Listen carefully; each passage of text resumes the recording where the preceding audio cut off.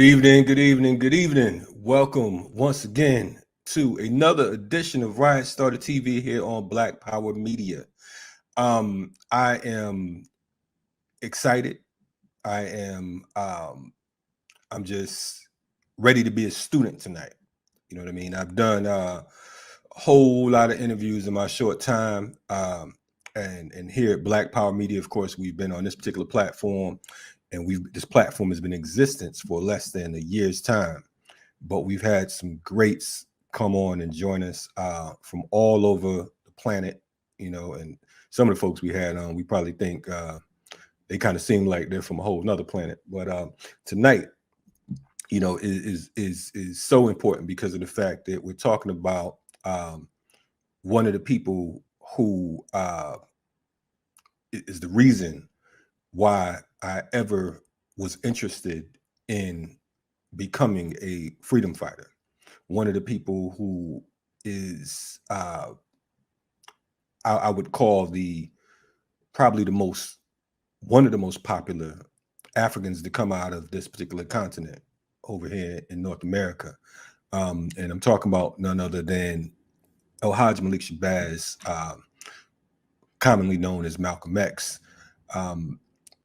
Beautiful thing about this particular human is that for folks who come from places like where I'm from what we call the hood, and we're able to have the ability to transform, Malcolm was that guy.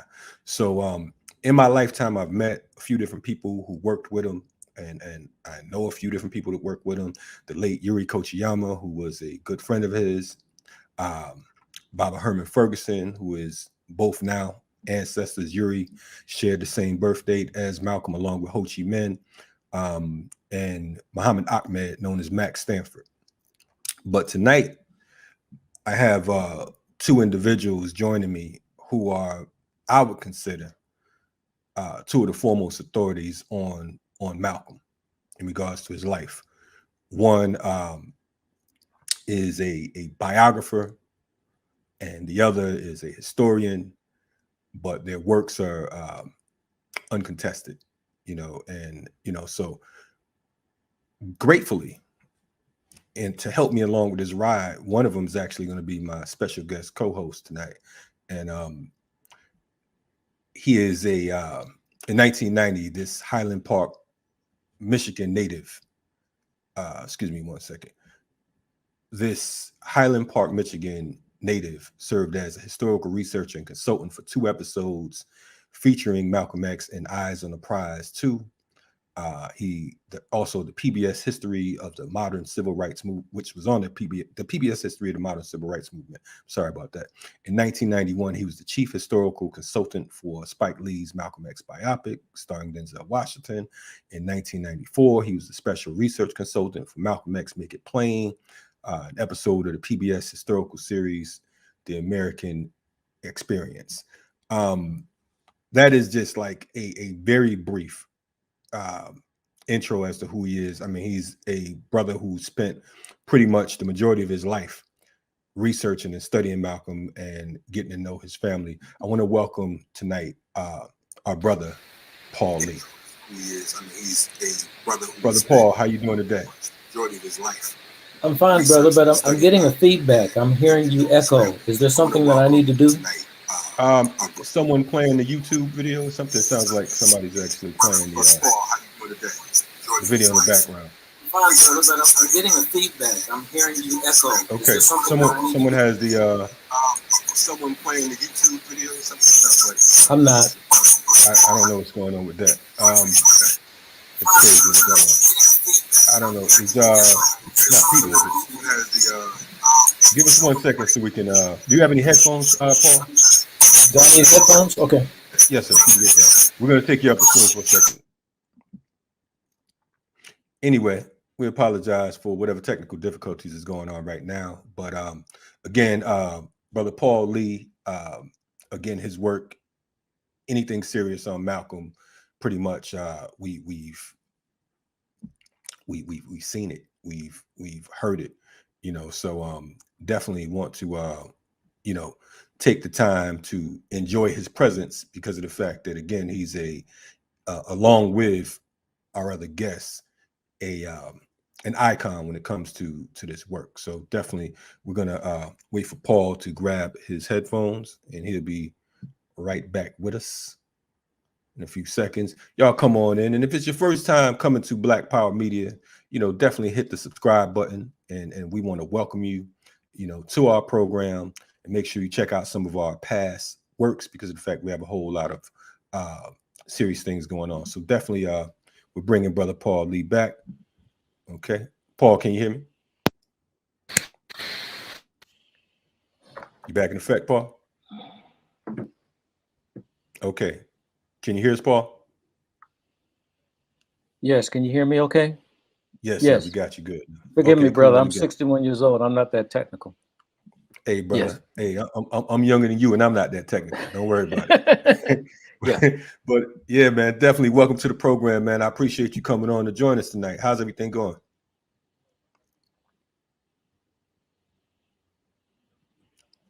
Peace. Can you hear me, Paul?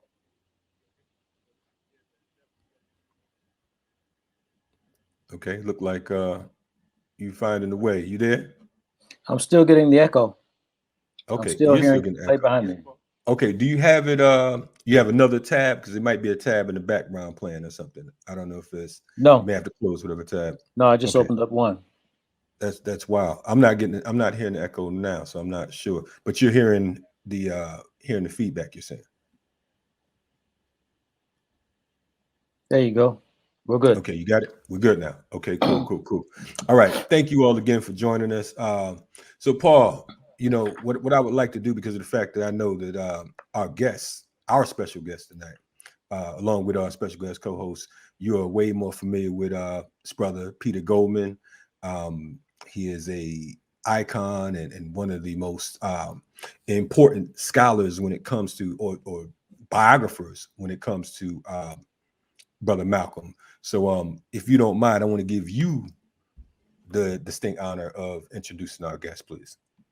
Kalonji, before we do that, I wanted to thank in public what I thanked you in private. On November 9th, you had Dr. Greg Carr, who I still call by the name he introduced himself to me, Kamati. Because of such an honorable name, I learned to love the African blood in my veins because of the struggle of the Kenya Land Freedom Army, which only white people and ignorant black people call the Mau Mau, which liberated Kenya and led to the independence of much of Africa. And the guerrilla struggle was led by the brother that he's named after, Dedan Kamati. But you both made very generous remarks about me and my work, which I don't believe I deserve, but I'm grateful for them nevertheless. Hey, brother. Yes, sir. Well, we definitely, like I said, we appreciate the the feedback on it. And I'm glad that the message got to you. And as far as we're concerned, we hear you with your humbleness, but we meant what we said. So that's on that. But the reason that I'm honored that you had me on the program, my main interest was to provide a platform for Peter Goldman to explain his role in the recent exoneration of two men who were falsely accused of Malcolm X's assassination.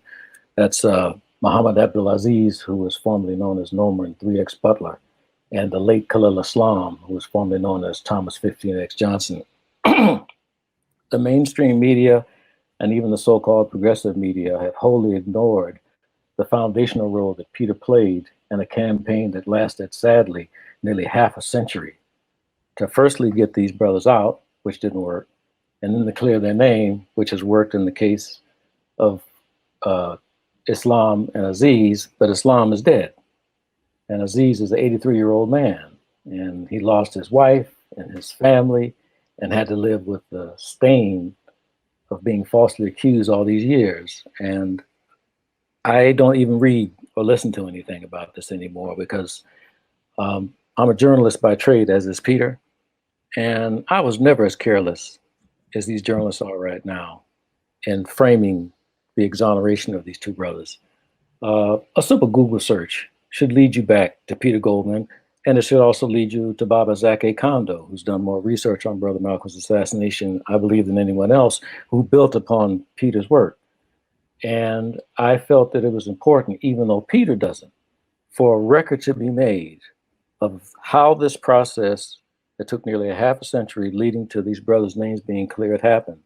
And that's why I begged Peter, who tends to be camera shy, to agree to be interviewed so he can lay this out. Do you mind if I pose the first question? Man, listen, look, I'm a student tonight. I remember what you told me in private about how you was going to be quiet. We're going to reverse that role. So, so this is a takeover. So absolutely, you could pose the first, second, and third question because of the fact that I'm here to learn. I'm not even going to pretend to know half of what you brothers know. So we're going to bring Peter Goldman on right now, if that's okay. Here I am. What's happening? How's it going, Peter? Well, actually, for a guy my age, glad to be here. Glad to be alive. Let me see if I can adjust. No, that's the wrong way. Yeah, definitely. We're honored to have you on board, and you know, again at Brother Paul's insistence. I think he made a great call in insisting that you come on, and you know, it was a lot of back and forth for the folks in the chat and that's viewing us and the viewers after this particular broadcast finishes. You know, but it was worth all the begging to get these brothers on. So definitely, appreciate both of you coming on. Peter, I'm going to ask you a question I've never asked you before. In 1973, you published what, in my opinion, is the best biography of Malcolm X, which unfortunately will probably remain so because all of the biographies that have succeeded have been vastly inferior and unfortunately have piled confusion on top of confusion. Why did you name your biography The Death and Life of Malcolm X rather than the reverse? For one thing, the book opens with the assassination, and ends with the assassination. And what I had to add to the record at that time, which was insufficient. In the first edition, I pretty much accepted the verdict of the court. There were no alternatives. There was the three men charged with the murder have been handed off to the firm of Edward Bennett Williams, famous DC criminal lawyer. Williams handed it down to junior associates. There was no money in it, therefore nothing to be gained. And the junior associates refused to let me speak to the three accused men. And so that went on for a while. Just to go back a step, I should clarify that unlike a lot of white journalists, I had admired and, in fact, loved Malcolm X during his lifetime. I had several conversations with him. I have no idea whether he liked me back, but I think he respected me as a journalist. And when I'd see him, the interviews would typically run for a couple of hours. And in my trade, if you're interviewing someone in a position of leadership, either in the government or in the movement, the freedom struggle, you were lucky to get a half hour.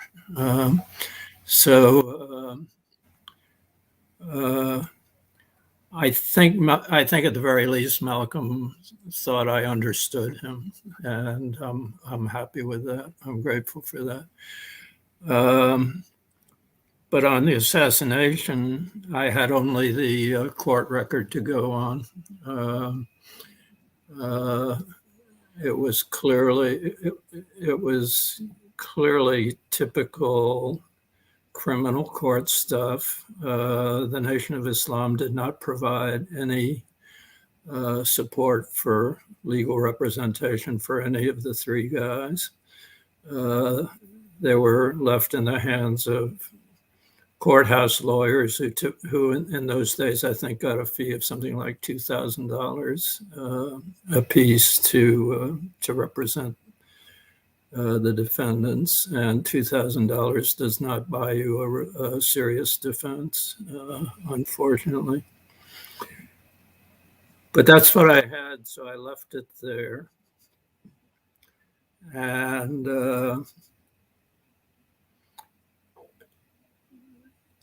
that was 73. In the latter 70s, I can't give you an exact date. A couple of things happened.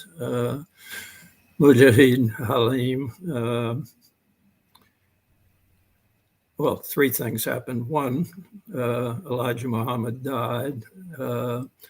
And it is my belief, backed by evidence, a lot of it's supplied to me by Brother Paul, that the assassination was ordered by Elijah Muhammad and carried out by a special squad from the Newark Mosque of the Nation of Islam. So there was that. There was Mujahid Halim, like the other two brothers, converting to traditional Sunni Islam and swearing in an affidavit that Brothers Aziz and Islam were innocent. And the third and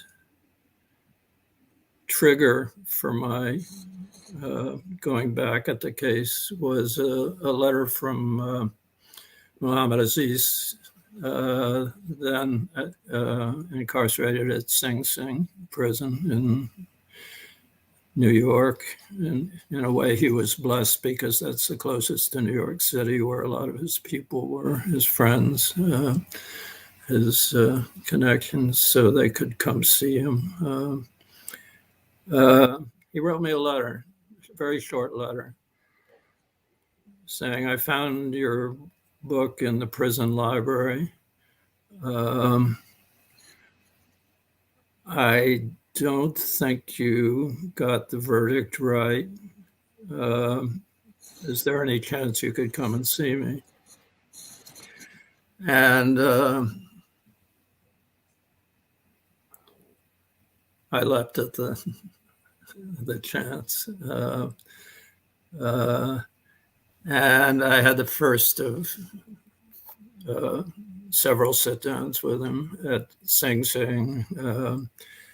And in that first sit-down, he told me the story of the degree to which the Nation of Islam had been involved in the assassination, that he and Johnson Islam had not been involved.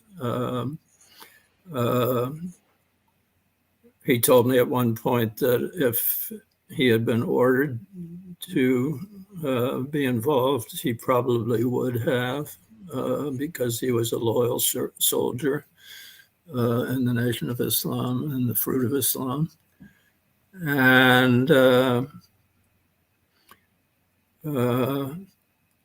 And he,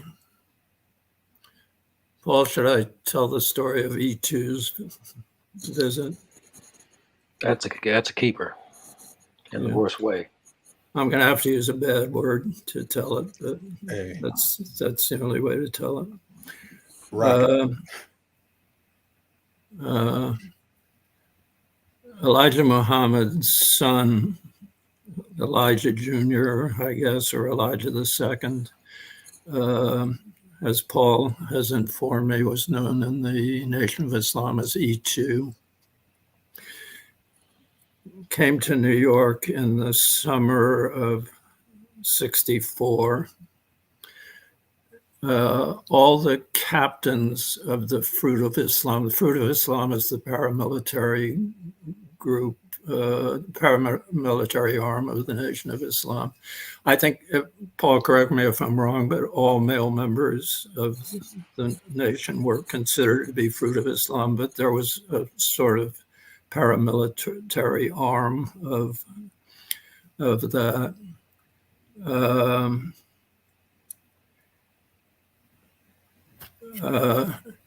The captains of the Fruit of Islam from mosques all around the country were assembled in New York, and Elijah Jr., E2, spoke to them.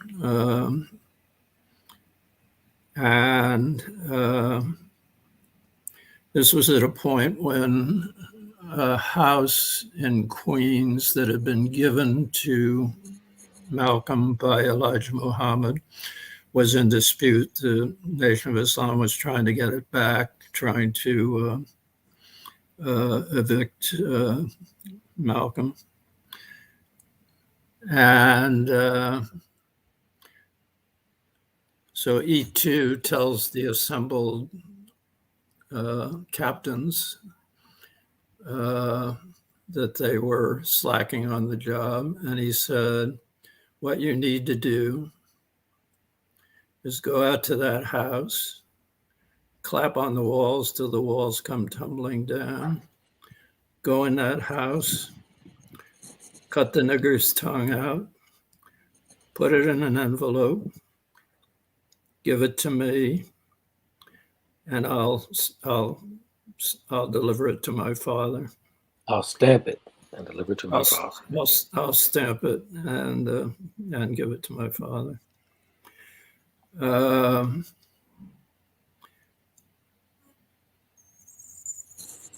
So that was Aziz telling me two things. One, that this indeed came from the order for the assassination came from on high. Two, that the responsibility for executing the assassination was going to be in the hands of other mosques. Paul has informed me that was typical of Nation of Islam acts of vengeance, never from the home mosque. Get another mosque to do the hit. So just like the mafia. Just like the mafia, exactly. He was out of town. Help. Yeah. Well, in a lot of cases, the John Gotti hit was organized and executed by locals, which is off the subject. So I in that conversation and in several more visits to Sing Sing and in a lot of phone conversations, prisoners were allowed to make a list of people they called collect. They had to have the permission of the person they wanted to call, which I obviously gave.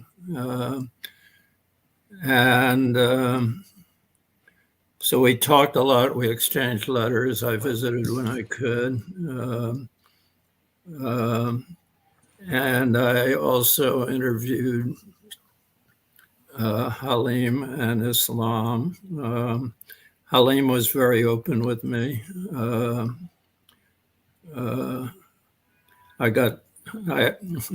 never thought I'd be fond of someone accused of the murder of Malcolm X, but I did get fond of him.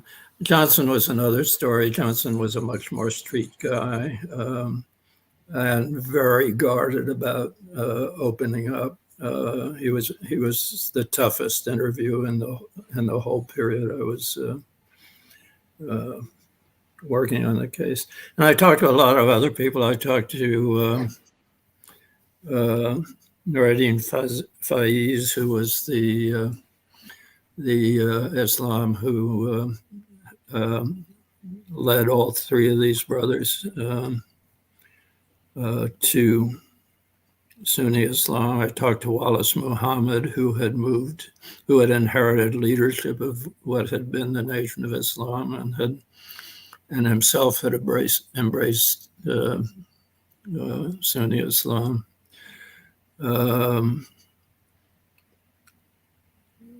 Talked to everybody I could and by volume 2, I had concluded that these two guys were innocent, Aziz and Islam, and my hair was on fire about it. It struck me as a terrible miscarriage of justice. I wrote a piece in Newsweek about it. I wrote a piece in the Sunday New York Times magazine about it. I ghost wrote stories under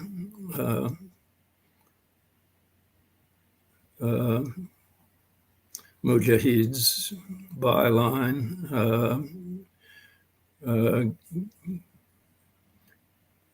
Saw that he got whatever money those stories made. They circulated to a number of papers in around the country, and much as I hate the broadcast media, I agreed to appear on any show that asks me. And I consulted with Mike Wallace on a 60 Minutes piece, did a panel with Mike, whose hair was also on fire about this. Long story, it was a gross miscarriage of justice, and all that work in the 70s led, and into the early 80s, got no results, got no positive results. I made a couple of friendships, particularly with Aziz.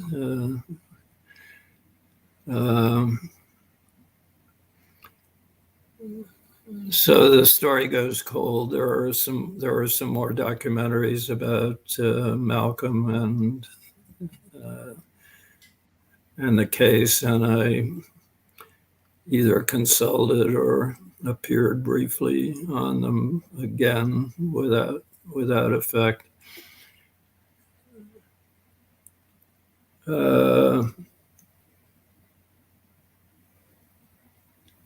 2009, I think it was, with help from Brother Paul. And I do regard Paul as a brother. I regard him as a blood brother.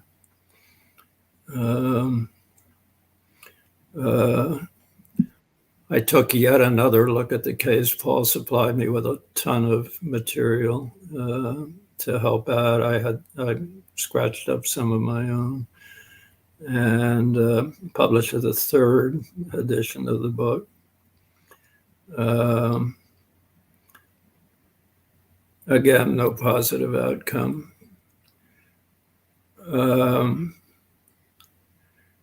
So what finally,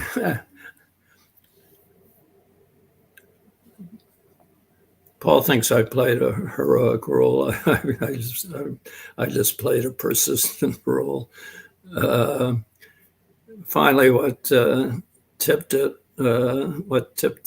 balance of the scales of justice, so-called, a really, I thought, mediocre documentary series on Netflix.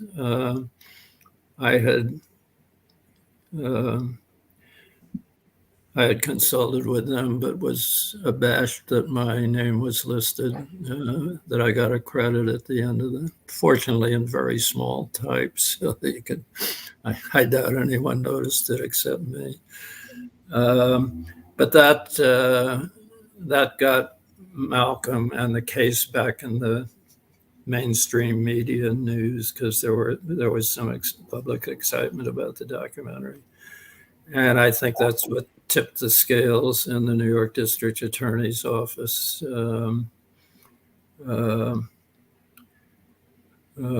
Elected officials always know which way the breeze is blowing, and the breeze was blowing in the right direction for the first time in 40 or 50 years. And I'd been working with the Innocence Project, which provided the lawyers. I worked for 2 years with them. They had provided the serious legal help that brought the case to justice. And so it happened. Finally. Too late for Islam, as Paul noted. He was dead. Mujahid's life was essentially over.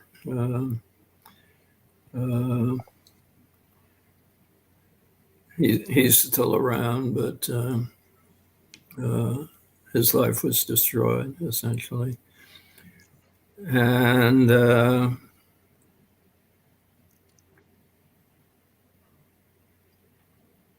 Aziz, my friend, lived to tell the tale. Given issues of age, I couldn't go to the actual event. I've seen a streaming record of it, so I feel I was there. But that night, there was a celebration at a Lebanese restaurant in New York.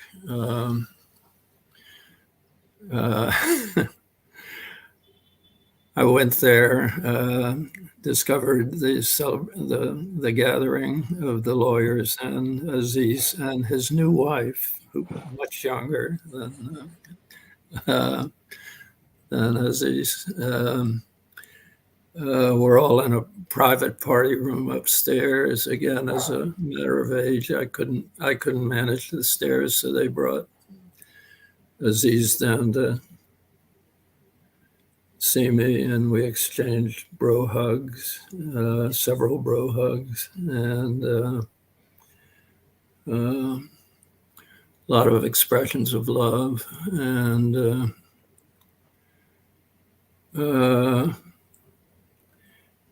he told me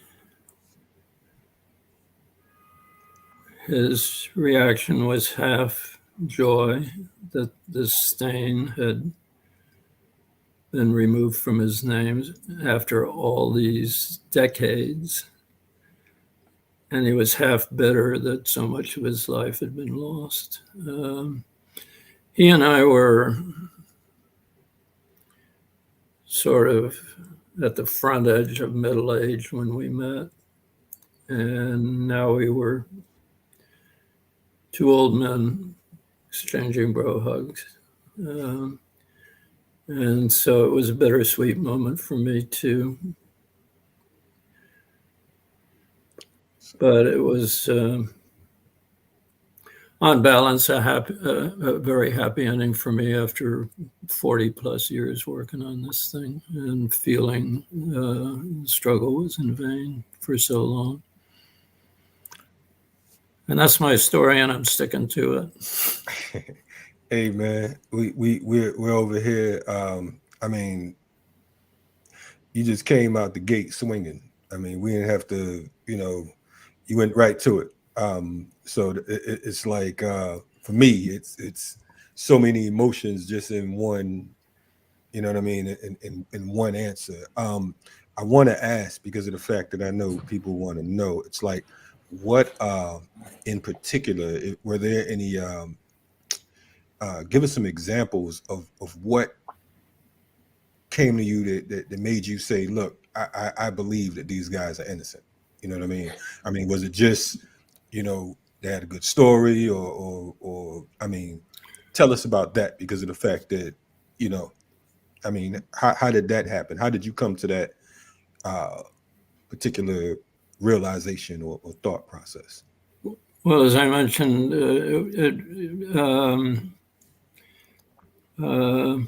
Mujahid Halim, Talmud Fair, had signed an affidavit saying I was involved, these other two guys weren't. A journalist is going to look at that with a grain of salt.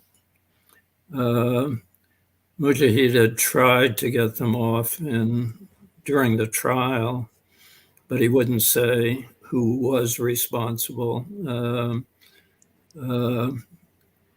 Islam in a back room verbally beat up on him, at least get us out. And he wouldn't do it. He was probably half out of belief and half out of fear. He was still being loyal to Elijah Muhammad, and when he confessed his own culpability in court,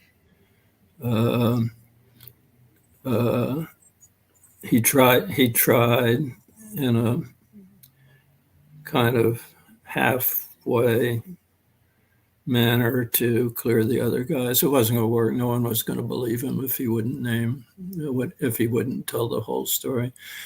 But what really convinced me was my serial conversations with Aziz. He's a very smart guy. He talked to me about having been a good soldier in the Nation of Islam. He didn't say he had never done anything bad. Paul has informed me of a couple of specific occasions. And but I just liked him. The chemistry was good from from my first visit to him in Sing Sing.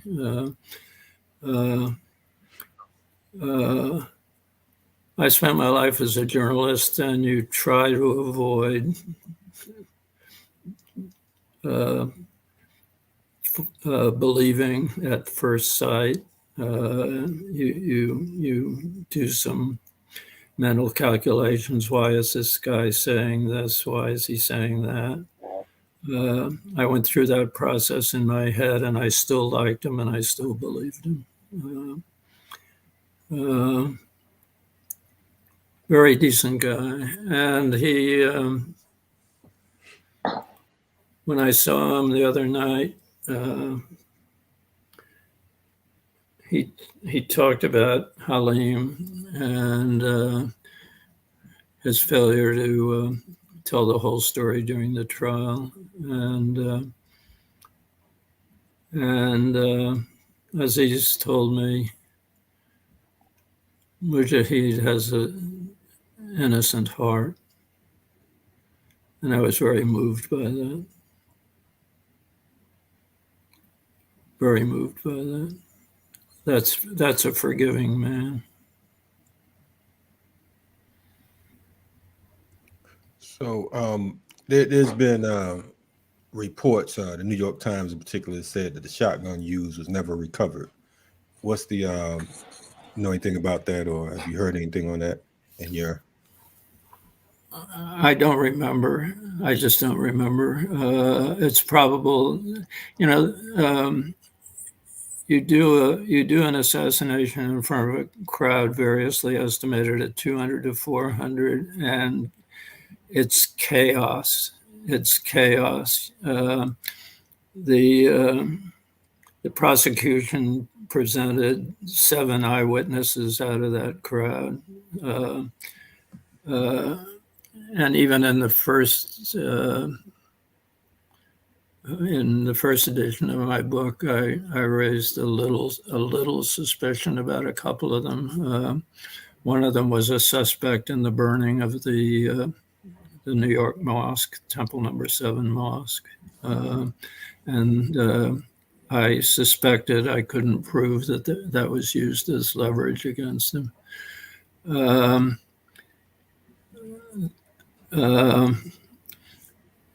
So Hayer Halim was shot at the scene, so he was captured at the scene. The other 2 guys, or the other 4 guys, got away, and the guns went with them.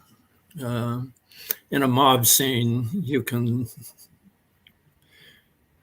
even a shotgun you can put, it was winter, a shotgun you can put under a heavy winter coat, and nobody's gonna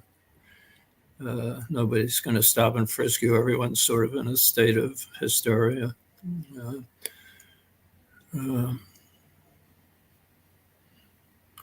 So yeah, I don't specifically remember that the shotgun disappeared, but I'm pretty sure it did, and that it got disappeared by the guilty men. You have anything you want to pose, Paul? Peter, you said that Elijah Muhammad Jr., E2, addressed the fruit of Islam. Right. In what capacity was he acting in order to be able to do that? There could only be one capacity, and that was orders from his father. His father was very impatient to get this done. There were multiple attempts. You'll recall the number of attempts better than I do. Mostly thwarted by police. There was a chase along. There was one chase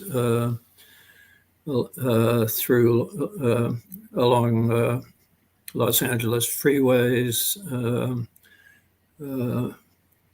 NOI, Fruit of Islam members chasing Malcolm's car, didn't catch him. Another chase through the Loop in Chicago, and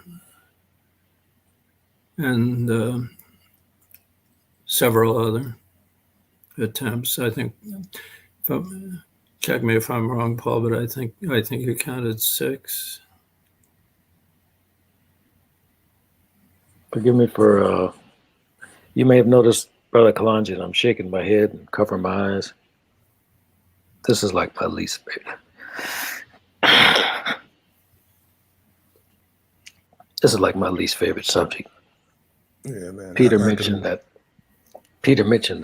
last, the 3rd edition of his book, it wasn't 2009, it was 2013. Was it? Thank you. Peter said that he hired me to research. What he didn't tell you is that I didn't finish. This is just too ugly. I can bowed out. I can finish that for Paul.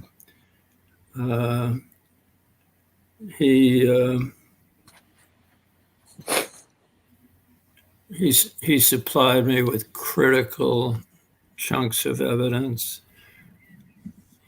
He had to space them out for his own sanity, really. And finally had to stop. And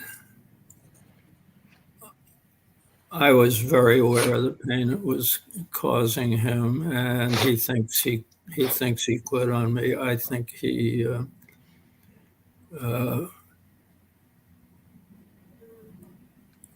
sealed the case with what he sent me, with the undeniable record of the implication of Elijah Muhammad and his family and his command group in Chicago. That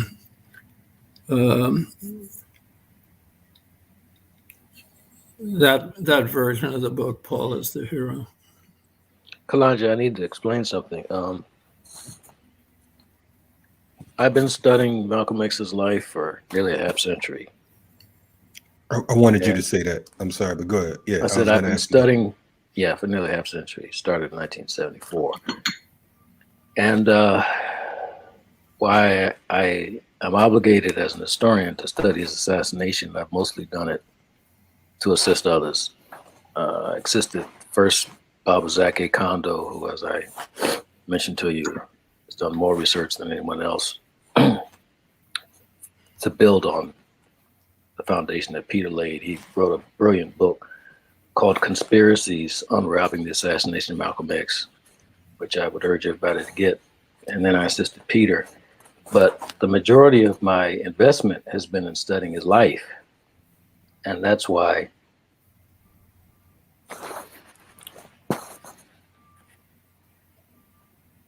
dealing with his death. I'm sorry. No, I mean that's one of my big brothers was the late Pan-Africanist leader Kwame Ture, who only white people and ignorant black people called by his slave name Stokely Carmichael, despite the fact they changed it in 1968. And we were talking about Malcolm X once, and he said the worst crime of white supremacy was assassinating Brother Malcolm. Kwame had a acute sense of history, so I wanted to know what he meant by that. And he said, it decapitated. He said it decapitated the movement. He said, young people like me were beginning to turn toward him. And he said they lacked the maturity. Most of them were in their early mid-20s.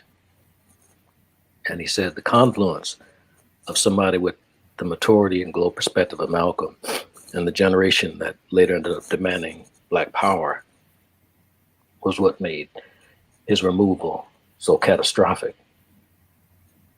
And had Malcolm X's travel journals or diaries been properly edited by someone who was grounded in the histories and cultures of the nations that he visited, if they had been properly edited, most people would understand the enormity of his loss.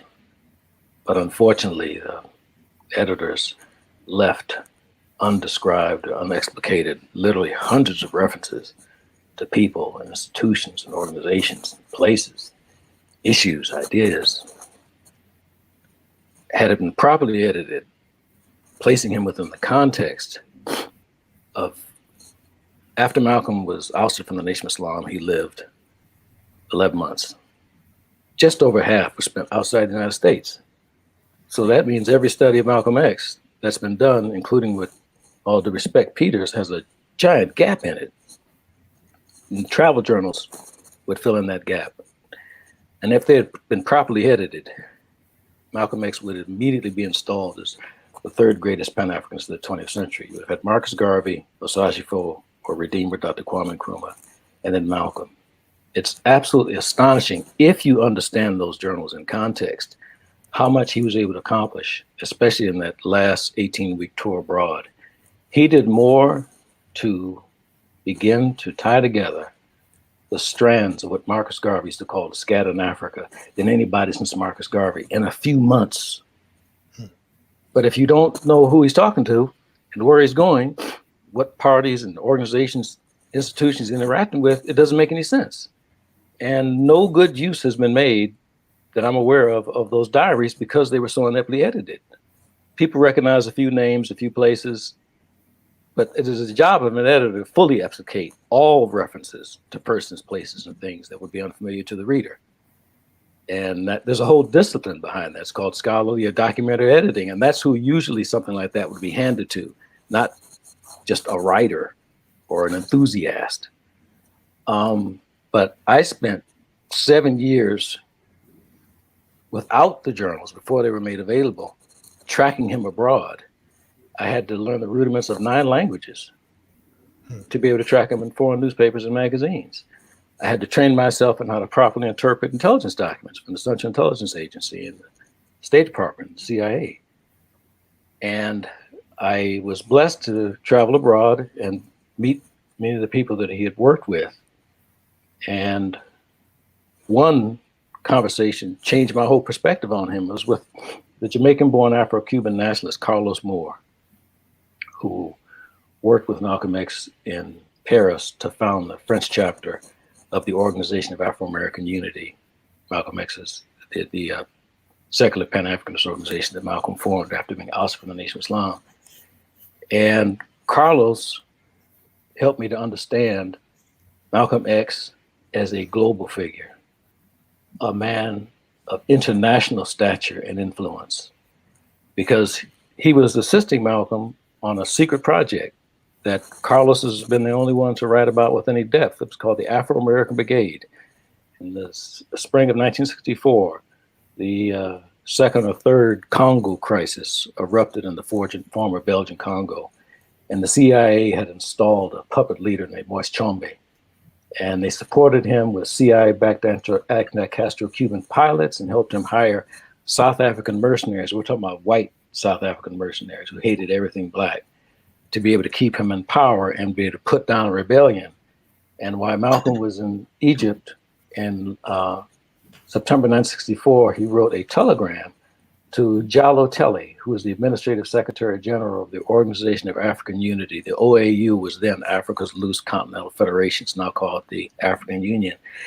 And he offered to Jallo Telly to raise a brigade of Afro-American veterans, as he said, skilled in all the modern methods of warfare, to fight against Moise Tshombe in the Congo and in support of the freedom fighters. And I remember when I read that, I thought that was brilliant rhetoric, but I didn't think anything more of that until I met Carlos Moore. And Carlos Moore told me in great detail how he was organizing that brigade. That is a whole different Malcolm X than we've been taught, because that means he's interfering or proposing to interfere in international geopolitics.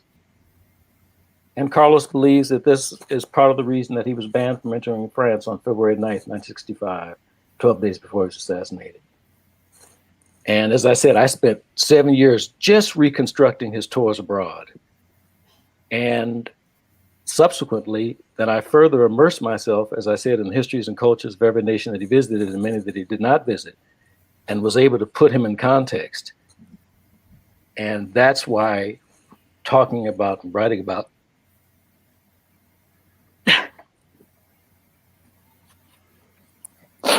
his assassination is so painful, because he was killed for the most parochial reasons.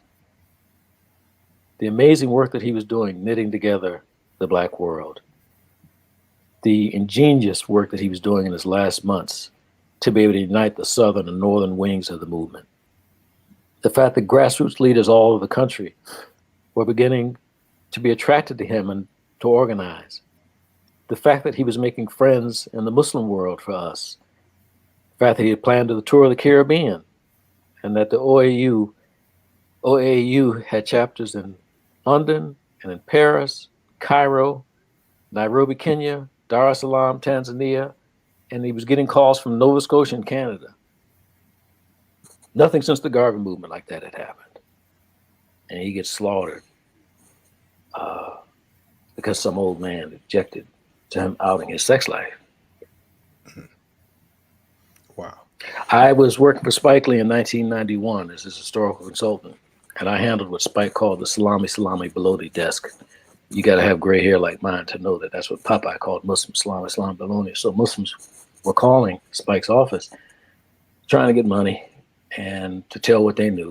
And one particular cat called, and he gave me one of these ridiculously long, pretentious Muslim names that I quickly ignored.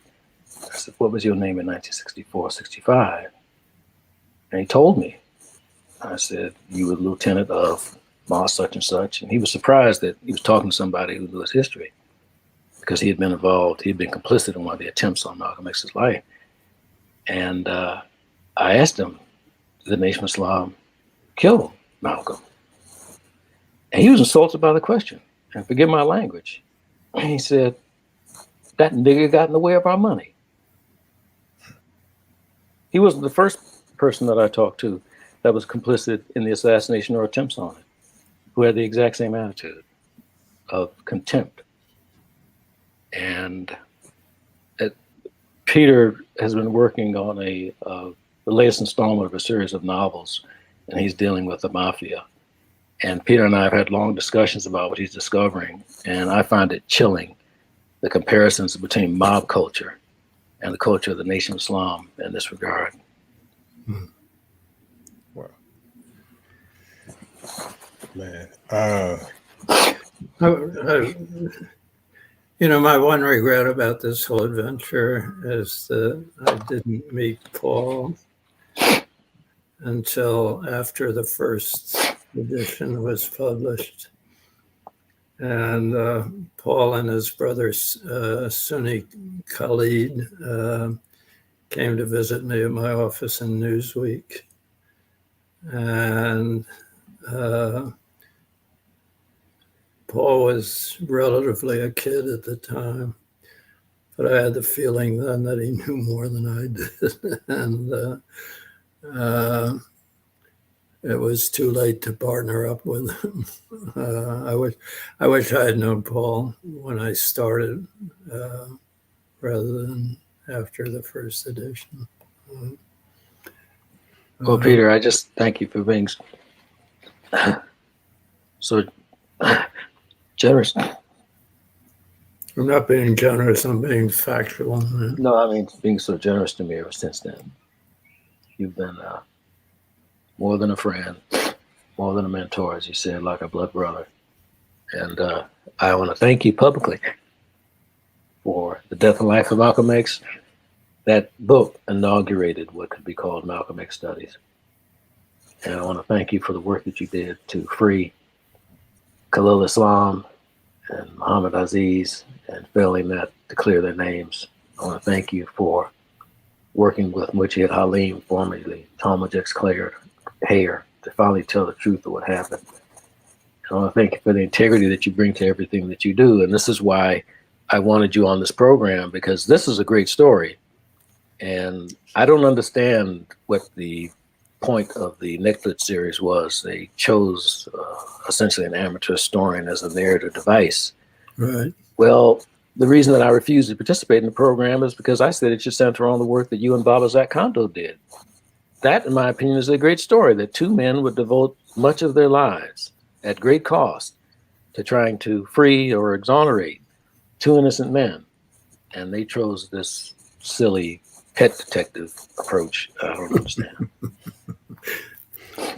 That's an exact description. Pet detective. And I don't mean that, the people involved in it weren't sincere, well-meaning. It was a creative choice. But you've just heard Peter Goldman tell his story, and you've heard me talk about Baba Zak Kondo. Is that not a good story? Without a doubt. Absolutely. Absolutely. But speaking of that, on that note, I know that I think that part of, and you correct me if I'm wrong, Paul, I think that part of the emotions behind this as well is the fact that you became friends and close with the family, correct? The family of Malcolm. Okay, okay. I was blessed to be close to Malcolm's family, including his mother, and all of his inner circles, amazingly, and the Nation of Islam, and the Muslim Laws Incorporated, and the Organization of African American Unity, and even his crew on the streets of Harlem in the 1940s. It's, I don't understand why people opened up to me or trusted me in the way that they did, but you make a very good point. I don't like to talk about it, but that makes it more painful. Because I've had a chance to see how his assassination affected his blood and his co-workers, his comrades, and his friends. You said his mother, because of the fact that the thing is, unfortunately, when we look at Spike's version and we just look out, period, it's like his mother, you know, goes into this, she has this health crisis and we hear no more about it. Can you, I mean, I know that, you know, with what we're sending it around, but I think that's very important because of the fact that I haven't heard anyone ever say anything about his mother. So, I mean, she lived how much longer than Malcolm? I mean, because of the fact that this is something that quite a bit. I think it was until late or early 1990s. I don't remember the exact date. Wow. And I can't claim any credit for this. I would show, at that time, 16 millimeter movies of Malcolm X to the family. And one day, after one of the screenings, I used the restroom. I was walking down the hallway and I looked to my left and there was this old woman sitting in a wheelchair. And she looked up at me and raised both of her hands like this in a gesture as if she wanted to shake my hand. I had no idea who she was because nobody told me that Malcolm's mother was there. So I walked over to her tenderly and handed her my hand, and she clasped my one hand between both of hers and motioned for me to sit on the bed next to her. And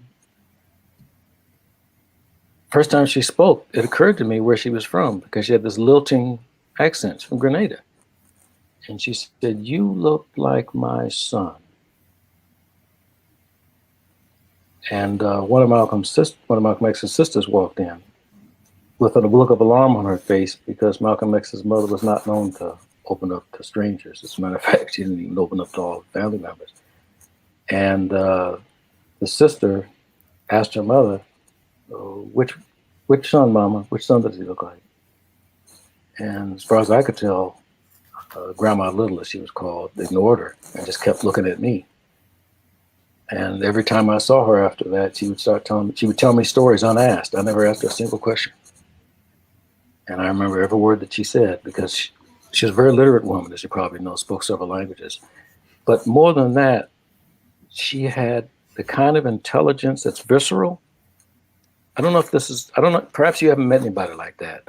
Malcolm X's mother had this intelligence that you could feel that left a mark. Absolutely. So I remember everything that she said.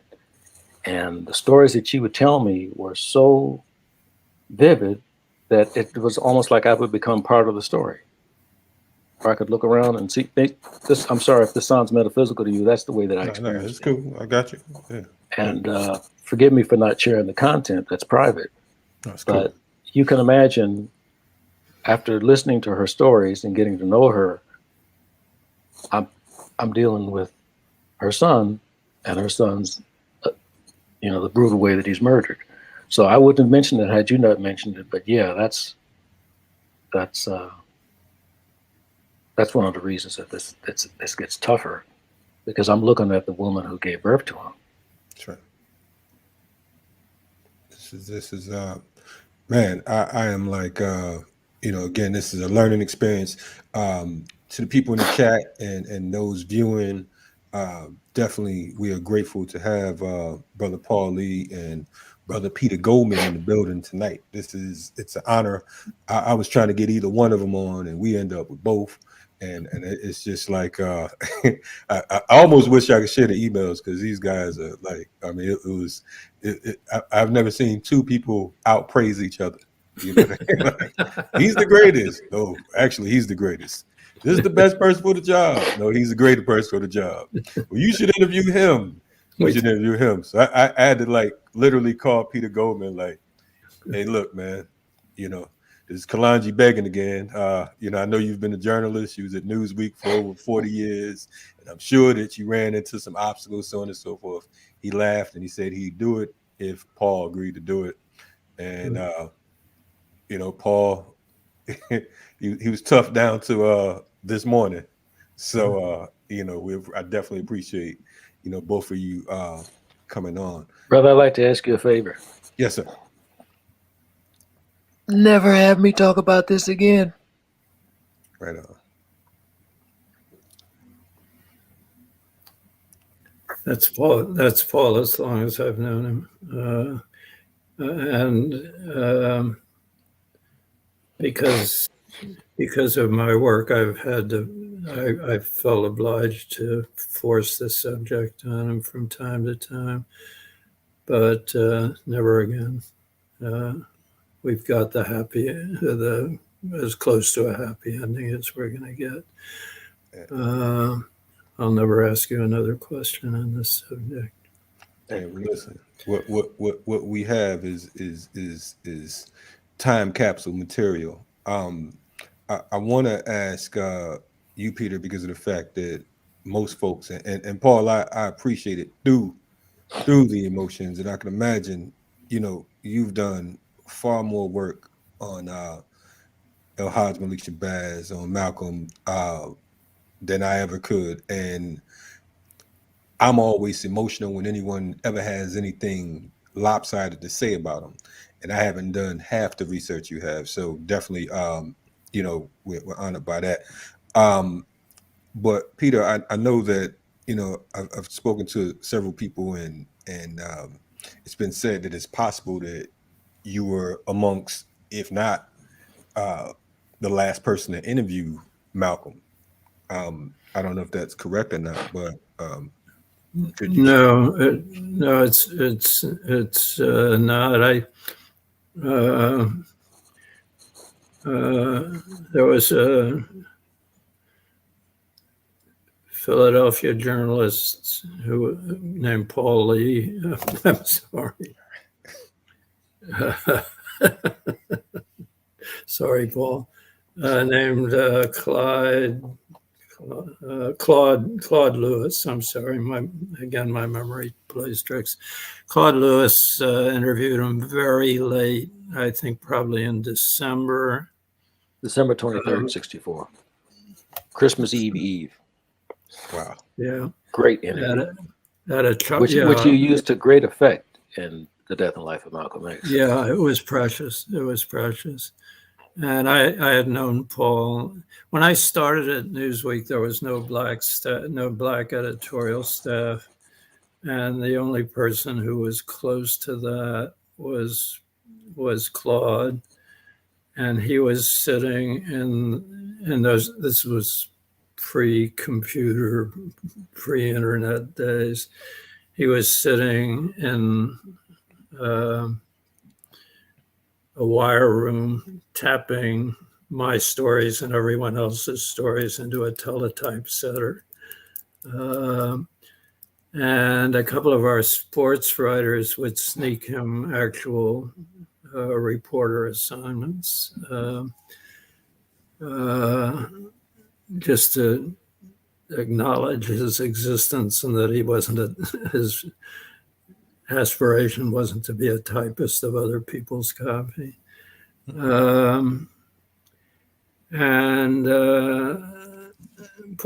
Claude later became a columnist with one of the Philadelphia papers. I always forget which one. There were three. Inquirer.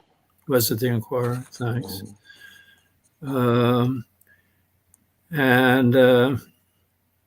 So he and I met at Chock full of Nuts. If you know New York, that's a chain sort of burger and coffee place. It was a favorite of Malcolm's in Harlem. It was near the Teresa, I believe. And so I met Claude. It's on the first floor of the Teresa, actually. Yeah. And I met Claude there, and he gave me a typescript of the interview. He and I had become friends, and there was an even later. Wasn't it the Columbia Spectator? Wasn't there a? You talking about the report on him on his last speech at Barnard College on February 18th, 65? Yeah, that was a report, but not an interview. Were there other interviews after Claude? But, yeah, there were many. The last interview that I'm aware of was an actual written interview. Said Ramadan, who's the Director General of the Islamic Center in Geneva, Switzerland, wrote Malcolm X a series of questions. And as you know, the night before Malcolm was assassinated, he stayed at the New York Hilton, which you've written about in The Death Life of Malcolm X. And Malcolm X stayed up that night answering those questions. And they have since been published in several collections, including a book called February 1965, The Final Speeches. The first time it was published was by the Journal of this Islamic Center, but then the Muslim Students Association in the United States, the MSA, published it as a little pamphlet. But as far as I'm aware, that's the last interview with Malcolm X. Yeah. The last broadcast interview was February 18th, 1965. You remember he was on Contact on WINS with Stan Bernard. That's the last radio interview. I do now remember thanks to you reminding me. Yeah. So what was he like with you? I know you said you thought that he trusted you or that you understood him. So, I mean, what was the setting? I mean, give us some of that, because of the fact that hit us with so much. I mean, we have to, as Paul said, visualize and take us there. What's the environment, the climate, when you last interviewed him? Or when I last interviewed him, it was in the basement of,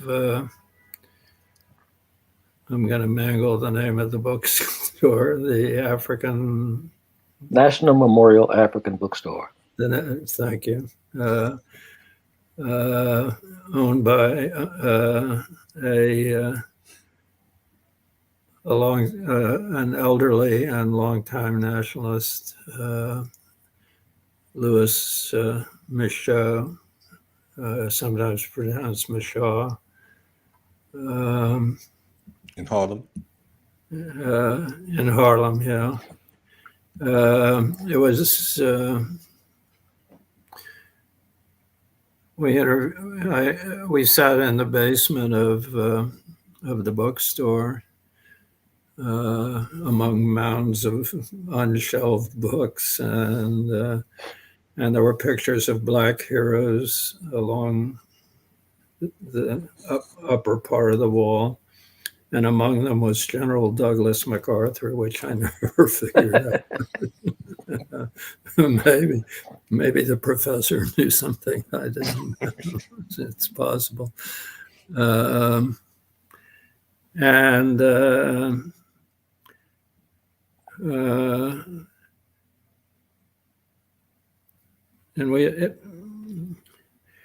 it was the day he had formally. He had done his press conference formalizing his break with the Nation of Islam. March 12th, 1964. Thank you. At the Park Sheraton Hotel.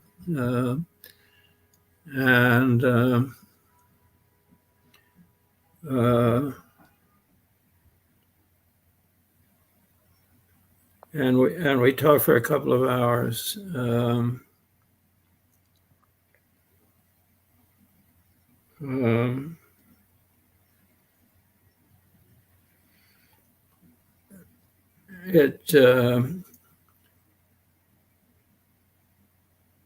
It kills me to this day that in the shuffle of various moves, I lost all my own interview notes with Malcolm, except scrawled notes of my first, which was in St. Louis, where I worked at the time. I worked on a St. Louis newspaper. And I had read C.R. Lincoln's book about the Nation of Islam and when I was halfway through it, Malcolm appeared at an event, the Harvard Law School. I had a 1-year fellowship at Harvard, and March 23rd, 1961, the Harvard Law School Forum. yeah, and I was 1961, yeah. Yeah, 61 would be right. Yeah. Snowy night. I was stunned by his force, the force of his speech, and what even then, as a conventional white liberal, I couldn't argue with.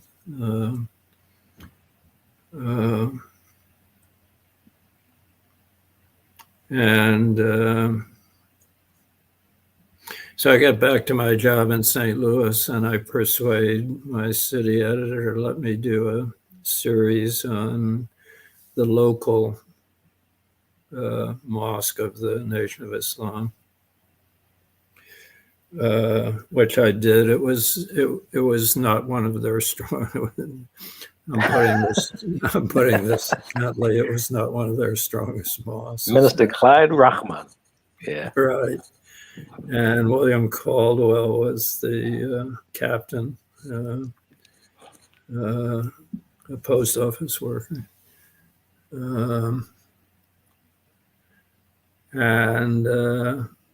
So I did a series about, what their beliefs were, and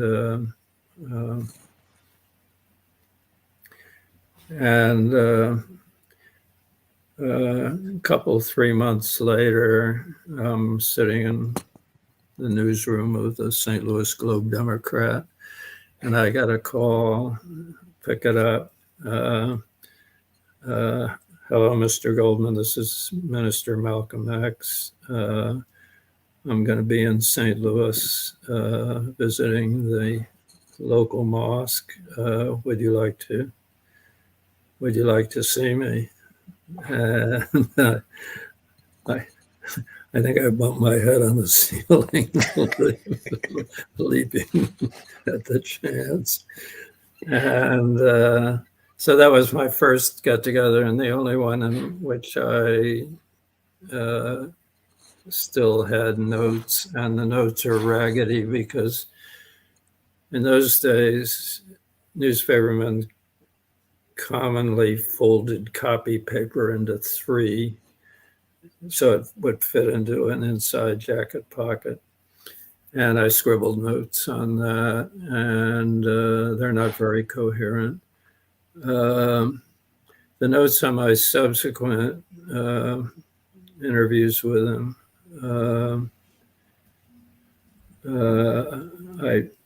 I got to type, but at the time, I never imagined I'd be writing a book about him. And journalists, if they stack up all the paper they accumulate, within a week, they would be invisible behind their desks. And so I guess I don't specifically know, but I guess that when those notes disappeared in a routine house cleaning. Brother Kalonji, if you're interested in that interview that Peter said he did at Professor, he talked about Louis Michal. He called himself the professor because he professed. Right. Yeah. ER. But the interview with Professor Michal that was conducted on March 12, 1964 can be found in Newsweek magazine for March 23rd, 1964. Unfortunately, it's not available online, but a university library or a better public library would have it. But I highly recommend it because, as usual, Peter's representation of that epical period of Malcolm's life is exceedingly fair. Hey, I got a friend named and a new mentor named Brother Paul Lee, and I'm sure that he might find it in his heart and in his spirit, if he runs across it and happen to be able to hit that email, you know what I'm saying? I mean, he might do it for a brother. You know what I'm saying? So Peter didn't mention that he had lunch with Malcolm X at the restaurant at the St. Louis Mosque called the Shabazz Frosty Cream. And it's interesting because Peter didn't mention who was there with him. So Peter, you holding back on us, brother? What's going on, he's holding back on you. No, I didn't mean to hold back. You give me the basic interview, huh? I see how we do this thing. This supposed to be Riot Starter TV, man. I did all that begging, and this all I'm getting. Well, let me bust brother Peter out. He was there with Helen Dudar, and when I first met him, I said to him, if I recall correctly, Mr. Helen Dudar, I presume, his wife. And I gratefully accepted that because she was way more talented than the late Helen Dudar is the best writer for journalists and writers from the 1950s to the 1980s. She was widely considered to be the best practitioner of her craft. I personally don't know anyone as good, let alone better. What I don't understand is how a woman of these transcendent gifts ended up marrying Peter Goldman. But I fell in love with her as well. You talk about references. Sorry, please. And part of all the usual other attractions of a woman was her skill as a writer. She wrote a 4-part series on Black nationalism. I'm sorry. She started me toward a belief that women journalists see things that men don't see. And I've carried that with me all my life. I've worked with a lot of women journalists, and I, on balance, came to prefer them to men journalists. They see third dimensions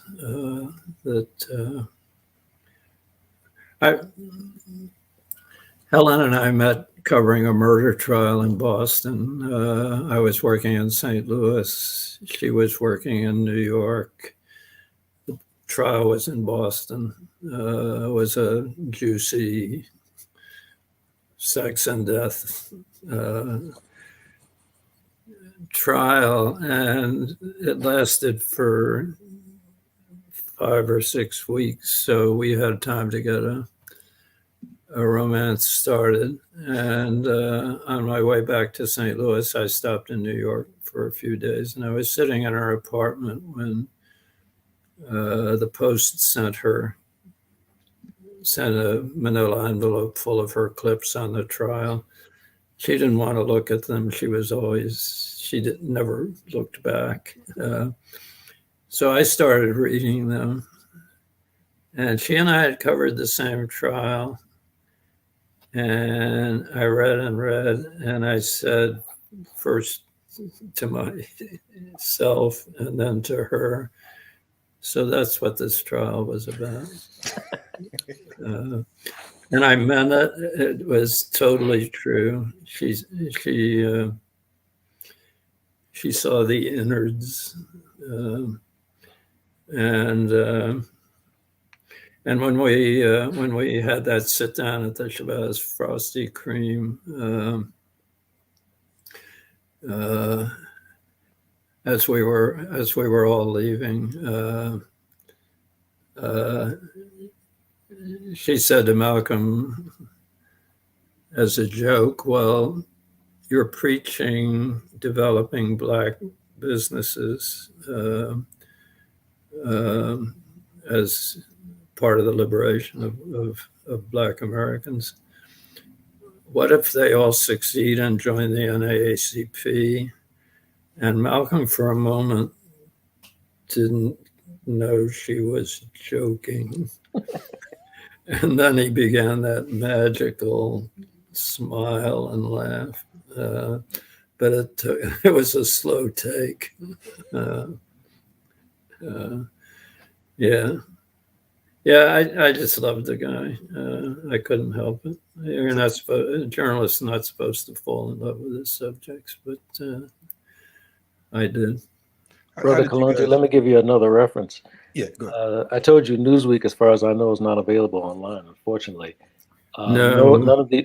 None of these newspaper websites like newspapers.com have bothered to put the New York Post, where Helen worked, online. I don't understand that. But in April of 1964, she did a multi-part series on Black nationalism, which was one of the best things ever done. And I've been a student. First of all, I'm a nationalist my whole life, but I've been a student of it for nearly half century.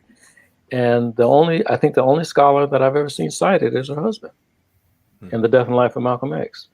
But she didn't just interview Malcolm, but she interviewed his contemporaries of different philosophical streams. So she talked to Milton Galamison, who had organized 2 school boycotts in New York. She interviewed Jim Farmer, the executive, the national director or whatever, of the Congress of Racial Equality, or CORE. And the thing that I found amusing, and I'm sad I never get a chance to talk to her about it, is, and she interviewed Bayard Rustin, the organizer of the March on Washington. In each case, including Malcolm, she put these heavyweights back on their heels with her questions. I told Peter that if she ever interviewed me or tried to interview me, I'd have 2 words for her: no comment. Because she had an acute perception. But it's a shame that that series of hers on Black nationalism, as far as I'm aware, has never been reprinted. And the only way you're going to find it is through a microfilm in a university library. You probably have to go to New York. Yeah, when she was terminally ill, as you know, I put together a collection of her journalism, and the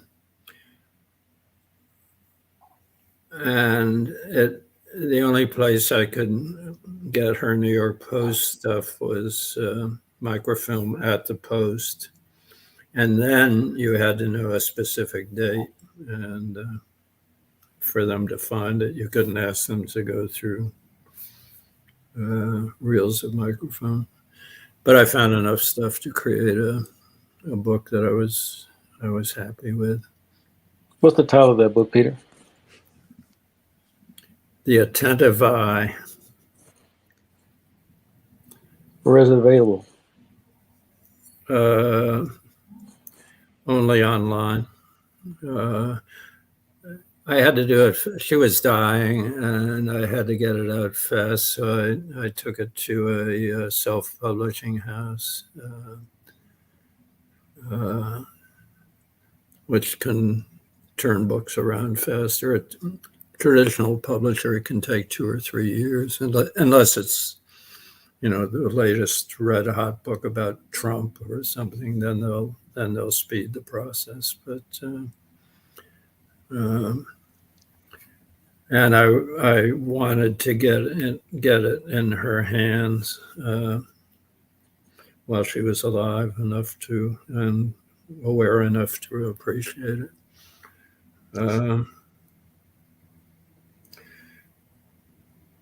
I got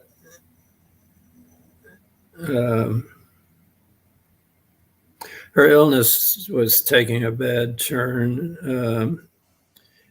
and I got the page proofs when she was still capable of reading and understanding stuff. And only time in our relationship I lied to her. I said, people send me stuff about Malcolm X, and they want me to go over it, and this is just another one of those people. And then I handed her. I had gotten Nora, a friend, had been a friend of ours, and I handed Helen Nora did a short introduction, and then I handed her my longer introduction, which was pretty much a sustained love letter. And I asked her if she wanted to look at her work, and she said no. She wouldn't revisit it. So that was her. but at least she knew the book was going to exist, and I got it in her hands when she was in hospice care, and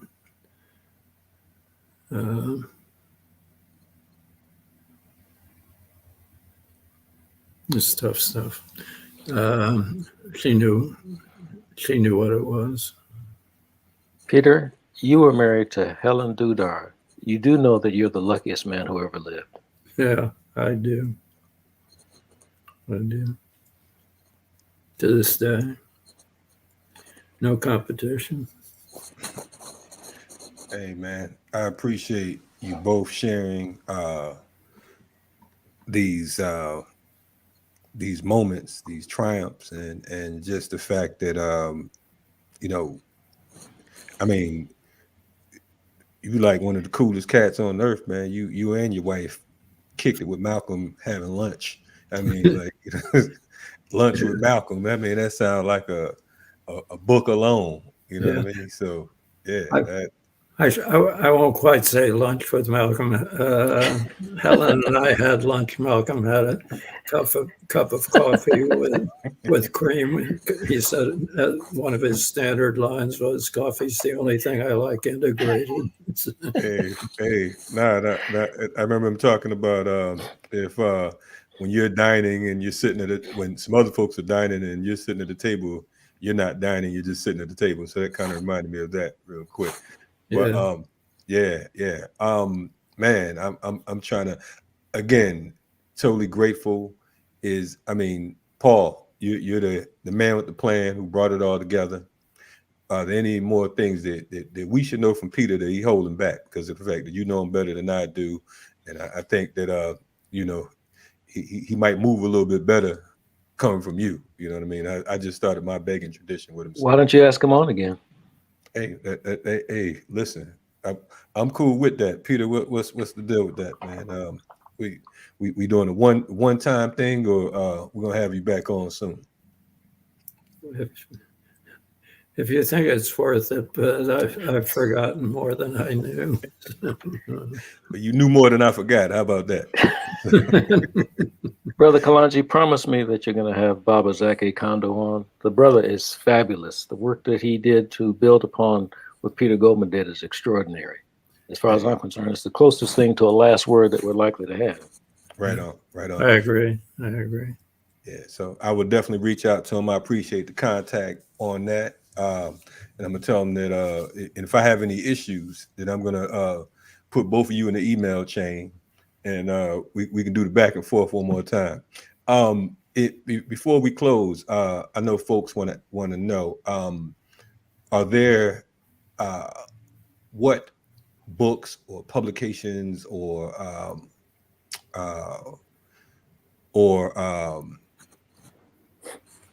any type of information in regards to Malcolm, they should check it out. Shout out to Dr. Jared Ball, one of our hosts and co-owners here at Black Power Media. I know he's had Baba Zak on a few times on the platform, but it definitely won't hurt to bring him on again. So the best Malcolm X biography is Peter Goldman's A Death and Life of Malcolm X. The second best is Louis A. DeCaro, DeCaro, On the Side of My People, A Religious Life of Malcolm X. Extraordinarily well done. He had access to resources that Peter didn't, but it's not just that. Brother Lou is exceedingly sincere, and I believe it's the sincerity that made him open to understanding more sides of Malcolm X than other biographers. I would highly recommend that. Unfortunately, the best books on Malcolm X, in my opinion, have been long out of print. One is a book by Michael Abdul Malik called From Michael de Freitas to Michael X. It's published in 1968. Michael de Freitas, as Michael Abdul Malik, I should say, was a Trinidadian hustler in London when Malcolm X came through a week and a half before he was assassinated. And Malcolm began to cultivate him. Then a few days later, Malcolm's killed. And he emerges as a leader of the burgeoning Black Power movement in England. But he still had one foot and I don't mean this in a negative sense, 1 foot in his depravity, because he'd been a hustler, and 1 foot in his divinity that Malcolm showed him, and he was trapped there. And in my personal opinion, he never resolved it, and he was hung, was executed in Trinidad 10 years later for murder.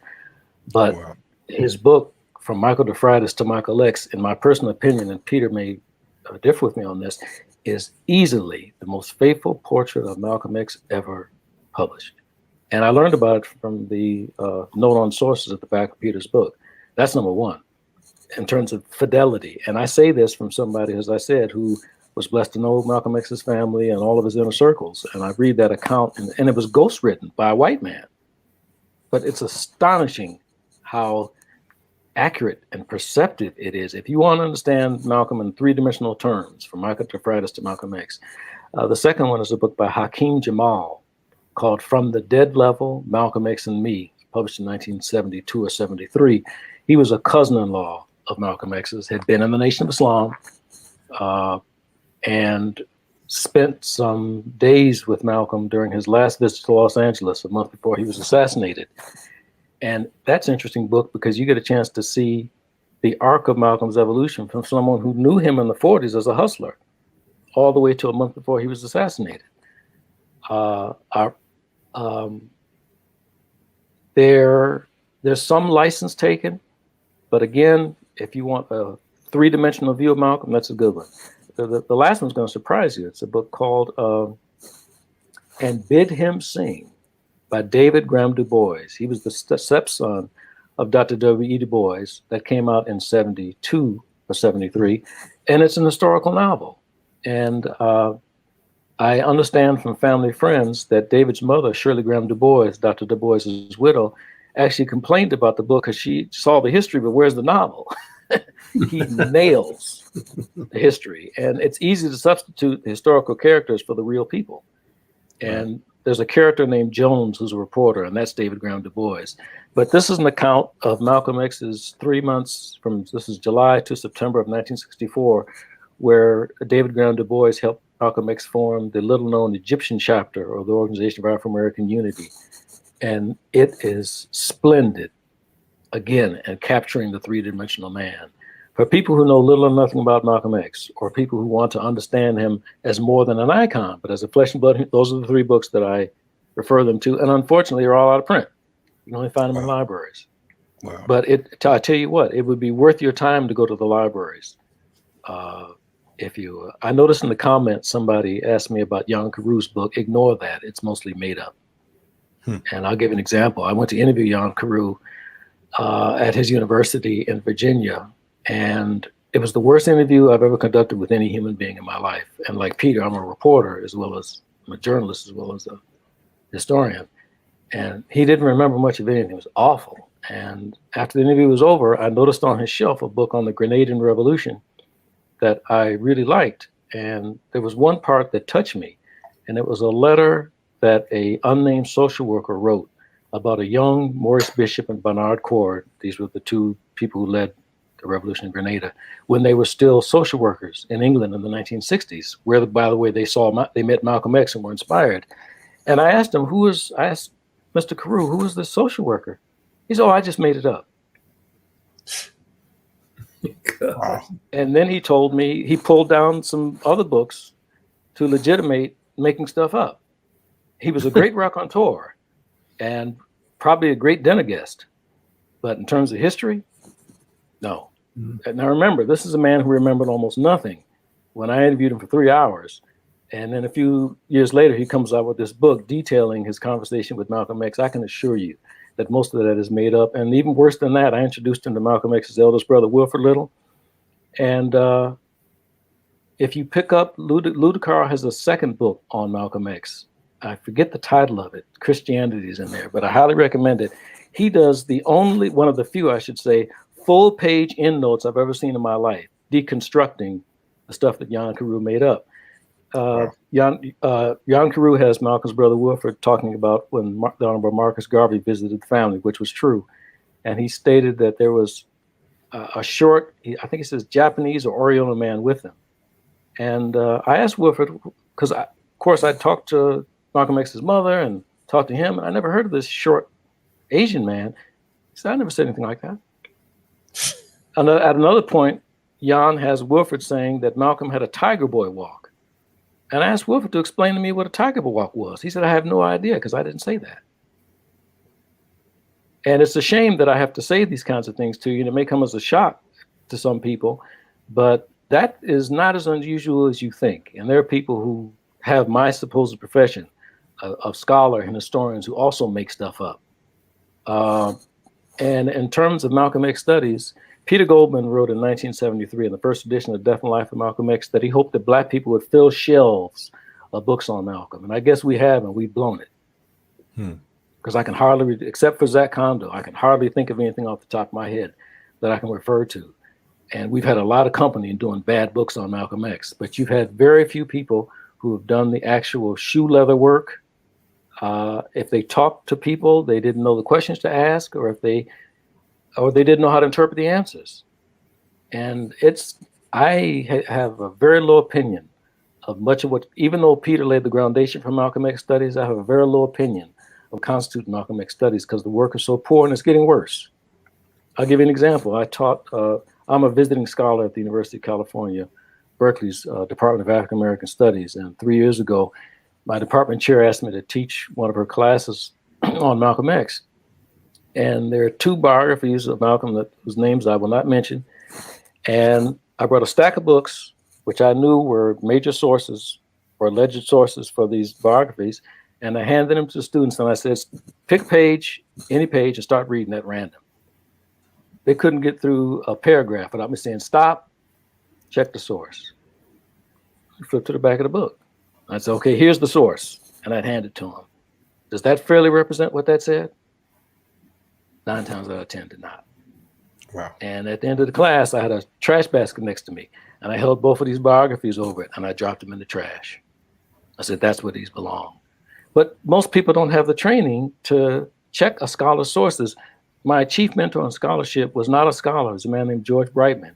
He edited the posthumous collections of Malcolm X's speeches, writings, interviews, Malcolm X Speaks, By Any Means Necessary, Malcolm X on African American History, 2 speeches by Malcolm X. And Brightman taught me that scholarship is 2 things and 2 things only, argumentation and documentation. You have no argument if you can't back it up. But the documentation has to be properly interpreted. Argumentation and documentation, they're twins. And most of the scholarship generally in this culture, unfortunately, does not adhere to that principle. And certainly books on Malcolm X don't. So I would urge anybody, don't take my word for it. Next time you read anything by anybody, including me, check the endnotes, check the sources, and see if their assertions or claims are accurately buttressed or supported by the sources, and you will be scandalized when you find out that there's one book, for example, that cites intelligence documents, and it'll say Malcolm X headquarters file, FBI headquarters file. Well, that's tantamount to saying it's a needle in that haystack over there.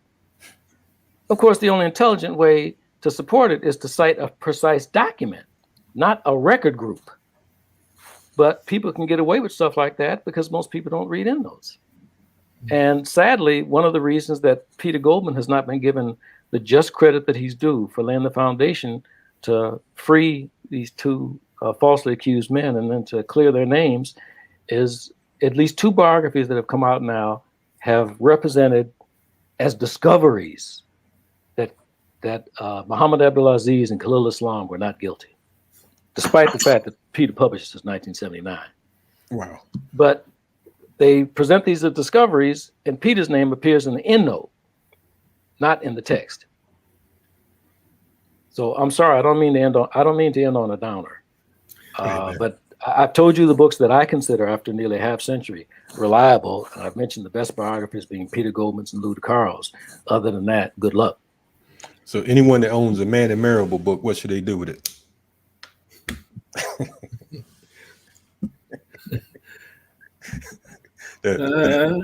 Marable coming from you, that's a hell of an answer. Marable interviewed me because I had known Malcolm,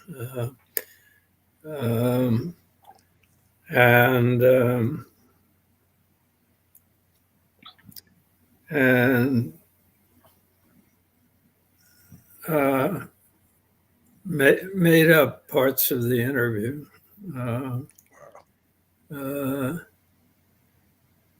He was. I told him the story of the meeting at the Chablis Frosty Cream in St. Louis, and he said Goldman was highly nervous awaiting the interview. I was highly something. I was highly excited and highly anticipatory, but nervous. No, you don't get nervous. And in my trade, you just, you take what kind. I once interviewed the Grand Dragon of the Alabama Ku Klux Klan in a hotel lobby in Tuscaloosa. And that didn't make me highly nervous either.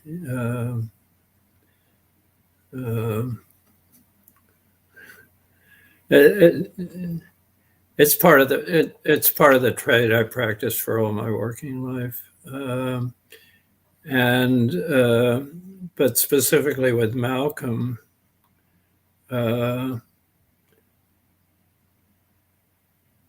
My approach going into that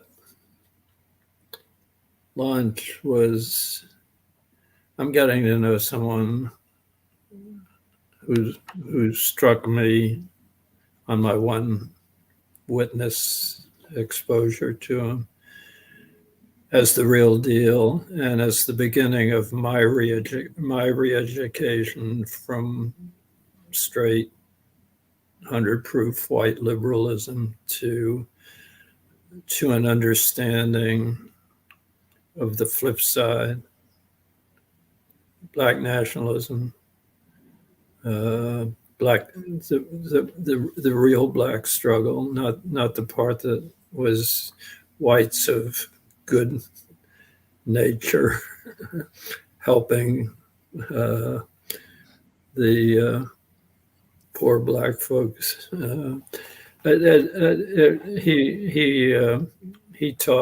He taught me a whole different perspective. Enabled me, when Paul and I have talked a lot about the transition from the early freedom struggle to Black nationalism, Black power, and Malcolm was my prep school for that. Made it way easier for me to understand that shift and the logic underlying that shift, that growth. So Dr. Marable, whatever corner of heaven you're occupying now, I was not nervous, and he was on a number of other places. So he just remixed everything you said, huh? Yeah, well, embellishing everything I said, and sometimes warping. So, Brother Kalonji, I would go further though and take it beyond Malcolm X studies. As a general rule, scholars should be considered like you do lawyers. We are not to be trusted. And of course, as I said, our craft, our discipline is based on those two things, argumentation and documentation. So make us prove our work. Right. Don't ever read a book that, first of all, don't take a book seriously if it's supposed to be in the humanities or in social studies. It does not have source notes. But if it does, then check those source notes. Don't just read it and nod your head and say, well, I assume that they did that. Because we got all kind of motivations, trying to get tenure, trying to be famous, trying to get rich, trying to get laid, all kinds of motivations that often have absolutely nothing to do with telling the truth, even to the extent that God may bless us to see it. I don't see a lot of honor, I'm sad to say, among people in my profession, which is why I'm not really well liked by people in my profession. But we are not to be trusted. So check our work. Don't just accept and including me, don't accept anything if I can't back it up, then don't believe me. If I don't provide sources, if I don't provide evidence, then I don't want you to believe me. I don't want you to take my word. Malcolm X's brother Wilfred and I were very close. And I found out after he died from his daughter. She said that he appreciated that I didn't take his word for anything. I was stunned to hear that. She said, Paul's like a hound dog, and I'll go chase it down. But this was a man of, in my opinion, unimpeachable rectitude. I actually did believe Wilfred Little Shabazz when he said stuff, but I must have also checked it out. But I had no idea that he was watching me in that way. But that's what we need to do. We need to be vigilant. It is rare, in my opinion, that you have a scholar of integrity where you can just take their word for it. And Brother Kamathi or Greg Carr is one of those. You should check his work too. But if he says something, you can basically take it to the bank. And that's why I consider that brother so precious. And that's why I'm always upping him. Because he and I had several of the same mentors, including Dr. Yosef Ben Yekanon and Dr. John Henry Clark. And I haven't had a chance to tell Kamathi, but I can promise him that they would be enormously proud of how he represents our profession. And I know I am. No doubt, no doubt.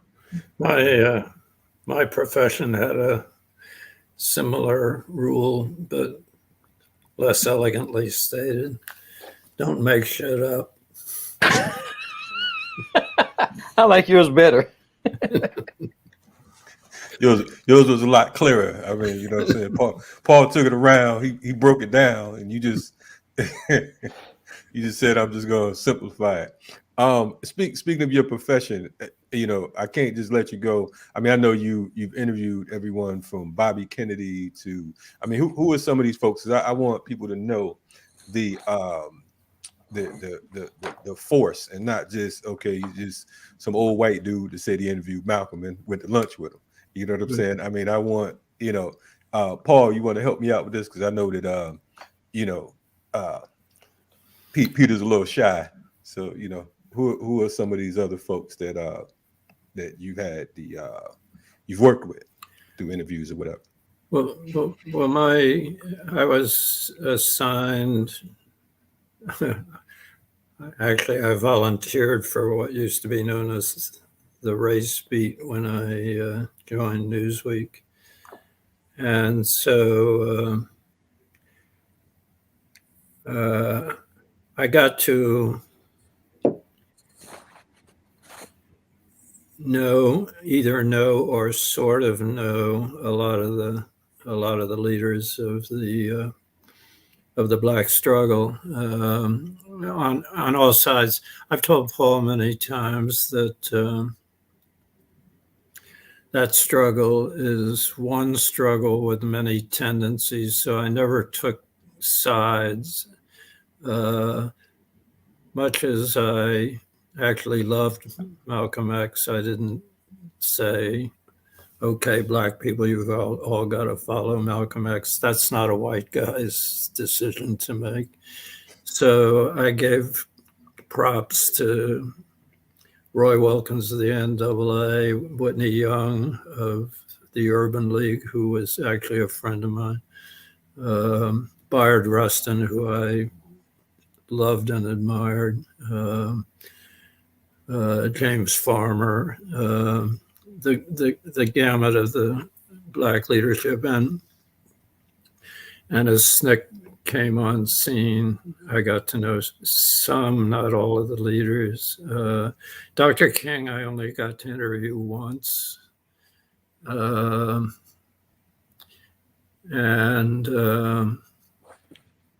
It's the only time in my career I cut an interview short. It was, Paul will remember, the SCOPE training session.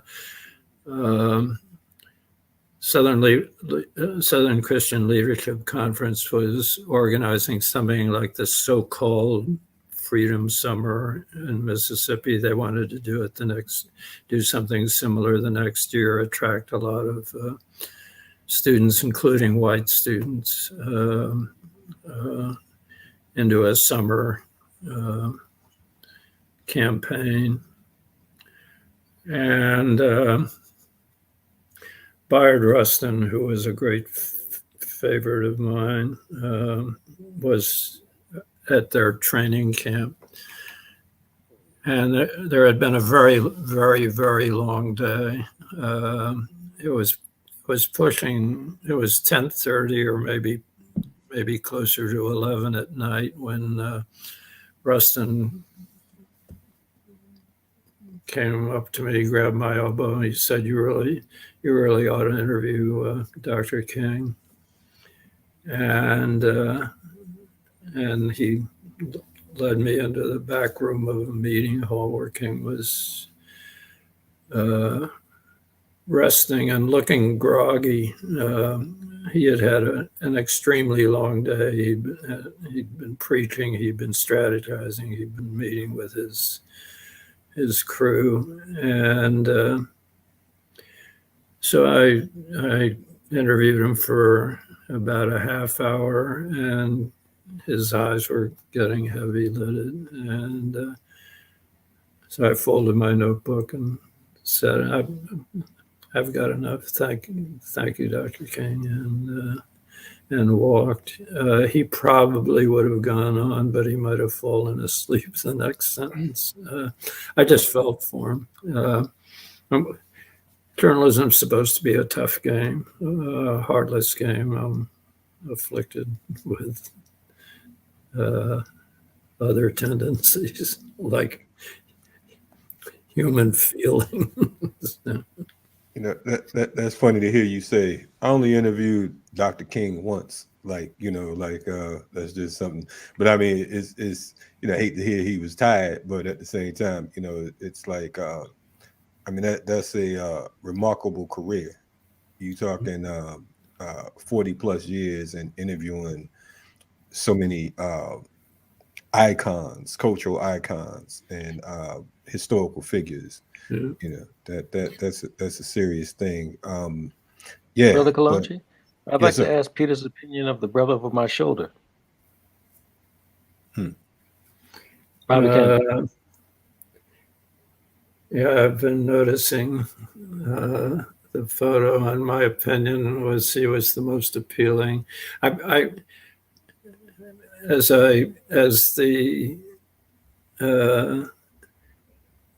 As the flow of news changed, I got to be more national politics, doing more national politics, much less of the race beat. Newsweek by then had begun hiring a lot of talented Black writers, reporters, and I moved into mainstream politics, and I covered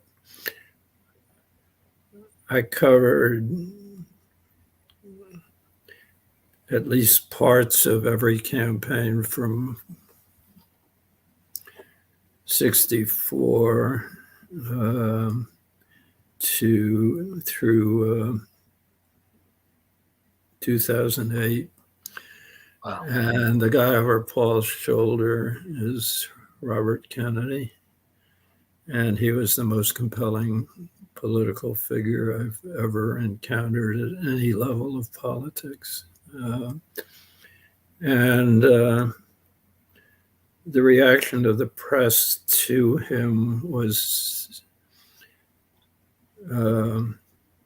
the political press is supposed to be cynical, and you got on the Kennedy press plane, and it was like a flying love affair. I've never seen anything like it. Everyone, all these hard-bitten or soft-bitten reporters like me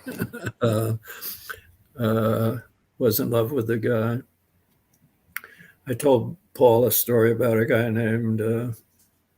from the Washington Post named Richard Harwood, tough former Marine,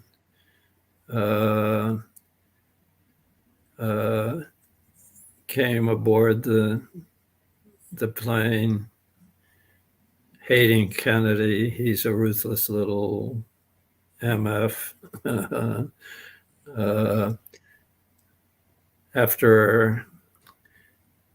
By the end of the campaign, they had become close pals. They'd get out of the plane on the tarmac and throw a football back and forth to each other. And Harwood had become a dedicated fan, as everyone else was, including me and my wife. And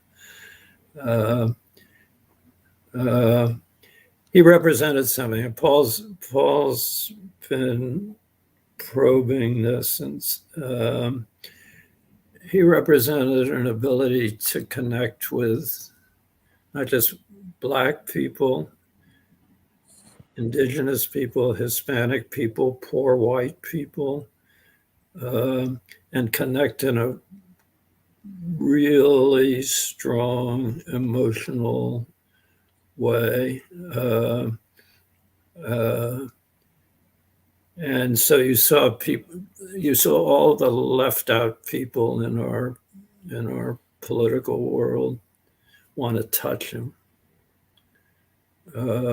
wanted to be near him, grabbing when he was in a motorcade, grabbing at him just to be able to maybe touch his hand or grab his shirt sleeve or his jacket sleeve. It's the most amazing thing I've seen in politics. That response, and this was a guy who came into presidential politics as the tough, ruthless. Ruthless was almost part of his name in mainstream journalism. The ruthless Bobby Kennedy. And I interviewed him a few times before he ran for president, and I found him to be the opposite. He was a man of feeling, of empathy like no politician I've ever seen. And he got shot for it. Happens in our wonderful world. Happened to Malcolm, happened to Dr. King, happened to Jack, happened to Medgar Evers, happened to 3 kids in Mississippi who thought they could do the world some good. A lot of others. We're a nation with too many martyrs. Since you mentioned, you guys mentioned Bobby Kennedy this year, Sirhan has been released. What No, he hasn't. He's up for parole, correct? And the governor, Gavin Newsom, has made statements that inclined towards the position of Bobby Kennedy's widow Ethel, and unfortunately, he's liable to continue to rot in prison. Okay, I missed that. I appreciate that correction. Just from the interviews and both you guys being researchers, scholars, so on and so forth, what is your position on the assassination of Bobby Kennedy? Or would you say it wasn't Sirhan, or what would be your position? I'll answer first, if you don't mind, Peter. No, I'd prefer you answer. Dealing with Malcolm X's assassination has been so painful for me that I'm not trying to look at anybody's assassination.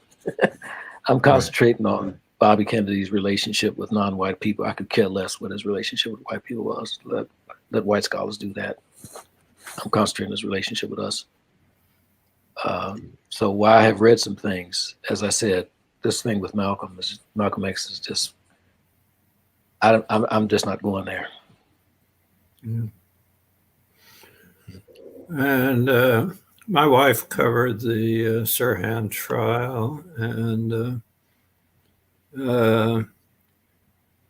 she thought the state made its case. There are questions about whether he was alone or whether he was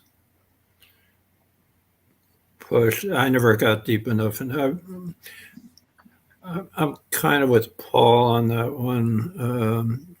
I felt too. I felt too much love for Bobby to want to press that case. In contrast to Malcolm X, where I thought where I came to think there was a genuine miscarriage of justice. Right on. Hey, brothers, I appreciate you spending this time with me. I expected an hour. We hit up 2, so that's definitely an honor to have you all come on. It's definitely a powerful discussion, and you both are welcome back anytime. Of course, Paul already told me don't ever ask him certain questions again, so glad he did more than he said he was going to do. You know what I mean? Before we got on, so I definitely we definitely appreciate it. We appreciate your love for both Malcolm and and the people as a whole. So definitely we appreciate it, man. So anything you all want to say before we part for this moment in time? I just want to thank both you and Paul for you, Kalonji, for doing this and for hosting it, and Paul for being my very long-time friend and for correcting me when I got stuff wrong and for helping me in this long pursuit for justice for Aziz and Islam. So I owe both of you a lot. Man, listen, we are definitely Kalonji, I've been a journalist since 1975 or 76. And as you know, most of the platforms for most of my life have been owned by our enemies. And we couldn't speak our own truth. And the reason I've been a fan of yours for a long time is because you provide one of the freest forums for our people. And your show has range and depth, but most of all, it's rooted in a love for our people. And I don't usually do media interviews, as you probably noticed. But I've been an admirer of yours for a long time and appreciate what you stand for. And thank you again for making it possible for Peter to tell his own story. I'm glad that there's going to be a record of this. And thank you for understanding why I never want to talk about this again. Brother, I am definitely grateful, man, for you taking the time to talk about it at all. I think this was, to be honest with you, prior to this conversation, I'd say, I kind of I didn't know what direction it was going to go in, and some of the questions. Like I said, I'm grateful for you putting it together, and for both of you coming on, and thank you for for the kind words. It's absolutely encouraging, because of the fact that, as I'm sure both of you men know, that there are these days when you feel like am I the only one who cares about what's going on? Yeah. You know what I'm saying? So I appreciate you all for being understanding, and I mean, like I said, just forever grateful.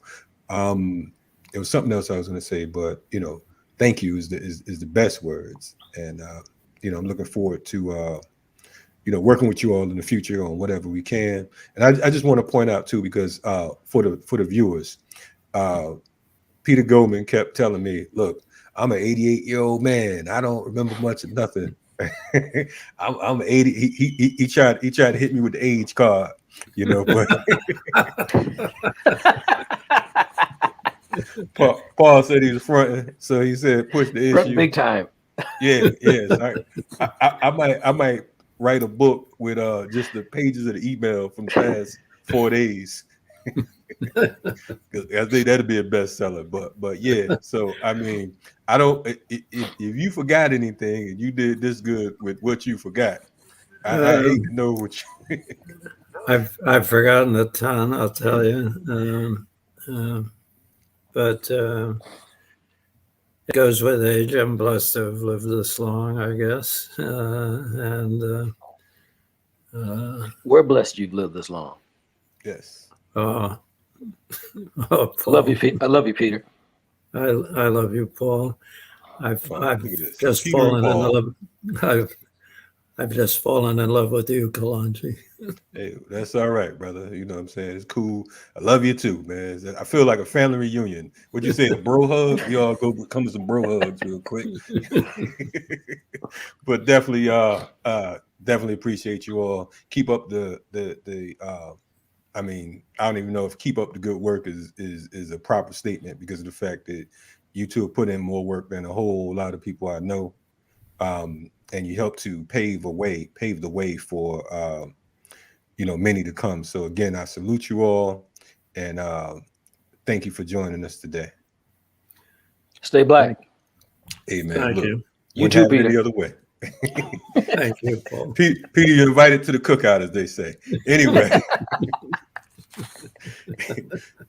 checking out Riot Starter TV. We were joined by Paul Lee and Peter Goldman, two heavyweights when it comes to the shining black prince, El Hajj Malik Shabazz, Malcolm X. To be honest with you, I don't know.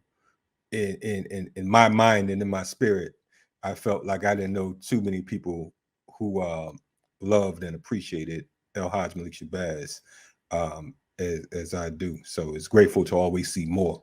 Not that there aren't folks that do, because I know there are plenty, but to dedicate each one of these guys 50 years, at least half a century of working on behalf of setting the record straight. So again, we thank you all for joining us tonight. Make sure you subscribe to Black Power Media and do us a favor. Share this video because of the fact that this right here, this is documentation. It is a historical point. I've done a ton of different interviews, and this is definitely in the top 3, if not number 1. So I'm just going to say that for the record. But anyway, in the more the words of the brother, Paul Lee, y'all stay black. And for those of y'all out there who ain't black, then get black. Anyway, we out of here. Black Power Movement, Black Power TV, Black Power Media, Riot Starter TV. Salute.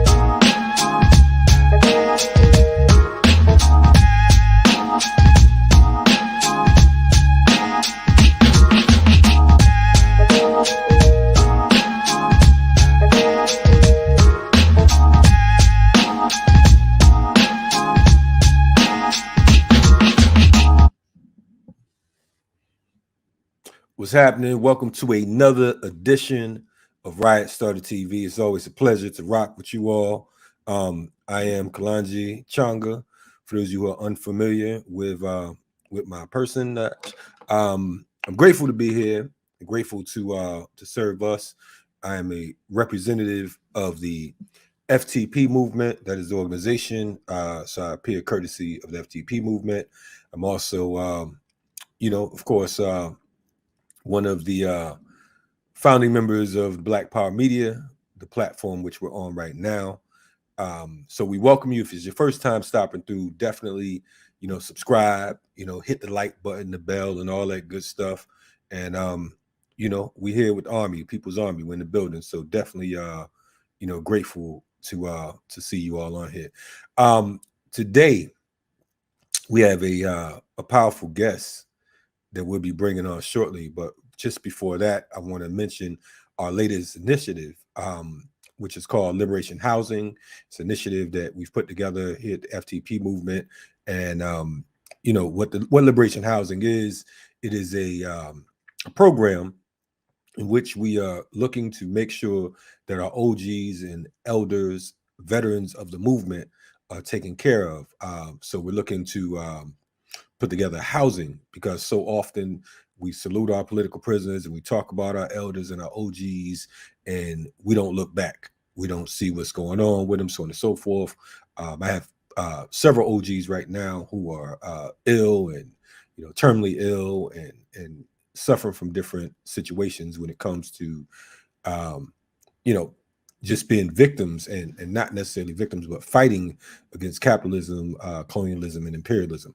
So, I wanted to let you all know about that. The website, if you are interested in supporting that effort, thenaturalfestival.com/liberation housing. That's the piece that you see on the screen right now. Okay, so today, 57 years ago, this week, we lost one of our most revered freedom fighters. We lost a brother that was seriously committed, a brother who gave us a clear example of what transformation looks like.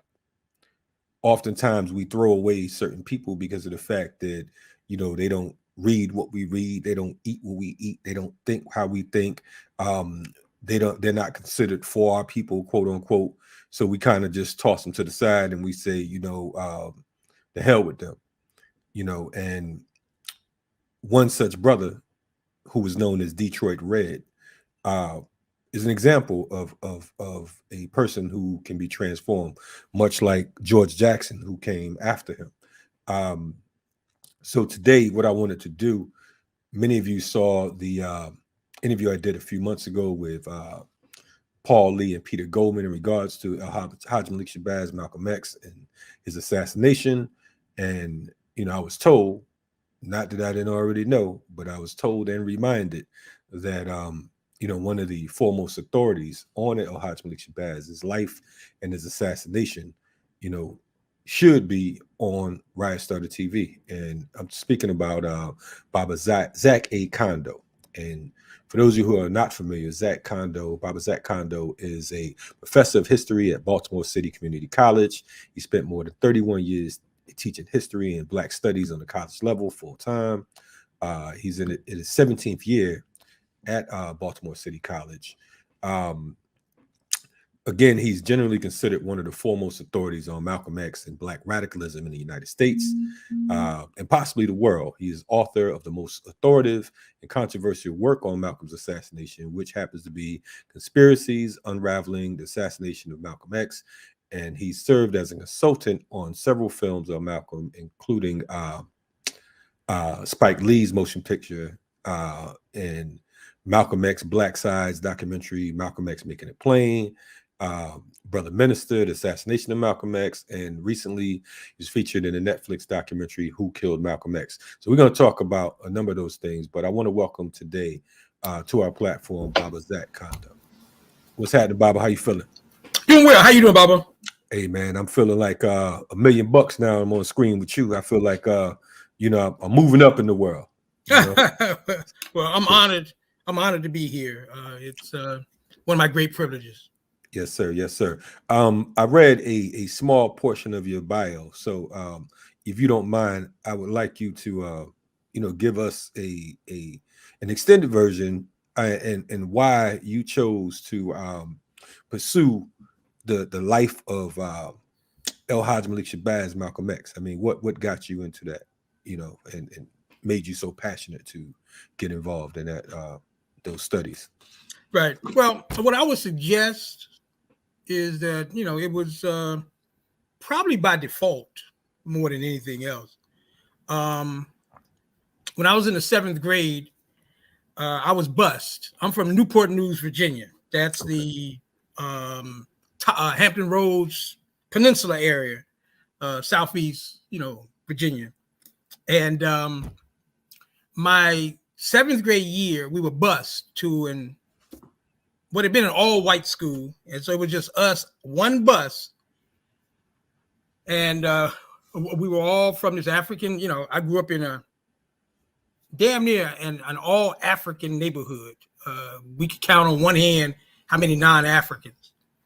And so we go to this school, and the most blatant, racist rednecks that you could imagine are teachers, they're the principal, they're the administrators at the school. And so they just discriminate against us on all levels. So for the first time, previously racism was more subtle, but now it was blatant. And I guess you could say I was looking for a way to fight it, but I was, I'm 11, 12 years old. Hell, I don't know how to fight institutionalized racism like that.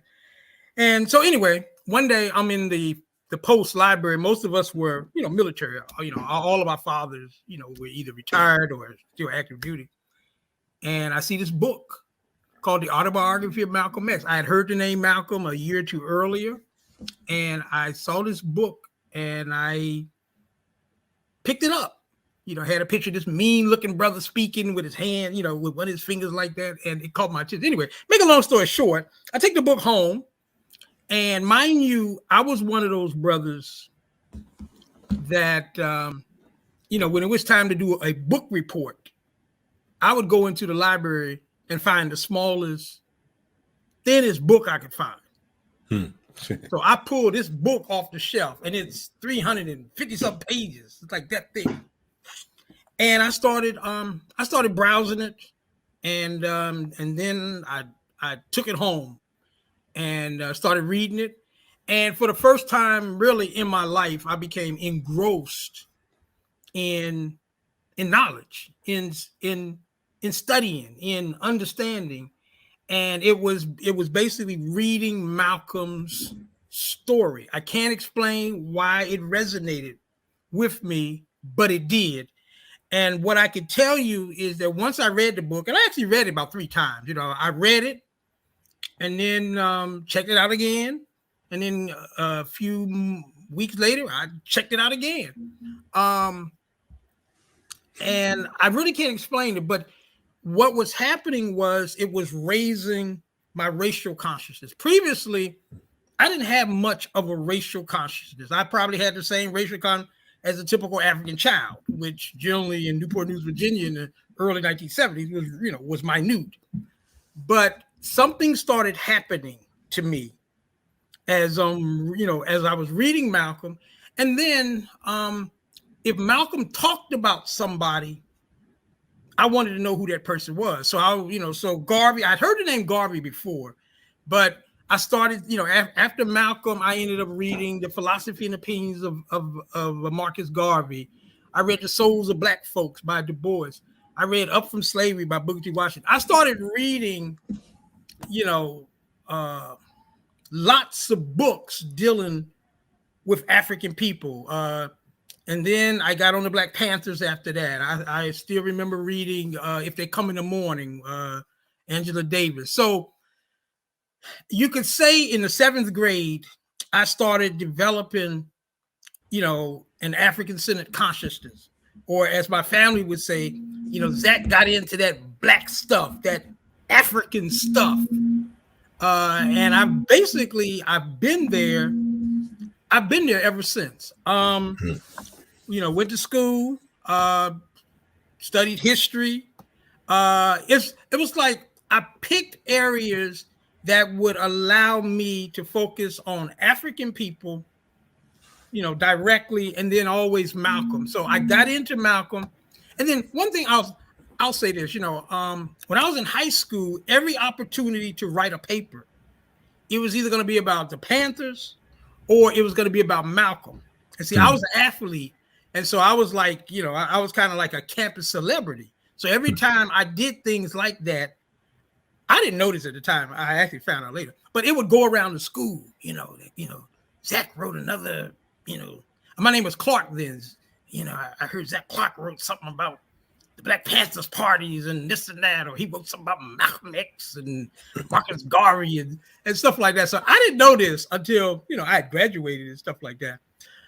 And then another important event in all of this, when I was in college, word started going around. I went to a school in the Shenandoah Valley, and there was about an hour away, there was another, you know, mountain school, and Stokely Carmichael, Kwame Ture, was going to be speaking. So the Black Student Alliance at my school, you know, we decided to get one of the campus buses. It was a van. So maybe about 10, 15 of us, you know, we rode over the mountain and listened to him speak.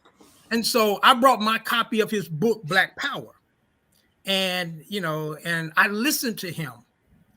And he said some things, you know, that really, really struck nerves for me. And one of the things, and the reason that I'm telling you this particular story, is he always referred to us as Africans.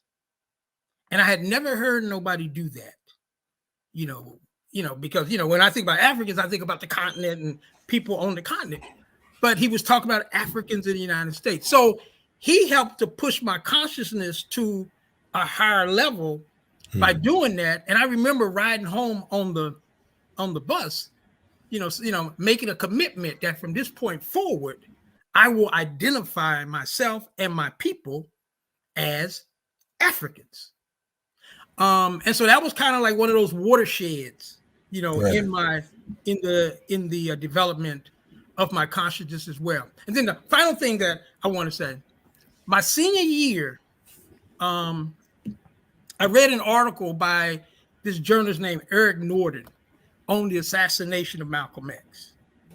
And that article helped to spark, because remember, you know, I've always been studying Malcolm. I had read every book. By then, I'd read every book and article or anything that was on Malcolm X. If I found it, I read it. So I was pretty much on top of everything Malcolm. But this particular article, and remember, you know, I had read stuff before that dealt with assassination. You know, there was an article in Jet Magazine, and what was that published? October 1965 that dealt with Malcolm's assassination. So it wasn't like I hadn't been reading about Malcolm's assassination. Earl Grant wrote a real, powerful piece in Malcolm X, the Man in His Times, that dealt with, it was entitled the Last Days of Malcolm X. That dealt primarily, you know, with the assassination. It wasn't that I hadn't been dealing with the assassination, but I read this article and it forced me to ask a lot of questions. And so I tell this story to make this point. That was, I guess you could say, the beginning of my commitment to find out who assassinated Malcolm X. And so from that point forward, any opportunity to write research, to do research, to, you know, like even simple things. Like I'll never forget, I was taking a speech class my senior year, and a public speaking class. And every speech I gave, even though, you know, you're supposed to do different levels, like informative, persuasive, and all of that, I never cared about what titles they gave the type of speech. Every speech I gave was a persuasive speech. And every opportunity, I talked about Malcolm X. And the last two was about Malcolm's assassination. So that was basically, in many ways, that spring of my last year is when I made that commitment that I was going to focus primarily on Malcolm's assassination, as one of my major, academic and political pursuits. Right on. They say we get involved one of three ways in movement and struggle: either inspiration, aspiration, or desperation. And we can see clearly that you were inspired, and that's a beautiful thing because of the fact that it's we don't often talk about how we got to the point of where we are, so we definitely appreciate you sharing that piece. I want to talk a little bit about Malcolm pre Nation of Islam. You know what I'm saying? Malcolm, the early Malcolm. In your studies and your research, what were some of the most intriguing things that you found out about Malcolm prior to his consciousness, quote unquote? Yeah, in some ways, I guess you could say, for me anyway, Malcolm was kind of like a typical, a typical hood.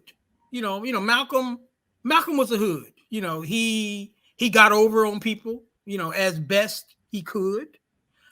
He got involved in, activities that this society would call illegal. And he was about exploiting people. He didn't necessarily have much compassion when it came to people. If he had a mark, he hit that mark hard, and he never really looked back, it appears, and stuff like that.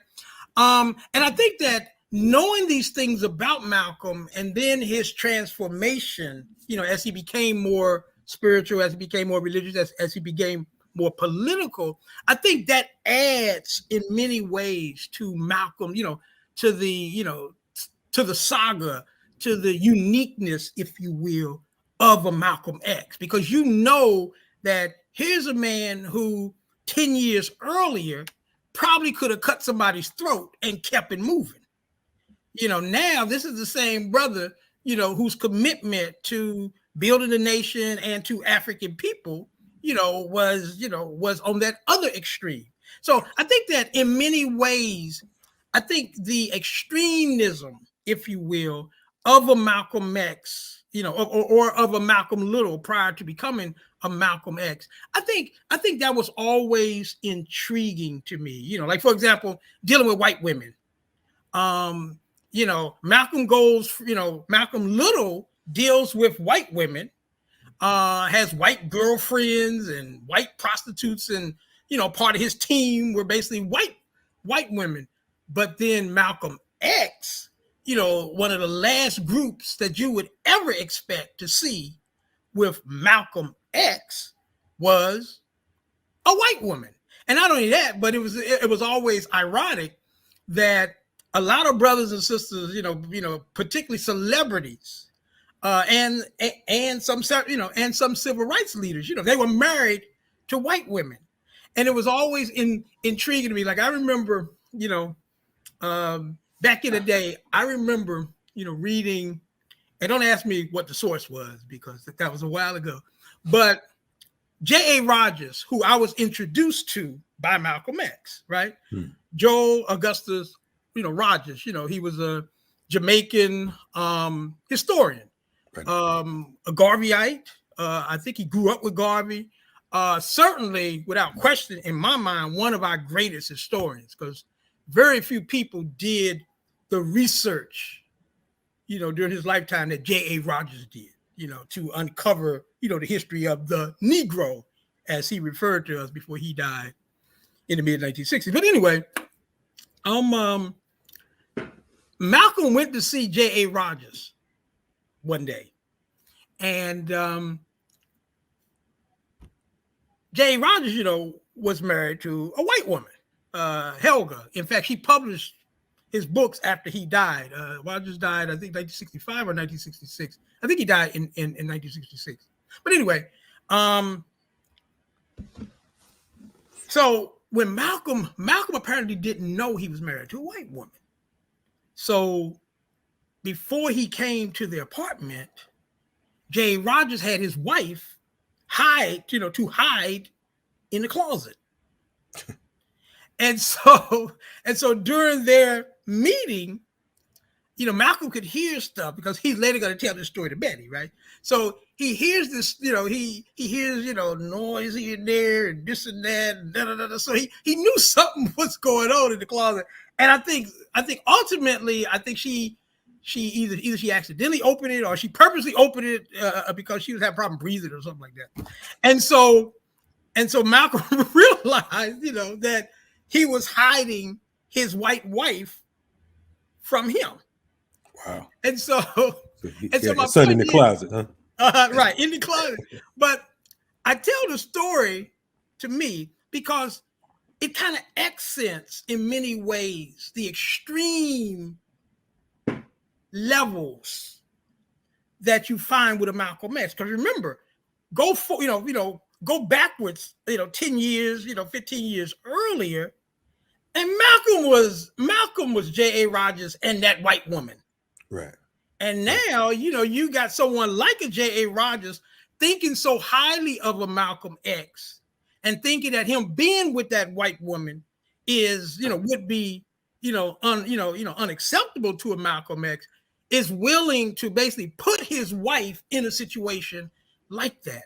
And I think only someone, who has went through those types of extremes, even though, of course, at the time, most people didn't know that Malcolm had those types of experiences and stuff. Certainly, J.A. Rogers wouldn't have known that. Probably people in the nation, because sometimes he would talk about his past and stuff like that. But J.A. Rogers wouldn't know, that you don't have to be hiding. Malcolm used to be with white women too. You don't have to keep your woman in the closet.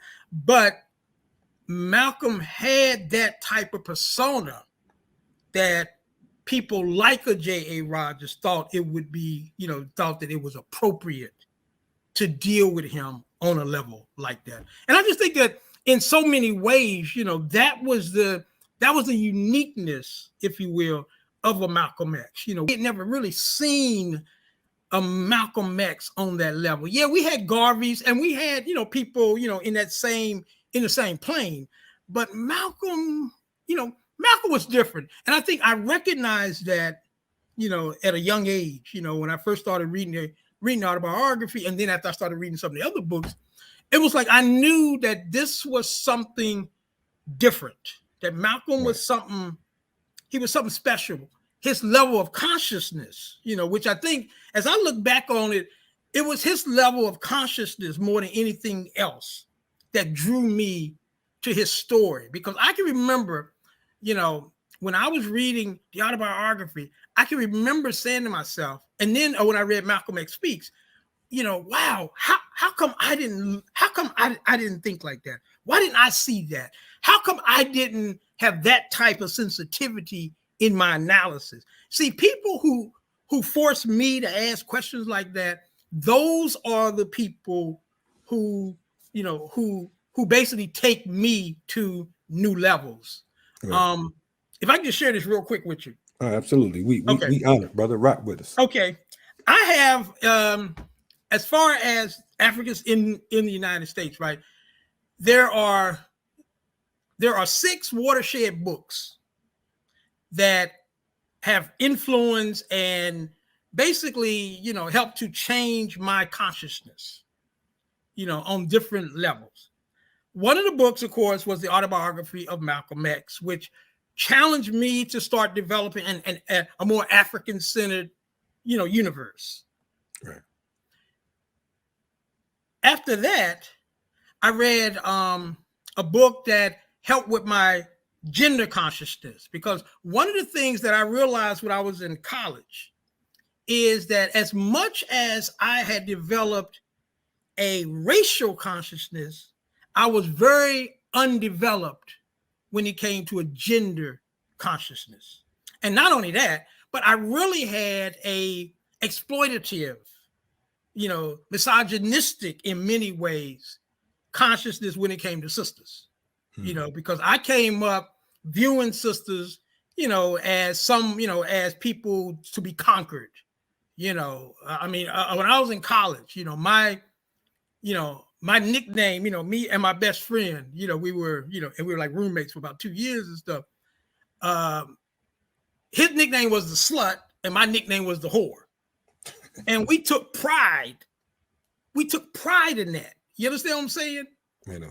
Being with as many sisters as we could be with. Why? Because I was undeveloped when it came to a gender consciousness. So I read Michelle Wallace's book, you know, about the black macho in the midst of the superwoman, that thing. I read that. And that book, I had some issues with it, no doubt. But that book forced me to start developing a gender consciousness. And so that was one of those watersheds, it was, and it was a tough read. And, she was critical of a lot of, African leaders, including, Malcolm, as far as the whole gender consciousness and stuff like that was concerned. But I listened and I read, and I began to realize that I needed some work. There was some work that I had to do when it came to gender, because as the Black feminists said, in the Black feminists in 1974, I think it was Barbara Harris, but she said that you cannot liberate half of a nation.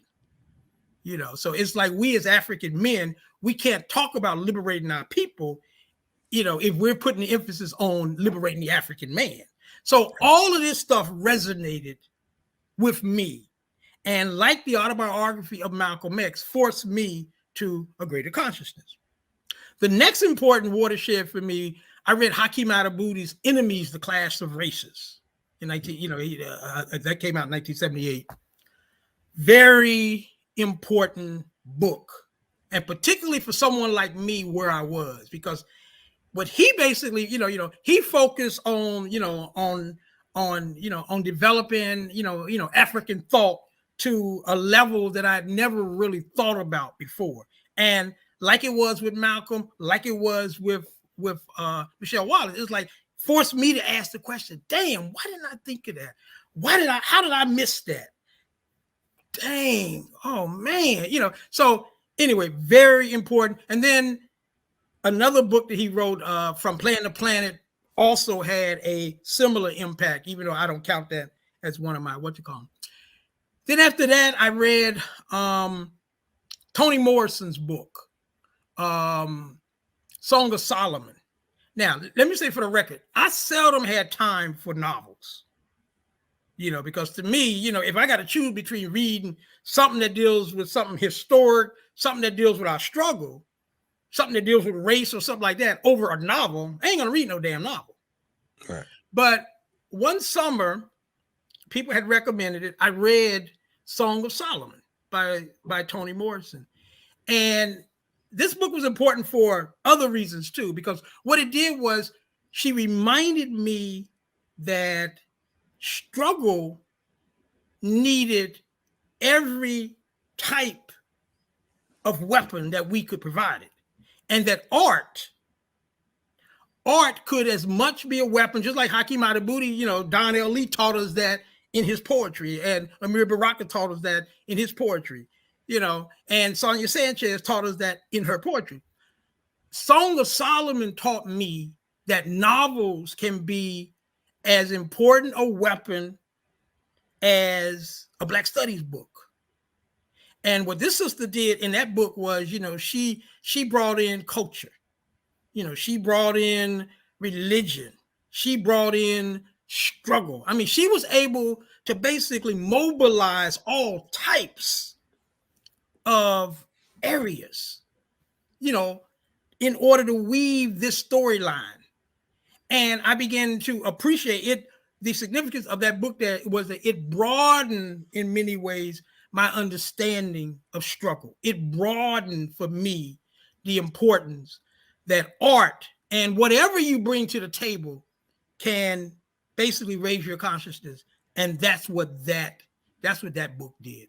Bell Hooks, I read, her book dealing with, what was it? Killing Memories, dealing with racism and stuff like that. And what Bell Hooks did for me was she took Michelle Wallace's analysis and she added some complexities that someone like me really needed to deal with. I needed to confront my own sexism. And in many ways, reading her books forced me to confront it. And not to mention the fact that her analysis, I mean, you talk about me asking the question, why didn't I think of this? You know, even her critique of capitalism took it to the next level and stuff like that. I mean, she made transition, some months ago, but that was a brilliant.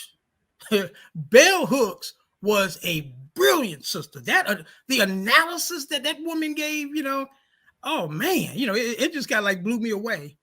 And then of course Vincent Harding. I read There's a River, and that book, in many ways, it changed my life. There is a River. Came out in 1981. That book impacted me so much that I decided that I wanted to go to the University of Denver, and study under Vincent Harding for my doctorate. And I applied, I got accepted, all that. The only reason I ended up not going was because I didn't think he had, he wasn't as enthusiastic about me coming to study with him as I was, wanting to study with him. And then my grandfather, started getting sick, and I knew I needed to stay on the East Coast. And so there were some other factors and stuff. But There's a River.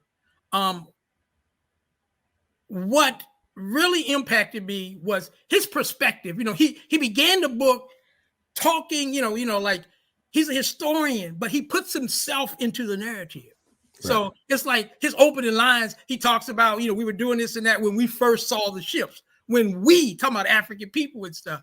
And he basically carries on that type of discourse for the entire book. And when I read that book, man, it was like, wow. So the importance for me is that he reminded me that, first off, this objectivity stuff that they try to teach you in school, history's supposed to be written objectively and all that. He threw that bullshit out the window. Quick. And so I threw that bullshit out the window as well. It was like, it changed my focus, because my thing is that I'm not trying to reach some imaginary, standard that white historians have created when it comes to understanding history, to studying history, to writing history. No, I'm not going to separate myself. I'm going to be part of the narrative. I'm going to speak as an African person. And so that was the significance for me of a Vincent Harding. And that's why I wanted to study with him, because previous people that I studied with, they were promoting that objectivity stuff. Even though white people ain't never tried to do the objectivity stuff when it comes to history, that was the goal that they wanted us to follow. And I couldn't go there, So anyway, these are watershed books that kind of changed, my analysis, changed my trajectory, kind of like put me on the path that I've, pretty much been following, for damn near 50 years or so. Right on. I appreciate you sharing that, because of the fact that, we're usually hearing about the propaganda used against us. Folks don't talk about what motivates us. What are some of the tools? And I think that even when you talk about books, oftentimes we get caught up in like, oh, that did it for you, or that motivated you, or this, so on and so forth. Before you have a fire, there's a spark. And I think that we got to always remember that. I don't care if Franklin at Charlie Brown table motivated you. You know what I'm saying? Him being the only black boy at the table, whatever it takes to get you to where it is you need to go is what's important. We get caught up in absolutes. And the reality is there are no absolutes.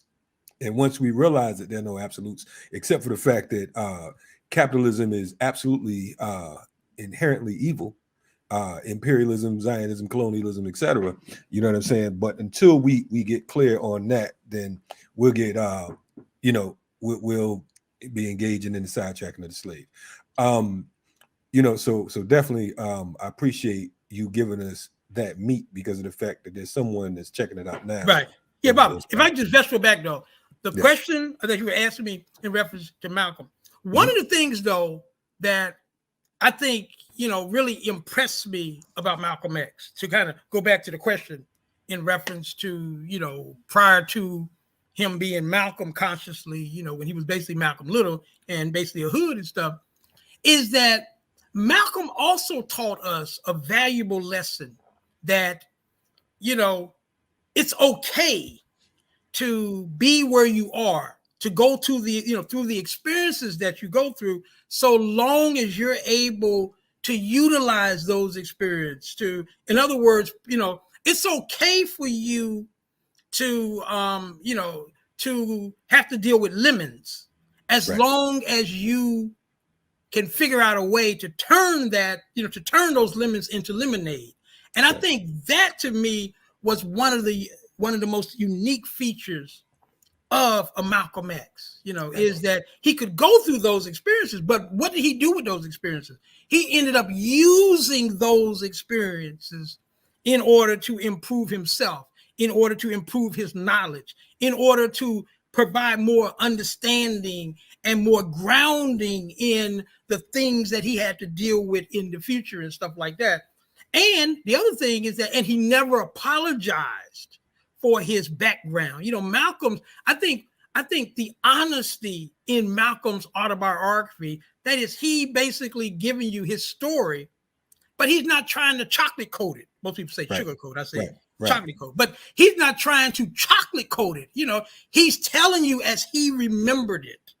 He may have taken, here and there, some poetic license here and there, but for the most part, he's giving you an accurate portrait of how he saw his universe, how he saw his life, and he wasn't trying to apologize. He wasn't trying to lighten the blow or make himself come out looking better and stuff. That's self-criticism.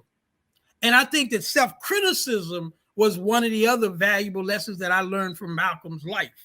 Is that it's okay to be able to look yourself in the mirror and see what's there instead of just seeing what you hope to be there.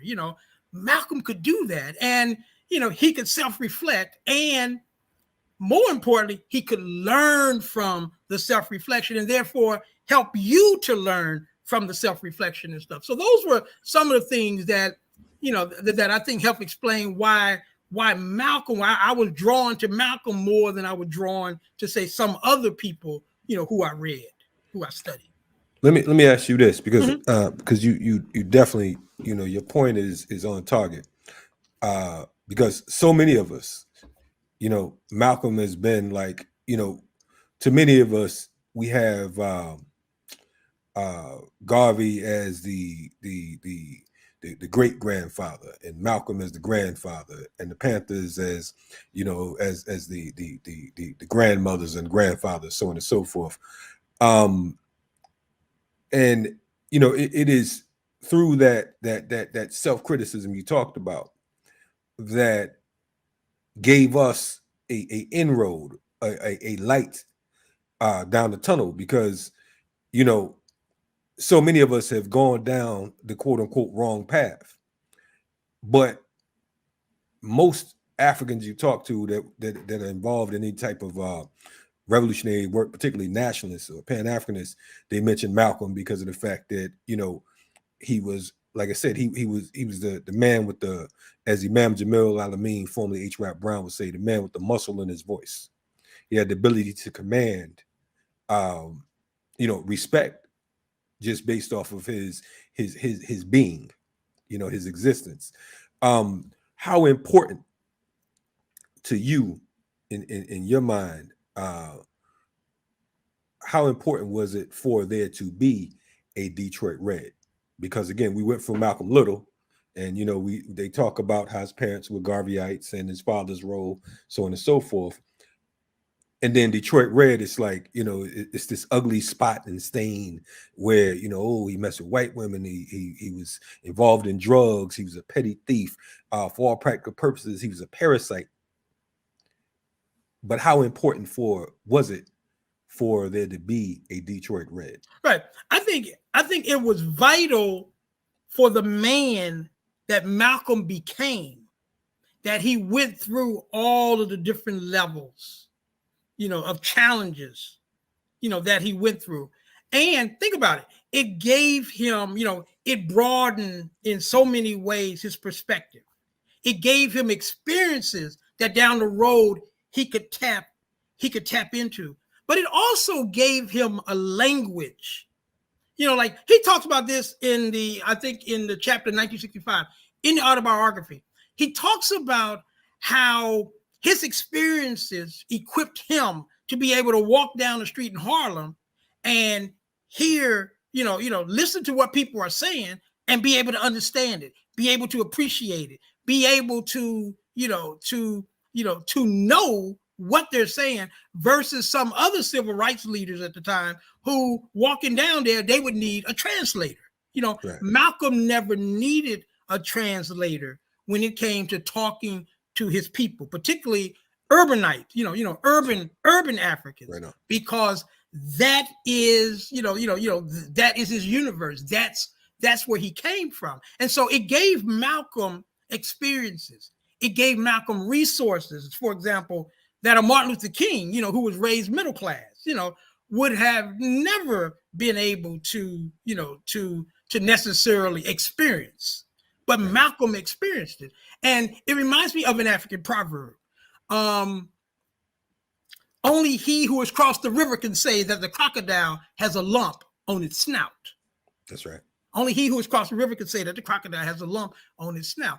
Malcolm could talk about that crocodile's snout, whereas a lot of other people, because they didn't have those experiences, they couldn't. He could also talk about, like, for example,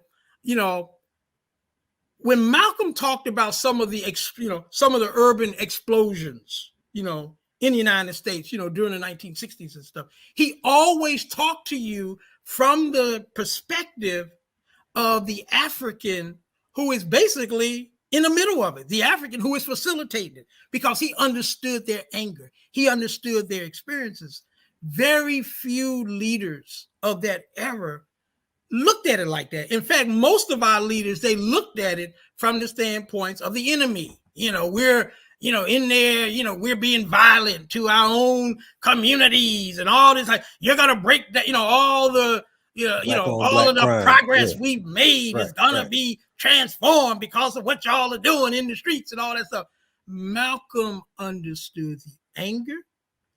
Malcolm's thing was, we got to figure out ways to redirect it, but that anger is legitimate. That's right. That, that those thoughts, that those actions, they are legitimate and stuff. But see, other leaders, they couldn't do that. So no, to go back to your question, those experiences equipped him. And I think about this. I think this is one of the reasons why we do hold Malcolm in many ways in greater esteem, because we know where he came from. Sure. We know that he went from these different levels, and that along the way, we also know Malcolm was a scholar. Malcolm was constantly feeding his mind. Malcolm knew that the mind is a muscle, and you got to exercise that muscle to maximize it. And so Malcolm's constantly, so he got all these experiences, as the book said, he rose from hoodlum, thief, dope peddler, pimp. He got all these experiences. And at the same time, Malcolm could go and have, conversations, with the most elites of the elites. So all of these things in many ways made Malcolm special.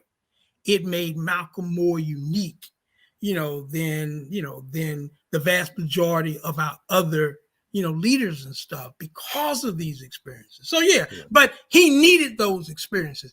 And I think that without those experiences, without Detroit Reds, I don't think we would have had a Malcolm X. We needed those experiences for there to be a Malcolm X. That's right. And I love the fact that you're pointing out basically that not only did Malcolm have his finger on the pulse of the streets, because so many of our quote unquote activists and freedom fighters now to this very day, they don't have their finger on the pulse of the streets. They don't know what's going on in the community. They don't go to the hood. They never been to the hood, so on and so forth, but are quick to come up with town hall meetings and do all these different virtual meetings about what should happen and what the people in the community need, so on and so forth. And they don't really touch down in the hood. They go to the safest of spots. One thing about Detroit Red, he before even becoming Malcolm, he had and even after becoming Malcolm, he had what we call a hood pass.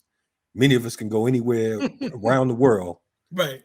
By ourselves, and we good. Not because of the fact that you tough, not because you look in no certain way, but your spirit and your energy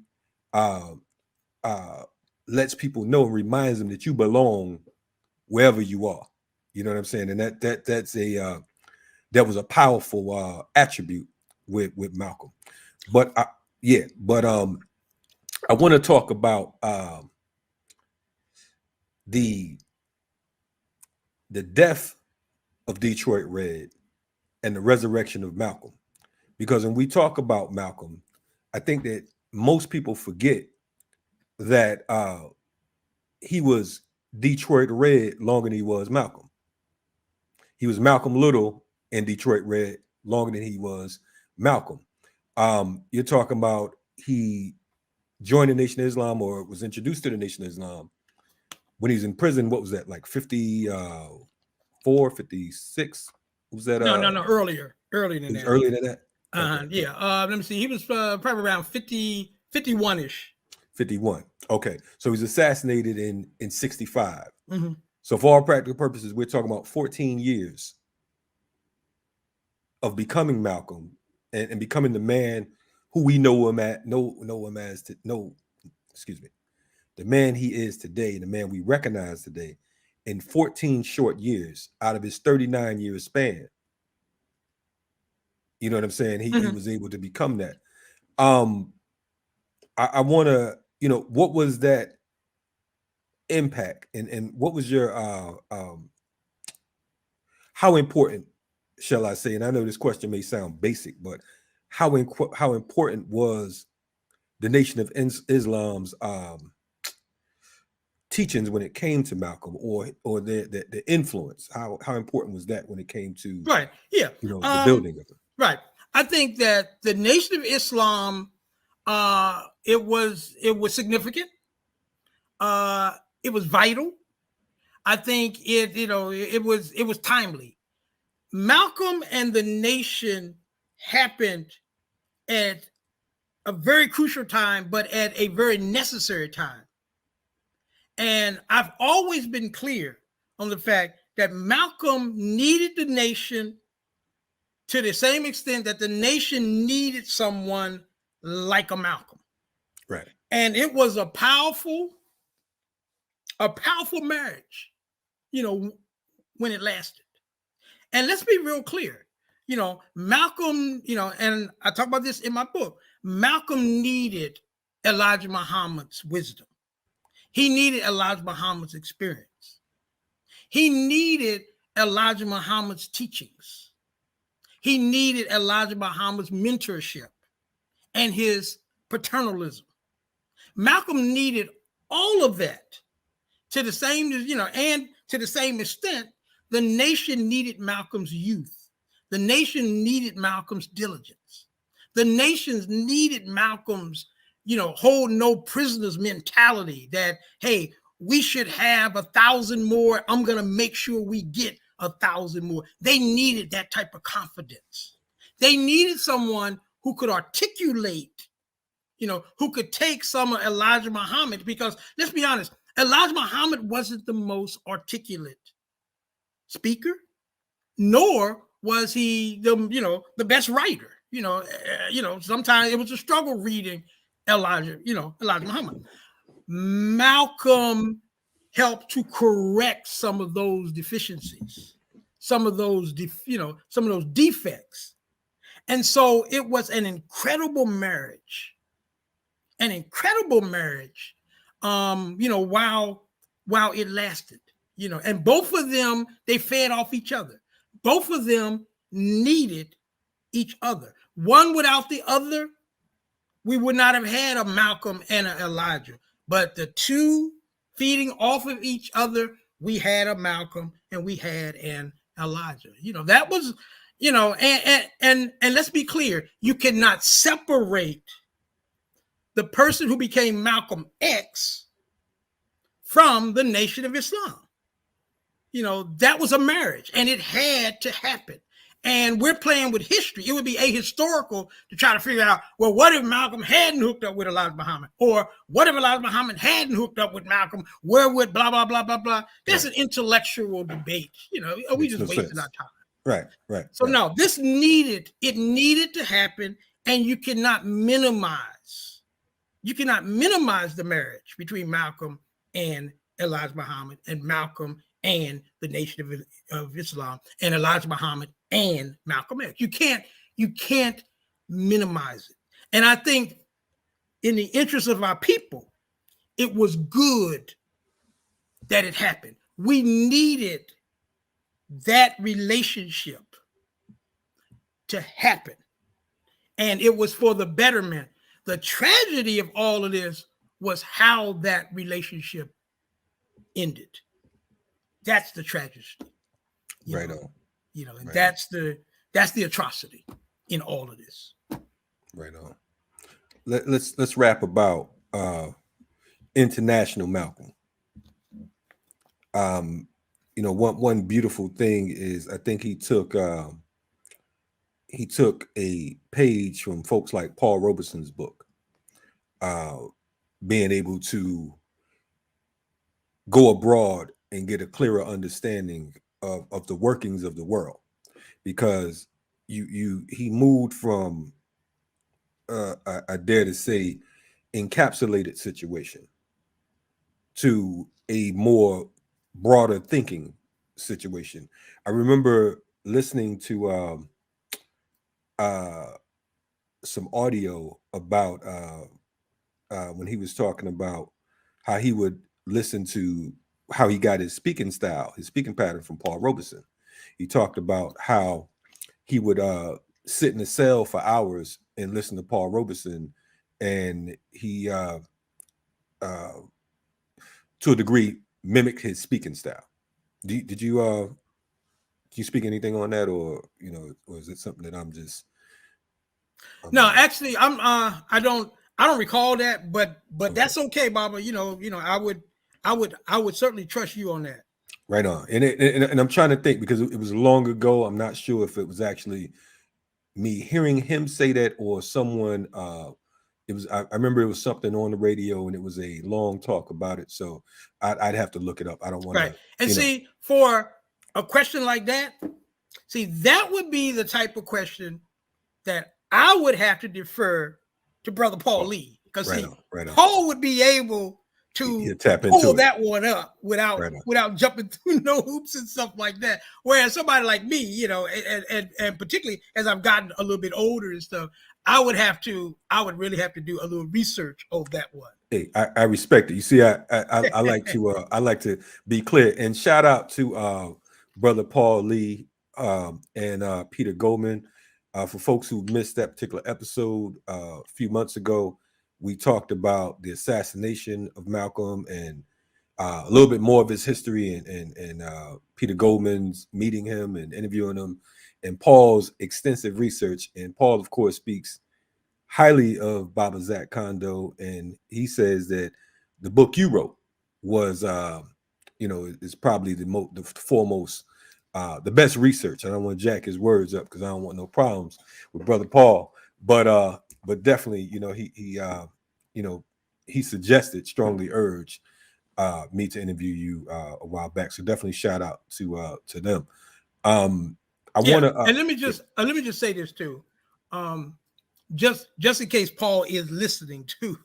Yes. That as I shared with you, Paul Lee is the most meticulous, the most skilled scholar and researcher that I've had the pleasure, and I've hooked up with a lot of our, scholars and researchers that I've ever had the pleasure of working with, and he made me a more meticulous, a more sensitive, a more detailed oriented scholar, when I was working on my Malcolm X book, because he would willingly, share information, and we were exchanging documents and FBI in particular and stuff like that. So it was a great collaboration when I was working on the Malcolm X assassination, and he made it a much better book because he forced me to be more sensitive, in my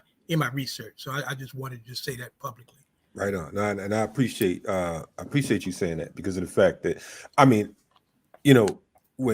just to get Paul, Lee, and Peter on the screen, together or separately, was, man, it was like looking for the tooth fairy, So definitely, he's, I've learned a lot from him in our short time communicating and just the emails, so on and so forth.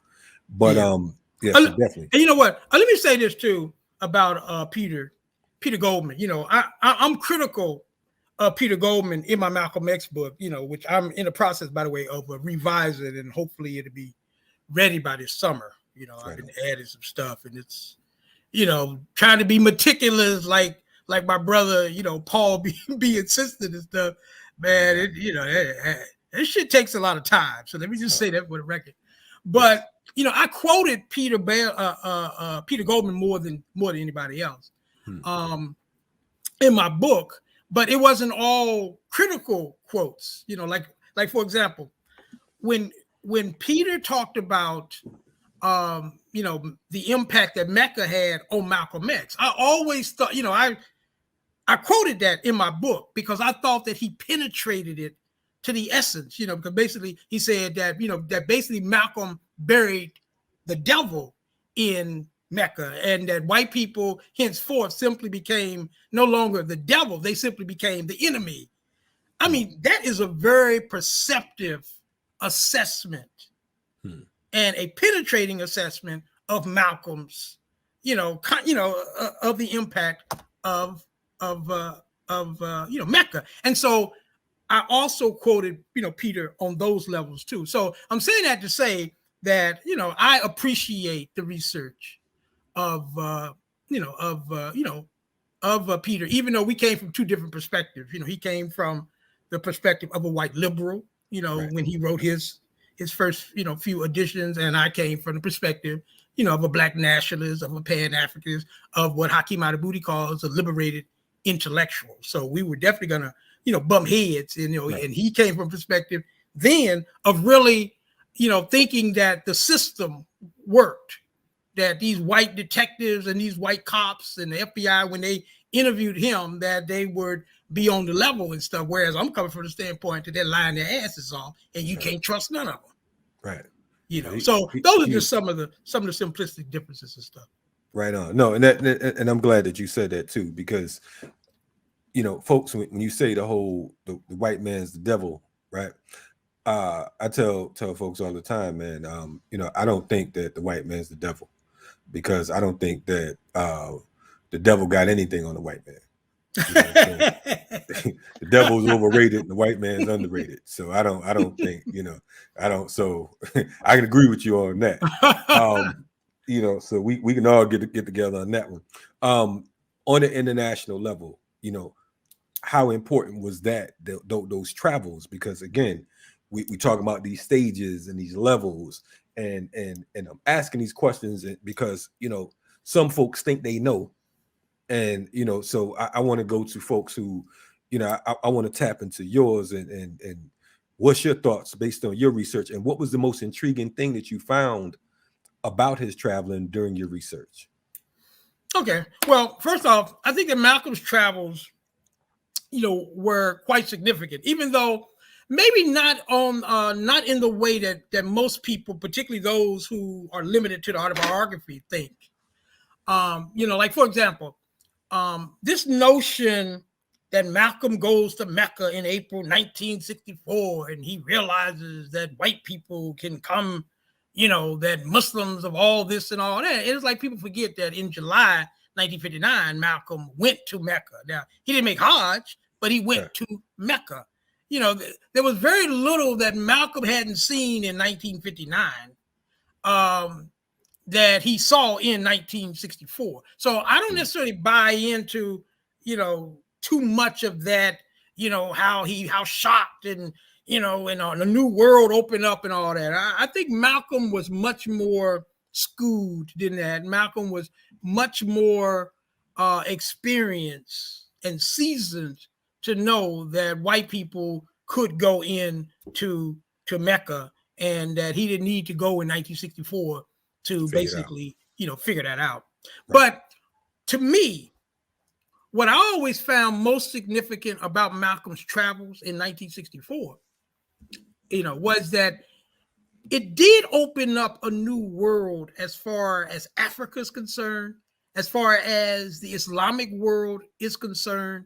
It basically introduced Malcolm to the extent that he had experiences, particularly on the continent, that he had never had before. And so I think that broadened Malcolm's scope.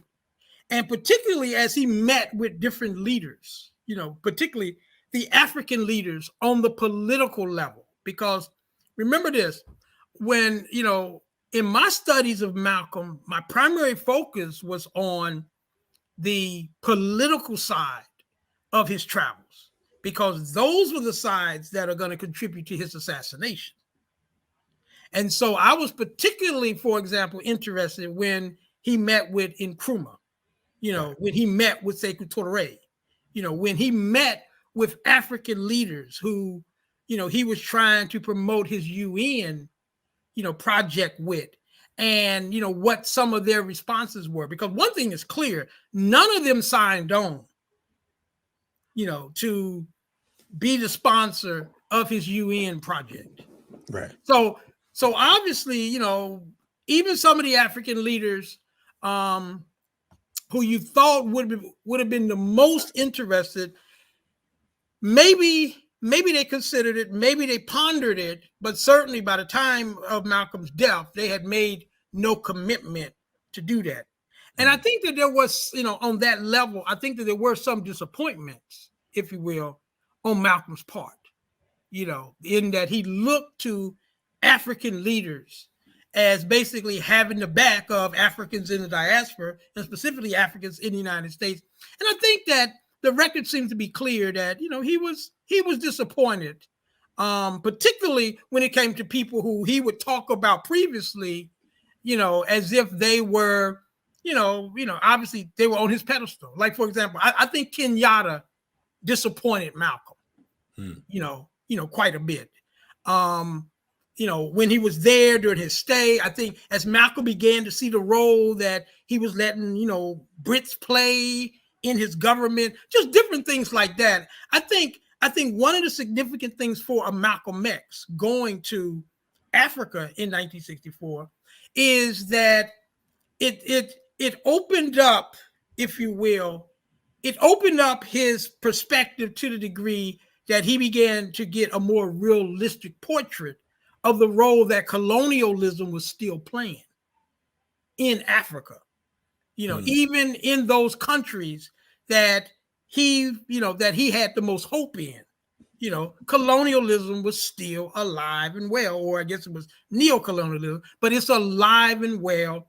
And I think that all those things, forced Malcolm to take another take,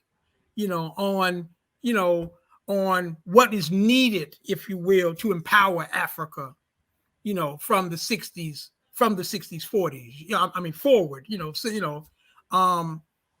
and so I think that was very important for Malcolm's education.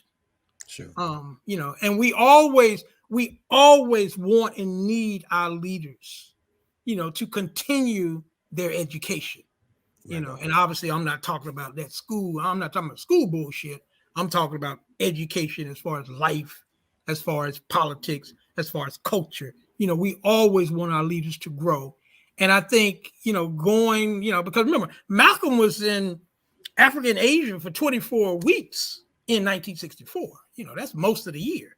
Right. And so he's going to be equipped with some experiences, that I guess the tragedy is that he's not going to live long enough or too much beyond those experiences, so that he could have utilized them more as far as our struggle, as far as our knowledge, as far as taking us where we need to go. He just didn't have that much time, and so we could speculate, had Malcolm lived, how would those experiences have influenced this or influenced that, or taken him here or taken him there?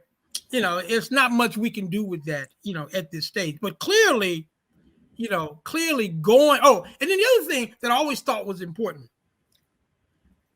Malcolm went to Africa. Not all of our leaders, that's right, focus on Africa. In fact, particularly with the civil rights leaders, you could hear some of them, and they're talking about Europe right, the way they should be talking about Africa. So Malcolm understood, when a lot of others didn't, that it had to be Africa. Africa had to be front seat. right. Now, because he was Muslim, he still, had his flirtation, if you will, with the Islamic world. Even though I think that going to the Islamic world also helped Malcolm, giving him a more realistic portrait, for example, of how Arabs dealt with Africans, in the Islamic world and stuff like that. He needed those experiences as well, because I think in the end, Malcolm came to see, that Sunni Islam, just like white Christianity, had its contradictions, had its racial, had its cultural, injustices. And I think that was something that Malcolm needed to know as well. Right on. I think that it's also important to note that, just naming some of the heads of state that you talked about, Nkrumah, and even folks like Castro, the fact that Malcolm was accepted and given an audience by these heads of states, and he wasn't a head of state himself, is that's a feat. Of course, we see later on, Minister U.E.P. Newton and Eldridge and folks like that following that lead and that tradition. But and not only that, the majority of these leaders were so young. We're talking about Patrice Lumumba being 36 when he was assassinated. You know what I mean? You're talking about Malcolm being 39 and Martin being 39 and Frantz Fanon transitioning at 36 and just so many others who never made it. Che Guevara, 39 years old, so on and so forth. So we're talking about, for all practical purposes, youth. You know what I mean? You're talking about, the majority of us, I have children in their 30s. You know what I mean? So the majority of us these days, we don't even, I would argue that we don't even truly enter manhood to about 40 years old. You know what I'm saying? You're a man, you get an understanding, you're clear about certain things, but as you grow, So, Malcolm hadn't even made that full transition. And we can't, again, it would be asinine to speculate on whether or not, where would he be today, and would Malcolm be for voting, all the other craziness. That's just as insane as hell to me when people talk like that. But, just remembering the age and the fact we talked about, him being into quote unquote consciousness of being on the right side of things for 14 years. I want to let me say one thing, Baba, yes, to kind of vegetable back on something you were saying. Okay. When Malcolm was in some of the countries, he was treated like he was a head of state. Right. And not only that, but he was given the types of perks and resources like a chauffeur and bodyguards and different things like that when he was in several countries. They did it. For example, Sekou Touré comes to mind off the top of my head. He gave Malcolm, actually, I think he gave Malcolm 2 security people. I think one was an officer. He let him stay at Malcolm's villa. At his villa. He gave him a chauffeur. Right. He basically, he gave him a chef. He gave Malcolm the type of respect that would have normally been reserved for a head of state. And I think that, to me, the significance of that is that even though not all of the leaders, and Faisal did the same thing in Saudi Arabia, not all of the leaders, clearly viewed Malcolm, as a head of state. But it's real clear that, when he was outside of this country, some of these leaders had a very high opinion of him and where he was at that stage, in his life. And then the other thing too is that this whole youth thing, I think that we really underestimate, how some of these, because we would assume that people like some of the giants that you named, we would assume that they were older than their years, simply because of who they were, how they carried themselves, what they had accomplished, and stuff like that. Right. But you're right. We're talking about, in the larger scheme of things, these men were babies, right? And yet, to be where they were at, right. And unfortunately, for pretty much all of them, they never went past those, that whole 30, the whole 40 mark. They never made it. And of course, it forces us to just marvel. Imagine if this brother or that brother, had lived longer. What else could we have expected and stuff like that? But no, that's an important point. Right. No doubt. Now it brings Chairman Fred to mind as well. 21 years old. Unbelievable. Yeah. And we talk about, and George Jackson, 29. These are folks who, we revere, and that is why we say elders for counsel, youth for war. It doesn't mean that the youth are being dismissed. It means that, oftentimes you played this game already. You know what I'm saying? You know the play. You know where they're gonna come from. You know what time they're gonna throw the water. You know what time. You know what I'm saying? You know what the hits feel like. You fresh on the field. You ain't never got hit before. You get that concussion. You might quit. You know what I'm saying? But this what come with the game. This what come with sport. So oftentimes you need the elders for advice. I want to talk about your book. Conspiracies, Unraveling, Assassination of Malcolm X. What prompted you to write it, and give us a synopsis of what is it? Why should folks check that out? Manning Marable has a book. Why don't we read that one? I'm just messing with you. Let's talk about your book, and we're gonna touch on Manning as well, by the way. But okay.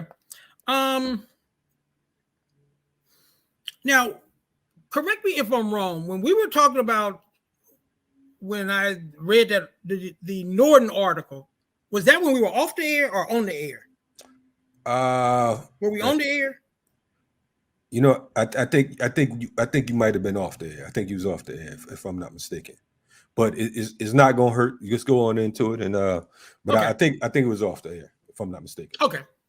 Yeah. So what had happened was, in my senior year in college, I read a article by Eric Norton that dealt with the assassination of Malcolm X. And and remember, I had already, read different things about Malcolm's assassination, but reading this article, for some reason, something happened. And what it was, I have no idea. All I can tell you is, after I read that article, I started thinking more seriously about figuring out, trying to resolve this question, because it was real clear that at that stage, we really didn't know who really killed Malcolm. We had people in prison and all of that. We had the official version and all of that, but it just seemed like it was more complex than that. And that's what that Eric Norton article reminded me of. So all I can tell you is that starting that spring in my senior year, I started allocating time and resources looking into Malcolm's assassination. And every opportunity, when I was in classes, I used, I don't care what the class was. When I was in school, I would try to gear it all toward something that interests me as an African person. I know. You know, so it might be a PE class to somebody, damn it, but I'm gonna figure out a way to weave in my history or African people or Malcolm or somebody into that class if I got a project to do. And so that's what started happening. In speech class, I started, dealing with Malcolm's assassination and political science classes and social science classes. And so when I graduated, I knew that that's what I wanted to study when I went to the next level, when I went to grad school. So when I went to grad school, and let me just share this because I don't know if I've ever even talked about this publicly, but a watershed for me. Okay, I was taking a class and I decided that I was going to write a seminar paper. It was a seminar history class, and I said I was going to do it on Malcolm's assassination. So I ended up writing this 36-page seminar paper on Malcolm's assassination, and I tapped quite a bit from Eric Norden and a few other, articles and books that I had been reading and stuff like that. And so I decided after that paper that I was going to use that paper would be the foundation for my thesis, that this is what I wanted to study for my major project, in my program. And so I went to a conference, me and two other brothers, we went to a conference. This was in 1983. It was the regional conference in Chicago for the National Council for Black Studies. And I went to this conference, and it was like a who's who of Black study pioneers, of serious scholars and stuff. And I got an opportunity to meet a lot of them. And what ended up happening was when I would talk to people, I would tell them that I'm writing, a thesis on Malcolm's assassination. And I remember talking to some people, and I had there was an instance where there was a line of about 2 or 3 brothers, and these are serious brothers, waiting to talk to me so that they can give me some type of direction, because they knew through this person or that person or overheard this or that I was doing this thing on Malcolm X. And I'm talking about people who I had a notebook and I was constantly writing down stuff. They were giving me people to talk to, like people that I remember. Leonard Jeffries was there, and he's going to put me in contact with, let me see. He put me in contact with James Smalls, who put me in contact with Ella, Malcolm's sister, Ella Collins. I talked to Baraka. James Turner was particularly helpful for me. He gave me names and phone numbers of people who I needed to talk to. You need to talk to Gil Nobles. I'll give you his phone number. Tell him that I told him, told you to call him. You need to talk to, what was that brother that did the Malcolm and Martin? Woody, for some reason, I want to say Woody Strode, but Woody Strode was an actor, former athlete and stuff. So it's not Woody Strode. Woody King, it was like I got names for all these, people to talk to, and a couple of people who were at the Audubon. I got names from these other, from these older seasoned scholars and stuff, because their thing was, we want to make sure that we give you good direction. It was like they mentored me in the beginnings, by giving, by kind of opening up and giving me direction and stuff, and saying, use my name. When you contact them, feel free to say, I gave them the number to call you and stuff like that. So anyway, that was a very important episode, in my studies, because in many ways, that kind of got me started. And so after that, I made a special trip to go to New York. One of the good things is that, when I was in grad school, I had scholarships that basically gave me money monthly after all my bills and stuff were paid. And so it gave me resources that a lot of grad students didn't have. So they used to have this airlines called People's Express. Wow. And it flew out of Dulles Airport in DC. And I would drive up to Dulles Airport. In those days, People Express cost $19 to fly from Dulles, which is Northern Virginia, the DC area, right, to Newark. Wow, $19. $19, and then it went Did up. They have you on the wing or what? Huh? They had you on the wing or what was going on? $19. But you know what? But it was cool. And so I did that several times during my research on Malcolm. I would fly to New York. I had relatives in New York. I always had places to stay and stuff. And I would spend like a day or two, sometimes going to stores. Like, I never forget, I went to this store. In those days, they were still selling tapes, the little cassette tapes. Right. I would go into a store where you could hear them playing tapes like Malcolm X and, different people like that. I would go in there just hoping that maybe somebody there could give me some direction, because obviously there's some, obviously they're selling these things and they, it's political. Right. They're selling Malcolm X tapes and stuff. I went to this one time, it was a brother named James Payne. He owned the place and he listened, I was talking to him and, told him what I was trying to do. He listened to me. And then, I come to find out that he was at the assassination of Malcolm X. Wow. One thing, though, that I did learn real quickly, people would test you. They wanted to make sure that you were who you said you were. That's right. Because, and it's based on experience, because, we've had enemies of our people who have played games with us. So they want to make sure before they open up any types of can of worms. So I had to kind of get used to that at first, because they're going to test you and they want to know. And how do I know what you say? If I call this person, what are they going to say to me? Blah, blah, blah, blah, stuff like that. So these were just some of the things that I learned, as a neophyte, researcher, because I ain't learned none of this stuff when I was in school. I had to learn this stuff on my own. And then the other thing that I also remember, there was a brother. They were already going to the Audubon. I mean, to the Ferncliff Cemetery, for Malcolm's, commemoration. And Ella told me this story. I know about 4 people told me this story, so I'm pretty sure it was pretty accurate. But this is the story that they told me, and this was their way of saying to me, "You be careful, young brother." They said that there was a young brother. They said he was about 16, 17 years old. And they said that when they were at the Ferncliff Cemetery on Malcolm's birthday, I want to say in the early 70s, like maybe 70, 71, something like that. They said this young brother, he pledged that he would not rest until Malcolm's killers were found.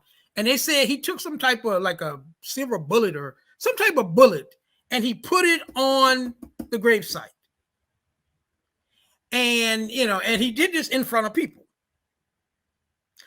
And what they told me was, like, shortly after that, this brother was found shot. And keep this in mind now. We're talking about the early 70s. Malcolm's killers are still across the river in Newark. Now, is there a connection? Do I know anything about? I don't have nothing. I can't even tell you the brother's name. They don't remember the brother's name either. But they told me the story because they wanted me to be careful. Like, don't get it twisted. It's real. Exactly. That what you, and what they were basically saying to me was, what you're embarking upon is not to be taken lightly. And it seemed like you're a serious young brother. So you need to make sure you carry you cover your back. That's what I got from this. And, in line with this, I never forget, when I was still doing, my Malcolm research, but the book hadn't come out yet, right? I never forget, one night I get a phone call, and it's Leonard Jeffries, at City College. Right. And so this was probably around, I want to say this was probably around 91, 92. And at that stage of the game, I was already being criticized by, some of the people in the nation, some of the local ministers here and stuff like that. So I was, they be selling wolf tickets, about, they knew that my book was going to be coming out soon and he's going to try to argue that the nation killed Malcolm and, all that type of stuff. Plus I had given lectures and been on radio and stuff like that. So they kind of like knew I was out there. So I get a phone call from Leonard Jeffries, and it was probably around 11:30. So, it was kind of like late. And I get this phone call, and he says, Brother Zach, this is Leonard Jeffries. How you doing? I said, I'm good. What's up? He said that they had been hearing stuff in New York, and this is the nationalist Pan-African community, that they had been hearing stuff that the nation was going to move on me. And he wanted to make sure that I was okay. Well, I hadn't heard anything or anything like that, but, and everything was cool. But here's the thing though, the fact that I had to get phone calls like that, the fact that there was ideals floating like that, even if it was just a rumor and stuff, we should never have put ourselves, I'm talking about we as African people, shouldn't have never put ourselves in a situation in which thoughts like that had to be considered, had to be on somebody's radar. The possibility that, because I'm researching, one of our own, we got groups who have problems with that and might want to do something to me type of stuff. That's the ultimate contradiction in this whole Malcolm thing, is that we, have groups that go after our own, but not necessarily the enemy. That contradiction, it still bothers me, that contradiction. Oh yeah, definitely. And we appreciate you sharing it. And shout out to Dr. Leonard Jeffries. We had him on Riot Starter TV last month. So if you all have missed the Dr. Leonard Jeffries interview, make sure you go back in the archives, either go to blackpowermedia.org and check that out, or you can go on the Black Power Media YouTube thing. I just wanted to plug Dr. Jeffries. I think he just turned 86 or 87 years old last month. So definitely shout out to him. Yes. And I'm trying to get Professor Small on as well, because of the fact that we definitely appreciate his work.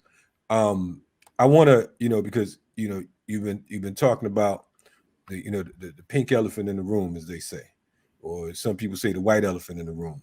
So I'm gonna just jump into it. From your research and your studies, point blank period, who killed Malcolm? Who assassinated Malcolm X? Yeah.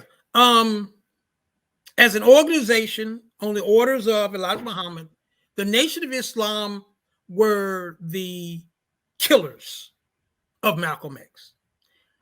They were egged on, they were manipulated, they were schemed on by the FBI, but it was the Nation of Islam on Elijah Muhammad's orders that killed Malcolm X. And also we need to throw in the New York City Police Department and their, Red Squad, as they were called, their secret, intelligence unit known as BALSI, the Bureau of Special Services and Investigation. They lent a hand.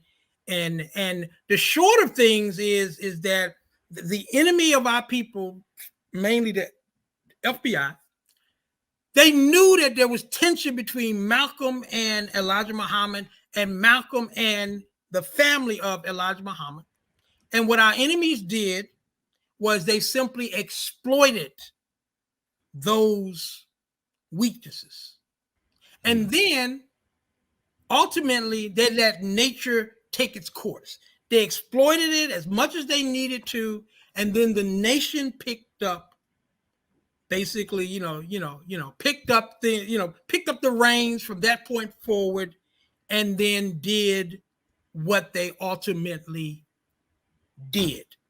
And let me say this, less pain. Now, when I did my book in 1993, my hope was, there was still some people that I really had wanted to talk to who could shed some light on Malcolm's assassination. So my hope was, after I published my book, was that some other people, with the energy and with the commitment, with the commitment of a Zak Kondo and a Paul Lee, that they would then step in and kind of like take it to the next level, find some people who wanted to talk, maybe some of the old guard, they're dying, they're sick, they're willing to talk. And we didn't really see that up until a few years ago when Les Payne's book came out.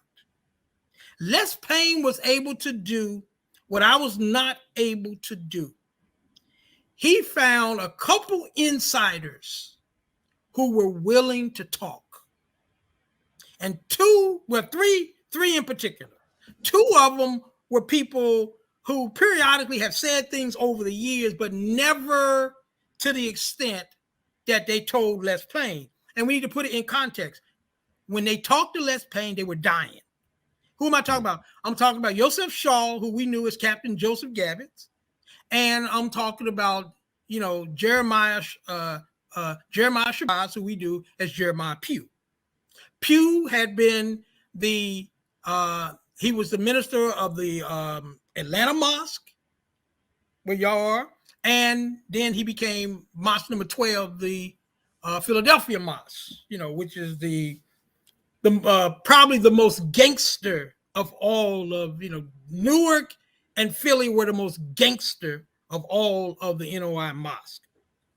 Wow. And so basically both of them talked to Payne. And then he also had a person who was part of the Goon Squad that was the group that ultimately had the responsibility of killing Malcolm.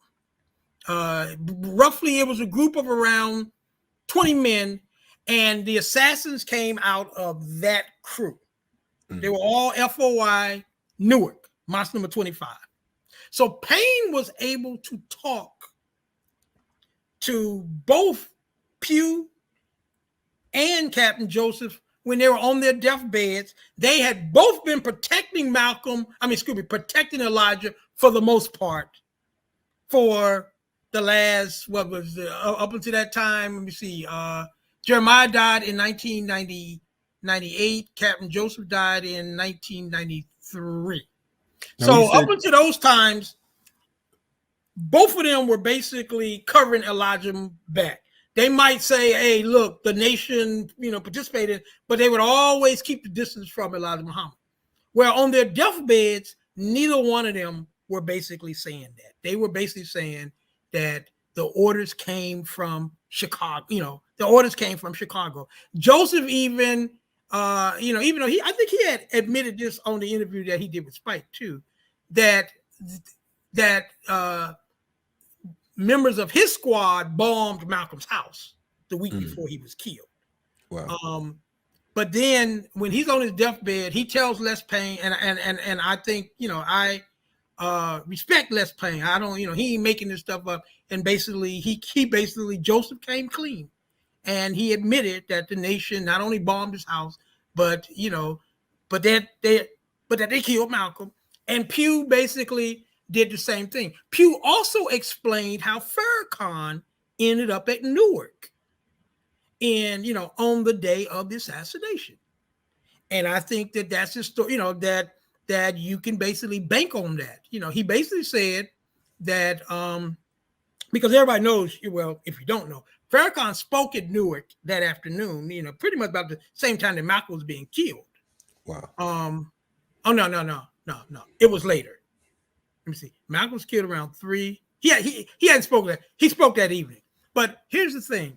And I talk about this in my book. I talk about how the FBI, launched an investigation to try to explain how it was that Lewis, in the early morning of the assassination, got up and drove from Boston to Newark. And they were trying to figure out, is there a connection between Malcolm's assassination and, Lewis being in Newark?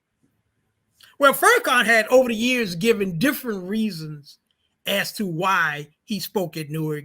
First he says Elijah Muhammad, you know, that at the time Ma 7 had a permanent minister, and so Elijah Muhammad was basically rotating people, and so it was his term for the rotation. Of course, the only problem with that though is that he couldn't notify his people that he was going to be gone, because he got that, you know, he got the notice from Elijah Muhammad like real, you know, like at the last moment. You understand what I'm saying? So obviously he wasn't scheduled to speak there, obviously. But according to Jeremiah, what Jeremiah basically said was, he said basically that Elijah Muhammad was a Machiavellian, and that people didn't know how political he was and how much he schemed. And he said that members of the high command of the nation still didn't trust Farrakhan because they thought that he was too close to Malcolm.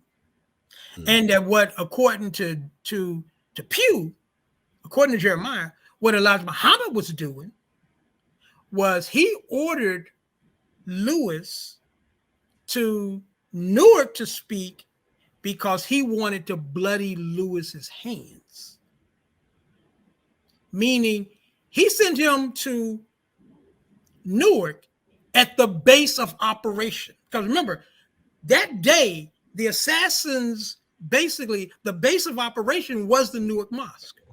And so the major officials who are participating in Malcolm's assassination, they're all assembled at the Newark Mosque. And that's where Farrakhan and 4 bodyguards are. So when phone calls are being made and everything, and in fact, the assassins, according to the plan, they were supposed to go into the Audubon, slaughter Malcolm, escape using the crowd, and then make their way back to the Newark Mosque to be debriefed. That was the overall strategy or framework for the assassination. Well, that's where the only one assassin will ultimately make it back that evening, and that's going to be Bradley, who fired the shotgun. You know, but Lewis is right there. So according to Jeremiah, what Elijah Muhammad is doing is he's bloody and he's forcing Farrakhan to be a player in this, whether he wants to or not. And that's what Jeremiah's thing was. He said, y'all don't know Elijah Muhammad. That's how his mind worked. You know, he was basically tying Farrakhan to Malcolm's assassination so that in the future, if he ever reached a point where he wants to come clean, he's going to have to explain why he himself is right there and he's not doing nothing to stop this thing from happening. To nobody did he say, hey, y'all, this ain't right, y'all. Let's stop this. So he's tying Farrakhan's hands. That's the story that Jeremiah told Les Payne on his deathbed. And I think that, you know, there's no reason to doubt any aspect of that story. Wow. And it goes along with everything else that we already knew that I'd already talked about in my book anyway, you know, and that is that. Now, one other thing that was important about Les Payne's book that I learned, you know, that I learned to help put more things in perspective. There was a conference that took place. Now, let me just say this for the record. When I was doing my research, you know, thanks to Paul's, you know, organization, I got an opportunity to interview Wilford, Malcolm's oldest brother. Right. Okay, so I flew up to Detroit, you know, stayed with Paul, you know, spent the day with Wilford. And Wilford talked to, you know, he told us about an incident. He couldn't remember where it was. That's what I remember about it. But he said that he remembers Elijah Muhammad saying to, you know, and it was a gathering of, you know, ministers, captains, and, you know, FOIs, you know, maybe some lieutenants. He didn't know, he was kind of, you know, fuzzy. But this is what he remembered, and this is what I remember from my notes, looking at my notes from the interview. He said that Elijah Muhammad said that he hoped to see Malcolm's children begging for bread in the streets. Wow. but he didn't know where, where that happened. Well, one of the things that Les Payne talks about, he talks about a meeting again that I didn't know about. Okay. But it took place in September in Michigan. And that at this meeting, which Jeremiah facilitated, at this particular meeting, Elijah Muhammad told it was a meeting of ministers and captains, FOI, and Elijah Muhammad stated to his flock that he wanted them to do bodily harm, what was the term? Fatal bodily harm to Malcolm X. And what I'm starting to realize is I'm not sure, and I probably want to talk to Paul about this, because if anybody, would have some, it would probably be Paul. But I'm trying to figure out whether or not that possibly was the meeting that Wilford was talking about. Because remember, Wilford was still in the nation during this time period. He was a Detroit minister. And so all that to say that Payne, I think, has become that person that I was hoping for, who could then take our understanding to the next level as far as Malcolm's assassination is concerned. And I think that he has, just with those things, just those three things right there, I think have really enhanced our understanding of Malcolm's assassination, and basically has pretty much added, more substance, to my thesis, in the first edition of my book. Do you know when Wilford actually left the nation? Wilford, I want to say he was gone. Again, Paul would know specifically. I know he was gone by 68. He was definitely gone by 68. So he stayed even 3 years after the assassination. Yeah, he stayed a little while after the assassin. And then he said that he just kind of gradually kind of eased on out the door. So do you think it was fear, or just what's your thoughts on that, as far as him staying that length of time? Right. I think that for the most part, I think Wilford was just kind of like biding his time. I think that had he left right away, I don't think that, I don't think he probably trusted the nation at that stage and stuff. I think probably for safety reasons. And so I think that he just kind of gradually eased on. He just kind of gradually eased on out the door. I think Filbert, stayed longer. And remember, Filbert let himself be used by them. Like, he went before the cameras and talked about Malcolm being mentally ill and all that. Filbert would pretty much say whatever that they needed him to say. He was used. Wilford didn't go that route, and it appears that they respected him enough to not try to force Wilford's hand to just jump on in there. And remember, they were secretively meeting periodically, Malcolm and Wilford. Right. They still had a relationship that if Elijah Muhammad and them knew about it, that would have been, very detrimental, I think, for Wilford. Because they would have probably viewed Wilford maybe as a traitor or something, as a hypocrite, which is how they helped to justify Malcolm's killing. He was a hypocrite, So it's a horrible story. Malcolm's assassination is a horrible story. And I'll tell you something else that's horrible too.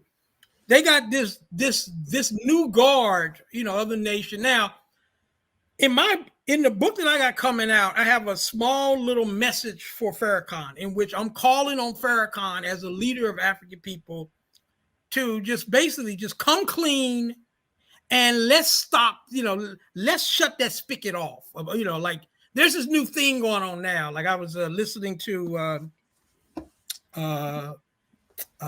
Nelson, Carl Nelson, on his show at different times last year. He had on Akbar Muhammad and he had Wesley Muhammad, and they're all making these arguments now that Raymond Wood's revelations, about the NYPD, participating in assassination and all that, they're using that now to argue that because of what Woods is saying, it proves that the nation ain't had nothing to do with Malcolm's assassination. Huh? Right.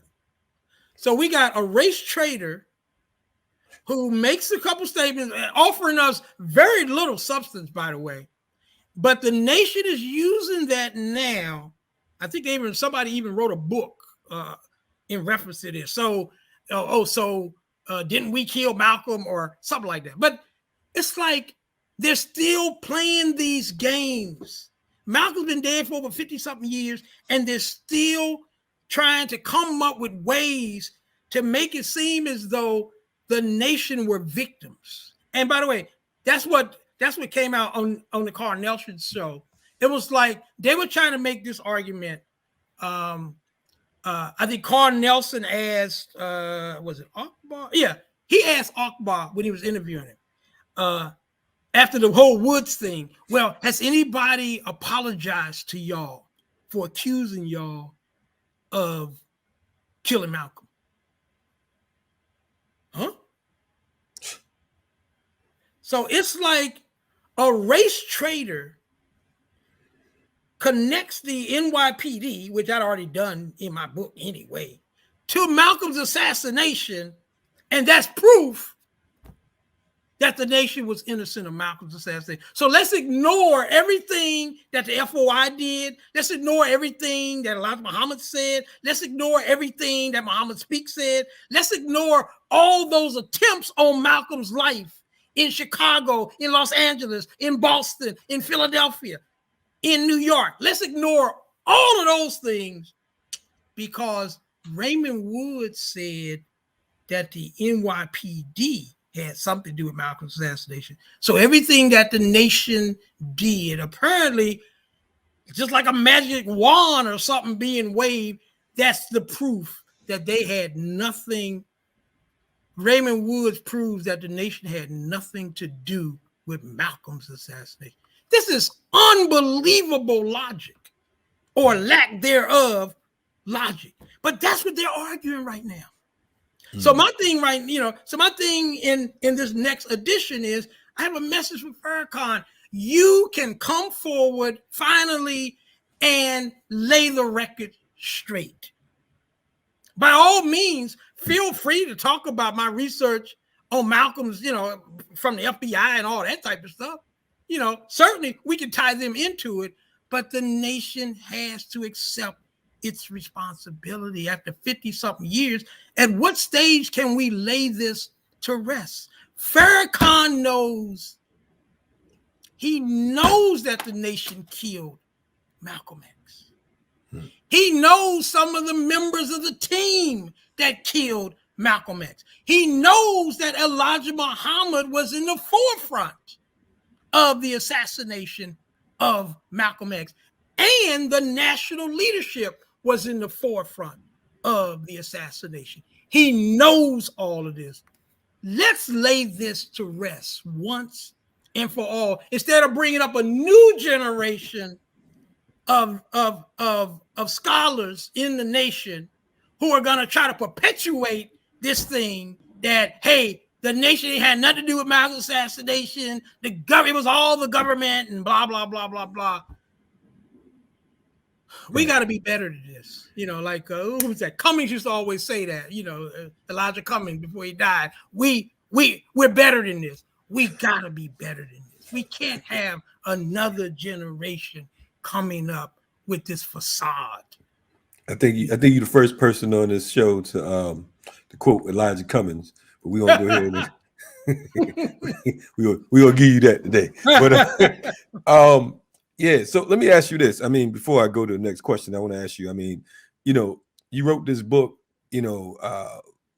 almost 3 decades ago, correct?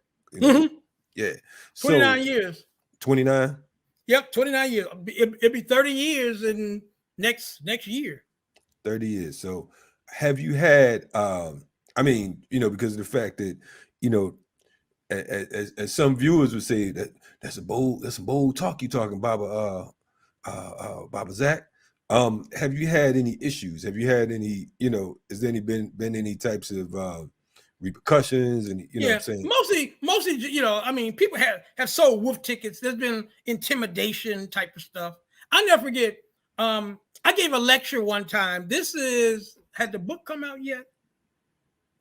I don't remember. It's like 30 years ago. But so I don't know if the book had come out. I think the book had come out. Yeah, it had come out.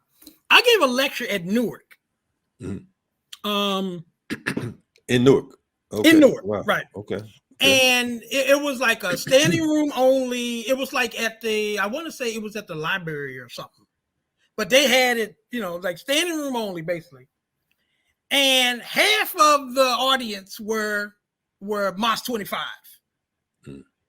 Right. And the minister was there too. The minister at Mos number 25.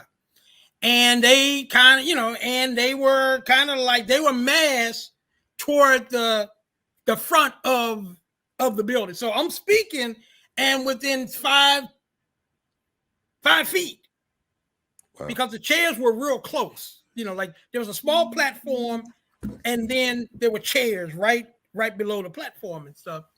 And so, it was like a real strong show of force, right. From the nation. I was sponsored by the Malcolm X grassroots movement. They had sponsored me. Okay. So, and I stayed on point. I talked about Mos 25. I talked about the FBI. I talked about Elijah Muhammad. And I wasn't sure where things were going. I did have a security. I did have a small security force. That was kind of there. Representing the the Malcolm X grassroots movement and stuff. Yeah. Who had sponsored me. But anyway, but this is what was good. The minister asked a series of questions that I was happy to answer. And they were reasonable questions. And it was obvious that he was a thinker. So he's processing them. He would ask me a question, I'd process it. He said, okay, thank you, brother. He asked me another question and stuff like that. And then he asked me at the end, his last question was, so let me ask you something, brother. What would you recommend that the nation do right now for us to try to resolve this whole, it was like a question like that. And I gave him, like I thought first you got to come clean, and, our community, I think will understand, and, let's get everything out in the open. Also let the nation, since Farrakhan has taken over the nation, he's the gatekeeper now of its legacy. So, since everybody else is gone, he has to, he has to basically accept the responsibility for it and stuff. So I just talked about stuff like that. And I just remember the brother was sitting there taking notes and being very respectful. And see, to me, that's the type of dialogue that we need to get past this. And so, after that, I always thought that the energy, of the room changed after that, because I think initially it was to intimidate me. Right. And that's why they're all over, all up on the stage and all that type of stuff. But I think in the end, it was about, reasonably trying to move forward from this point. And that's the way I basically interpret it. I've been in other cases, like I think some of y'all have seen that thing. I don't know if it's still on YouTube, but when me and Conrad Muhammad, and they had a walkout. I don't know if you can see it on the film, but this was in 1995. This was like the 30th anniversary of Malcolm's assassination.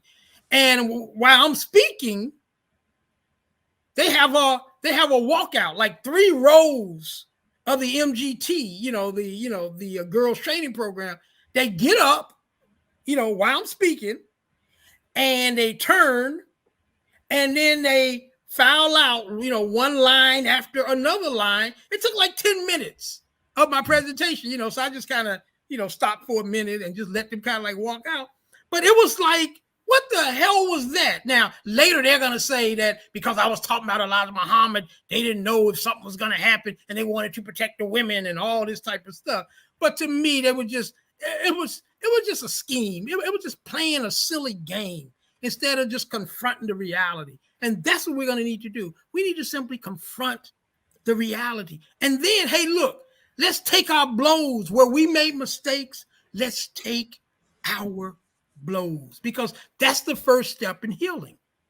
You know, just take your blows. Yeah, you had people back then, and in fact, technically, you can even disassociate yourself because that was a whole different generation back then. You know, disassociate yourself. But look, back then, that's the mentality. Back then, that's how things happen. It's a simple equation and stuff. But you first got to be willing to accept responsibility. And if you're constantly teaching generation after generation after generation that you didn't kill Malcolm, even though periodically, though, Farrakhan has implied that zealots, I think is the term he likes to use, that it's possible that some zealots may have participated in Malcolm's death. No, he knows damn well it's worse than that. It wasn't just zealots. These were rank and file people that he himself knows because he was at the station of operations during the actual assassination. So just come clean. Farrakhan's almost 90. He's almost 90 years old. If not now, when? It is time. We need to lay this to rest. And to be honest with you, Farrakhan really is the only person who can lay this to rest because he's the common denominator. You know, he was there then. He's still there now. Almost everybody else, they're dead. They're ancestors. They're dead. Farrakhan is that link between the past and now. He's the link between the old nation that killed Malcolm and the current nation that he is basically, that he has resurrected. He is the person more qualified than anybody else to finally set the record straight. And that is what I'm hoping for. That's why I'm, revising and will put my book out again. I'm hoping that it will, help to resolve first and foremost pressing questions that I wasn't able to finish, to resolve initially. But more than that, I'm also hoping that it will serve as a spark, if you will, for Farrakhan to finally set the record straight. Hey, Baba, you was busting so many shots. I'm like, my earphones, is popping right now. So we definitely appreciate that. I got a couple more questions before I let you go because I know you have things to do as well. First off, I need to pick up my baby daughter from high school. I'm good for about 20 more minutes. That's all we need. You know what I'm saying? We already got it measured out. You know what I mean? Mm-hmm. So it's all good. For folks who are just tuning in, you're checking out Baba Zak Kondo. Baba Zak Kondo is a author, scholar, and an authority on the assassination of Al-Haj Malik Shabazz, known as Malcolm X. And we're honored to have him here today. If it's your first time tuning in to Black Power Media, make sure you subscribe. And for folks who are checking it out and appreciate what you've heard so far, please be sure to share this video because of the fact that it needs to be seen and needs to be heard. I want to, recently, I believe in November, Muhammad Aziz and Khalil Islam was exonerated. I wanted to know your thoughts on exoneration and, just your thoughts on that. And then the second part of that particular question is, you were involved in the film Who Killed Malcolm X. So I want to know your thoughts on both of those particular pieces and, run it from there if that's cool. Okay. Well, let me deal with your first question first. I actually interviewed both, Butler and Johnson, Aziz and Khalil, when I was doing my research. And I was actually impressed by both of them. And of course, I argue in my book that they didn't no more kill Malcolm than I did. And I was about 5 years old, I think, when Malcolm was killed. So certainly, I certainly am, somebody who appreciated, as racist as the judicial system is, as corrupt as the, criminal justice system is. It was good that but remember now, and this is just a technical issue, they didn't exonerate them.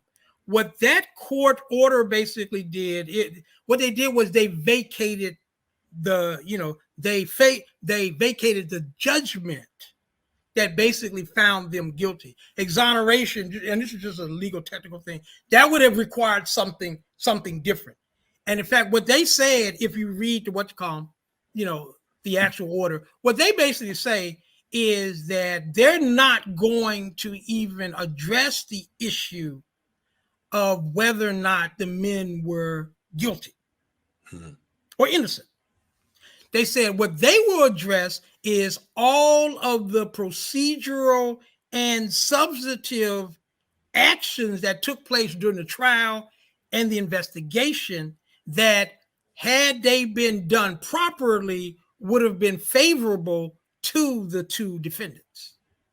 So that's what their ruling revolves around. But anyway, that's neither here nor there.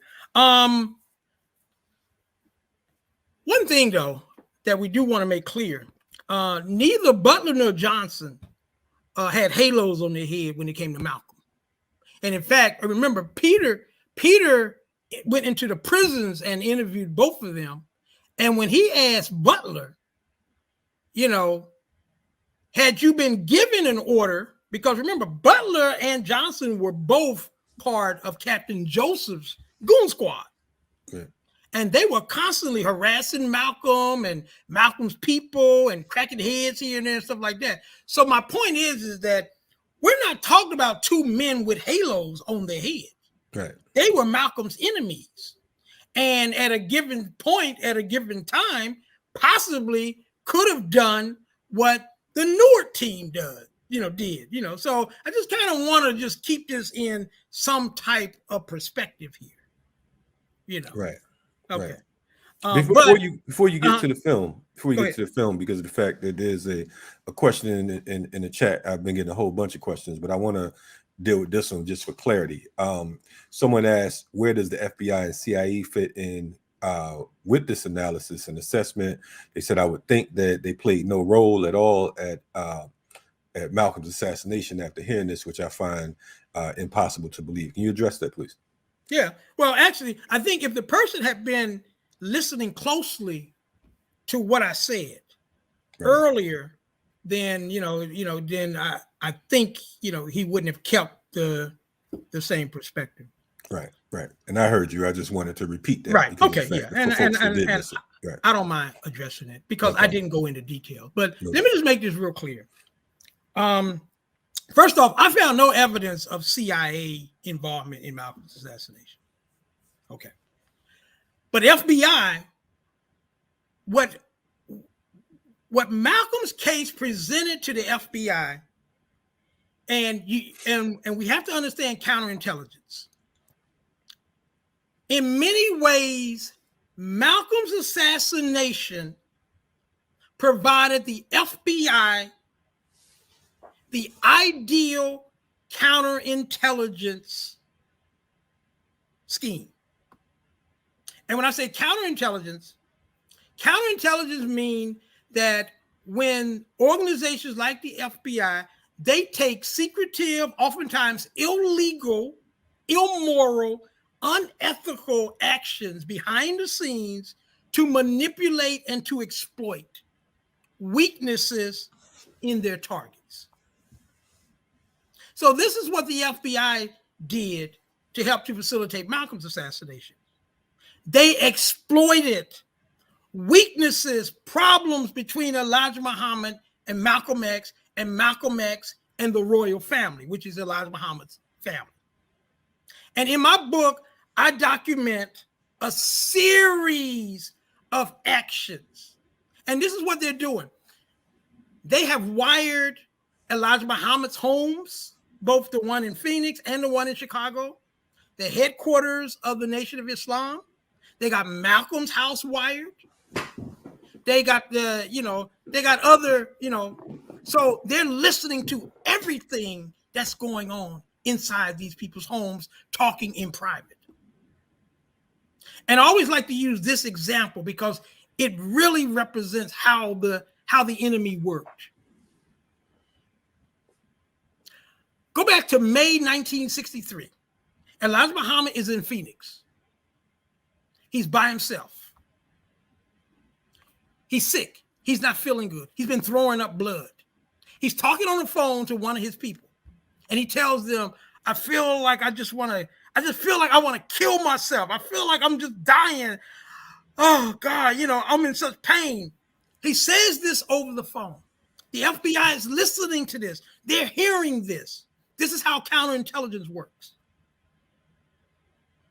And then what happens here is that a series of phone calls are made to Elijah Muhammad's phone.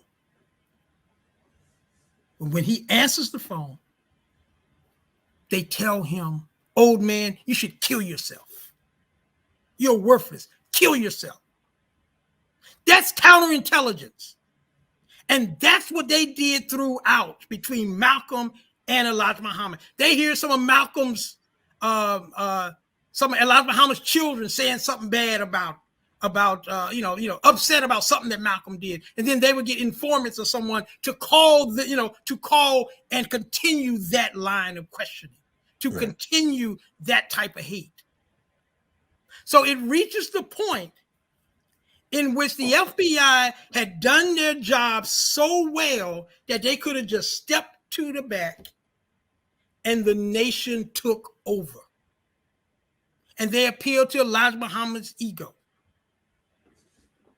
Malcolm here and there may have said something here and there that helped to, escalate it. But the bottom line was that the enemy exploited weaknesses and problems within the nation and Malcolm to the point that the nation took over and said, Malcolm is a hypocrite. Malcolm deserves death. And of course, the whole babies thing made everything worse. That was really the real key. When Malcolm started talking about the babies, Elijah Muhammad's babies, because that was the nation's Achilles heel, was the babies. Now, today, they're wives. They were not wives in 1964 and 1965. They were viewed as sluts in 1964 and 1965. And the nation attacked them and didn't even want to pay them child support. So when Malcolm talked about the babies starting in June 1964, that's what basically turned Elijah Muhammad. That's what pushed him. So what we now know is Elijah Muhammad picked up the ball from what the enemy had been giving them, and then he finished the story. Wow. That was heavy. I want to point out one thing, and then you can complete about the film itself. I wanted to point out for folks who are asking about BOSSI, is the Bureau of Special Services out in New York, part of the NYPD. And one of the folks who were involved with that particular special unit was a cat by the name of Eugene Roberts. Eugene Roberts was at the Audubon Ballroom during the time of the assassination, but he also was able to infiltrate the New York chapter of the Black Panther Party by joining them later on and working to make efforts to take them down. So one thing about the state is they will recycle their garbage and use it as many times as possible, because they don't have to come up with new improved methods. They might tweak it a little bit, but again, they do the same thing over and over and over and over again, and we play right on into it as if we didn't see the last trick go down. I want to ask you about the film Who Killed Malcolm X, because of the fact that so many folks hated it. We know that somehow you had gotten involved. I've checked out some of the interviews where you explain what was what on it, but I'd like you to, if you could, just address that here with with our guests. Okay, yeah. This film, first off, I regret participating in the film. I had no idea that was the way that they were gonna, take that film. I thought, and the other thing, I didn't know Skip Gates Louis Henry Gates from the brothers from Harvard. I didn't know he was the producer, because if I would have known he was the producer, that's all I would have needed, because I don't trust. I wouldn't trust. That would have told me that film wasn't going to be serious, because anybody who knows Gates, knows that he's only going to take this as far as it's going to benefit him, and that's the end of the story. So he's not going to talk about FBI on a serious level. He's not going to talk about counterintelligence or anything like that. His focus was just on the nation, but it was more than the nation. And what they did was, when they interviewed me, I talked about the nation too, because you have to talk about the nation. But I also talked about the FBI and gave detailed stuff. They deleted. They didn't share none of that, because all they wanted to do was to just use it as a club to go after the nation. That's what they wanted to do. And they succeeded, basically, I think, in doing that. But Malcolm's assassination was much more complex than just the Nation of Islam, But, and you have to talk about, in other words, you cannot talk about Malcolm's assassination without talking about the FBI. You can't. You're playing games if you do. And also Bossy, the Bureau of Special Service. They did do a little bit, I thought, on Bossy, but that was it. They could have been much more serious had they wanted to be, but they didn't want to be. This film, by the way, wasn't about necessarily putting out the truth. I will say this, the whole emphasis on Butler and Johnson's innocence and stuff, which they made it seem as though Muhammad, was the one who I mean, that was absurd. The storyline of that film is absurd.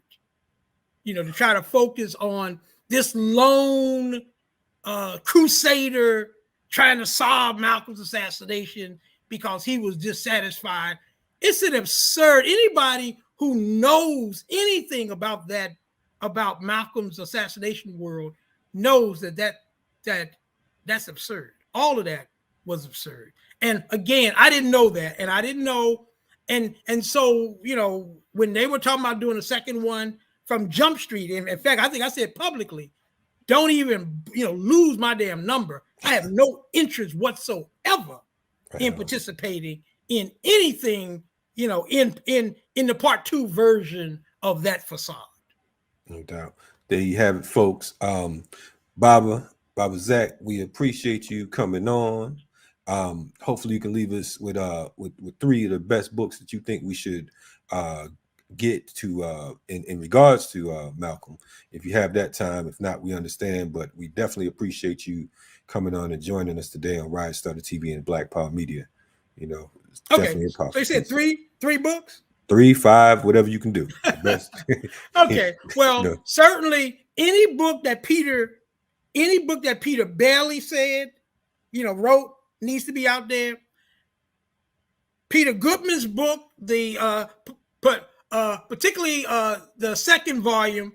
I haven't gotten to the third volume. Understand there's a third volume, but I'm going to get to that. Certainly. The autobiography of Malcolm X. Malcolm X Speaks, because nobody, can do better than Malcolm's, hear Malcolm's voice. Get Malcolm's, speeches themselves. And of course, when my new book comes out, certainly I would highly recommend, my book on Malcolm's assassination. This should be my last one on Malcolm X. So I'm hoping, to kind of put all of the stuff on the table and wait for the next generation, if they need to go there, to add to as far as the assassination is concerned. Well, we're looking forward to bringing you on when the new book drops. So again, we appreciate you taking the time out of your day. You know what I mean? I've been trying to contact you for months, and come to find out I was texting the wrong number. You know what I'm saying? Right. Well, it was an honor being here, and I appreciate the work that the network does, and I'm just proud that that the younger generation are doing these types of things. So I commend this whole structure. This is what our people need, and just keep doing what you're doing. Hey, we appreciate you, Baba, and our network is your network. Stay on top of the world. and we're gonna see you in a few ticks. You've been, it's been a pleasure, been an honor. You've been checking out, yes, sir. You've been checking out Baba Zak Kondo right here on Riot Starter TV. I mean, that was fire. What y'all think, man? I mean, I don't know. I think that this was a heavy joint.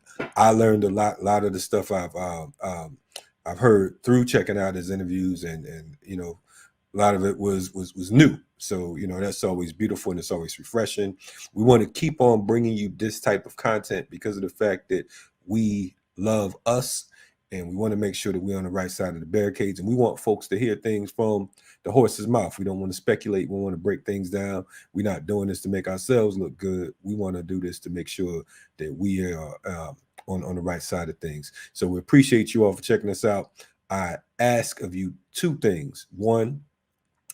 Actually three. One, to subscribe, like, and share the channel, but also to share this particular episode of Riot Starter TV, and make sure you check out the archives. We appreciate all that you do for us. We have a whole lot of great programming coming up this weekend. First and foremost, check out I Mix What I Like tomorrow morning with Dr. Jared Ball, my homie and hater in charge. And he'll be rocking tomorrow morning from 8 a.m. to 10 a.m. Also, we have my sister and Rebel in Charge, Jackie Lukman. You can check out her show tomorrow right here on Riot Starter TV. Excuse me, right here on Riot Starter TV, right here on Black Power Media as well. I don't have the time on deck. I believe it's 5 p.m. She's in the chat. She can let you know. And on Saturday, we have Warriors class at 1 p.m. But make sure you just check out all that we do Sundays on Sunday, and we'll be back to Remix Morning Show next week. Love and appreciation. Stay ready for revolution. Support our work. Make sure you join the organization.